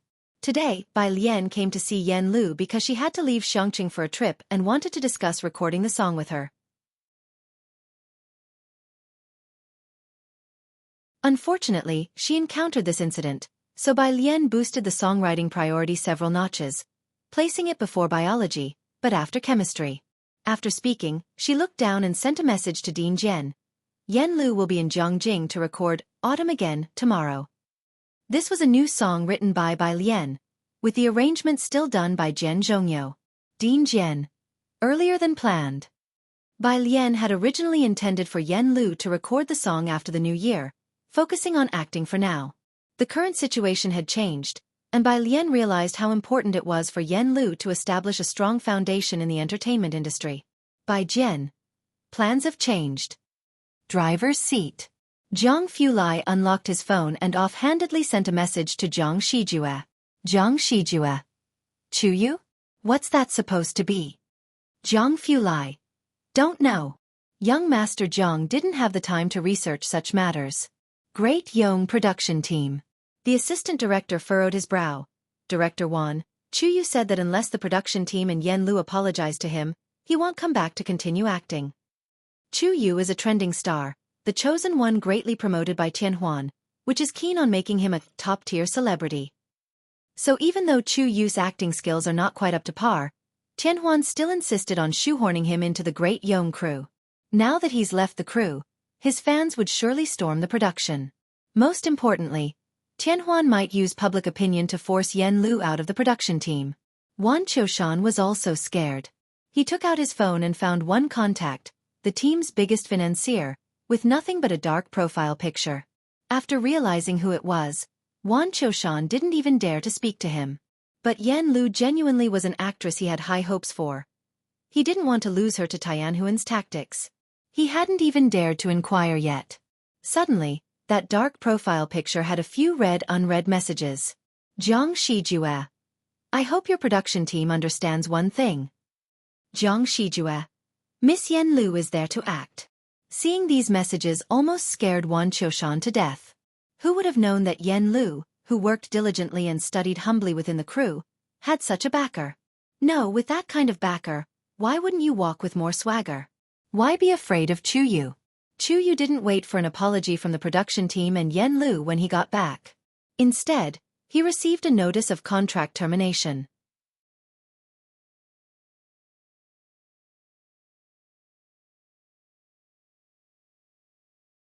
Chapter 324. 124 Weibo exploded. Yen Lu's backstage under 3. He was now the favored talent of Tianhuan, the anger in his agent's eyes flickering as phone call after phone call was made. Is Wan Qiushan an idiot? To drive Chuyu out of the crew for a newcomer who's nothing? The news that Chuyu would play the 5th male lead had already been released, and leaving the crew at this point would inevitably lead to criticism from haters. Tianhuan's PR team was not to be trifled with. Chuyu's agent sneered and posted a message using Chuyu's Weibo account. V Chuyu. It's so hard to be a serious actor, that's why I left the Great Yong crew picture. One was a photo of Chuyu taking cold medicine, the other of him holding a long spear. The comments below were all controlled by fans. My brother works so hard. Looking forward to my brother's new drama next summer break. Why did you leave the crew? Insider info, a certain 18th tier actress who became the female lead right away doesn't respect her seniors. My brother was driven away by her, finger heart. At Dayong official Weibo, are fans' lives not lives? We will never watch Great Yong if you don't replace Yen Lu. I really don't know what kind of people like Yen Lu, smile.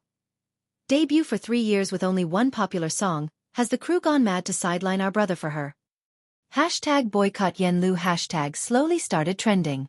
Chuyu had many friends in the circle, and everyone knew he was being pushed by Tianhuan. Quite a few people stood up for him. Meanwhile, at Xinguang Entertainment, Sister Xian was negotiating with the PR department. Sister Xian was also caught off guard, only learning now that the Great Yong crew had actually let Chuyu go, and she was currently urging the PR department for an emergency response. Xinguang Entertainment was aware that Yen Lu was the female lead in Great Yong, and she had songs to release afterwards. Therefore, the PR's troll army was also working overtime through the night. But Xinguang's PR was no match for Chuyu. The comments section was dominated by Chuyu's troll army. On Manzai's side, she was between takes for a variety show. Her agent nearly laughed when looking at the trending searches, their mind calculating, I hope Chuyu's side pushes harder. If Great Yong can't handle the pressure and changes the female lead, the role will be yours. Man, she appeared pensive. Could Yen Lu turn the tables? Do you think Tianhuan is all bark and no bite? Even Xinguang's PR can't suppress it, her agent scoffed. It was a showbiz tradition to step on some while elevating others. There was always more help in adding luster than in sending charcoal in snowy weather. Man's eyes sparkled, and she opened Weibo to like Chu Yu's post. Seeing a co-star like Man, she liked the post. The heat of the whole affair was pushed to another climax. Sister Exine had not expected things to turn out this way. Great Yong was directly confronting Chu Yu, who in turn pointed the finger at Yen Lu. The only good news was that Great Yong had no intention of replacing Yen Lu. Otherwise, Xinguang Entertainment might have given up on her. Sister Exine, what do we do now? The team members were also anxious, unable to overpower Chu Yu's PR. And Yen Lu's popularity was no match for Chu Yu's. Let me think some more. Sister Exine pressed her forehead. The only thing to do now was to wait for the storm to calm and for the drama to air next year. As she was thinking, her phone buzzed in her pocket. It was Xinguang's CEO. She was startled and answered. On the other end was the CEO's friendly voice. Sister Exine, honestly, you should have told me earlier that Yen Lu was Zongguang's person. It was the first time the CEO of Xinguang had called her Sister Exine. Sister Exine didn't catch on. What are you talking about? Weibo is blowing up, and you're still keeping secrets, the CEO said with a laugh. Sister Exine hurriedly opened Weibo.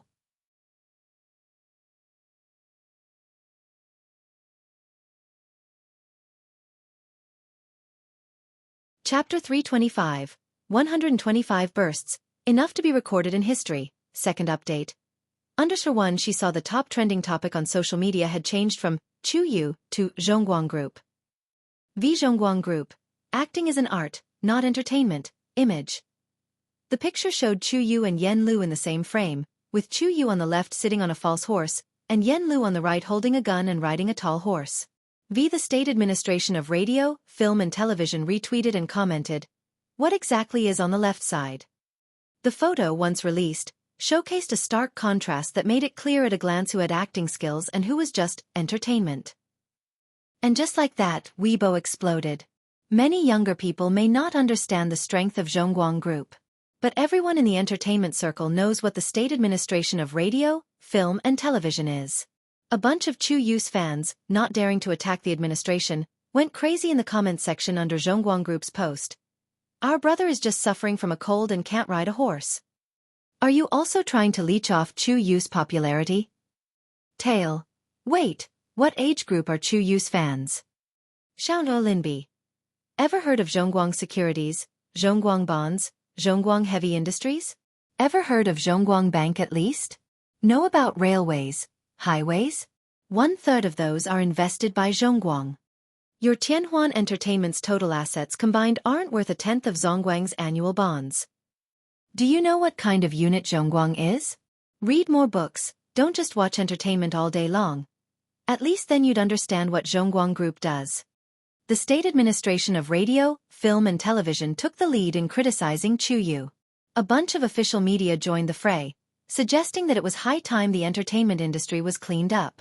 Chu Yu and Tianhuan Entertainment started to panic, reaching out to Yen Lu and the Daong crew. They had stoked the flames too high, and now they found it not so easy to disengage. They were in the predicament of riding a tiger and unable to dismount. For the moment, topics related to what exactly is going on with the domestic entertainment remained highly popular.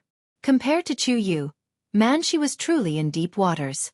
Why did you like Chu Yu's Weibo for no reason? Her agent scolded Man Shi ferociously. It was okay before, but now Chu Yu is officially labeled as entertainment. Anything about him cannot be aired. Why the hell did you like his post? Not to mention the bigwigs from Starlight, Chu Yu, Man Shi, and the rest. Sister Exine herself was blown away. No. Sister Exine thought about Bai Lian and then about Jianghu Lai. She always felt she understood them completely, yet the two kept expanding her worldview. Just who exactly are these two? At this moment, the untouchable giant in the entertainment industry, Tianhuan, seemed like a tiny shrimp. Sister Exine was utterly confused. Bai Lian didn't go online and was unaware of what was happening on Weibo. In the class group chat, Wang Qi was going berserk. Wang Qi. At everyone who understands, guys, I'm devastated. Pu Xiaohan, ha ha ha ha, Qin Wen. Are we still going hiking tomorrow? Wang Qi. At everyone, how could she be such a person? Su Guangming. I just want to lie down. Pu Xiaohan. At Qin Wen, im in. Wang Qi. At everyone, why is no one paying attention to me? I'm so heartbroken. Is there nobody to drink with me? Wang Qi. At everyone, woo Wang Qi. At everyone, a bunch of ungrateful jerks. Bai Lian, who was constantly listening to English readings, got continuously interrupted by the mentions. Who keeps mentioning me? Pu Xiaohan. At Wang Qi, Qin Wen. At Wang Qi, Su Guangming. At Wang Qi. The response formation was curiously unified. Bai Lian. See you when school starts. Wang Qi was about to kneel for this group of brats. Sis, I was wrong. Bai Lian continued to quietly listen to her listening practice, while outside, Jianghu called out to Bai Lian. Alien, do you think this dress suits your classmate? The dress he made for Pu Xiaohan. It was also a skirt outfit. The blouse was made of pale pink satin, and he put great care into this dress, with hidden patterns of butterflies, and the skirt's pink shade graduated from dark to light. The hem was decorated with overlapping patterns of white and goose yellow flowers, with a cascading magnificent look. Several butterflies were either perched or with unfolded wings. Tranquil, yet lively.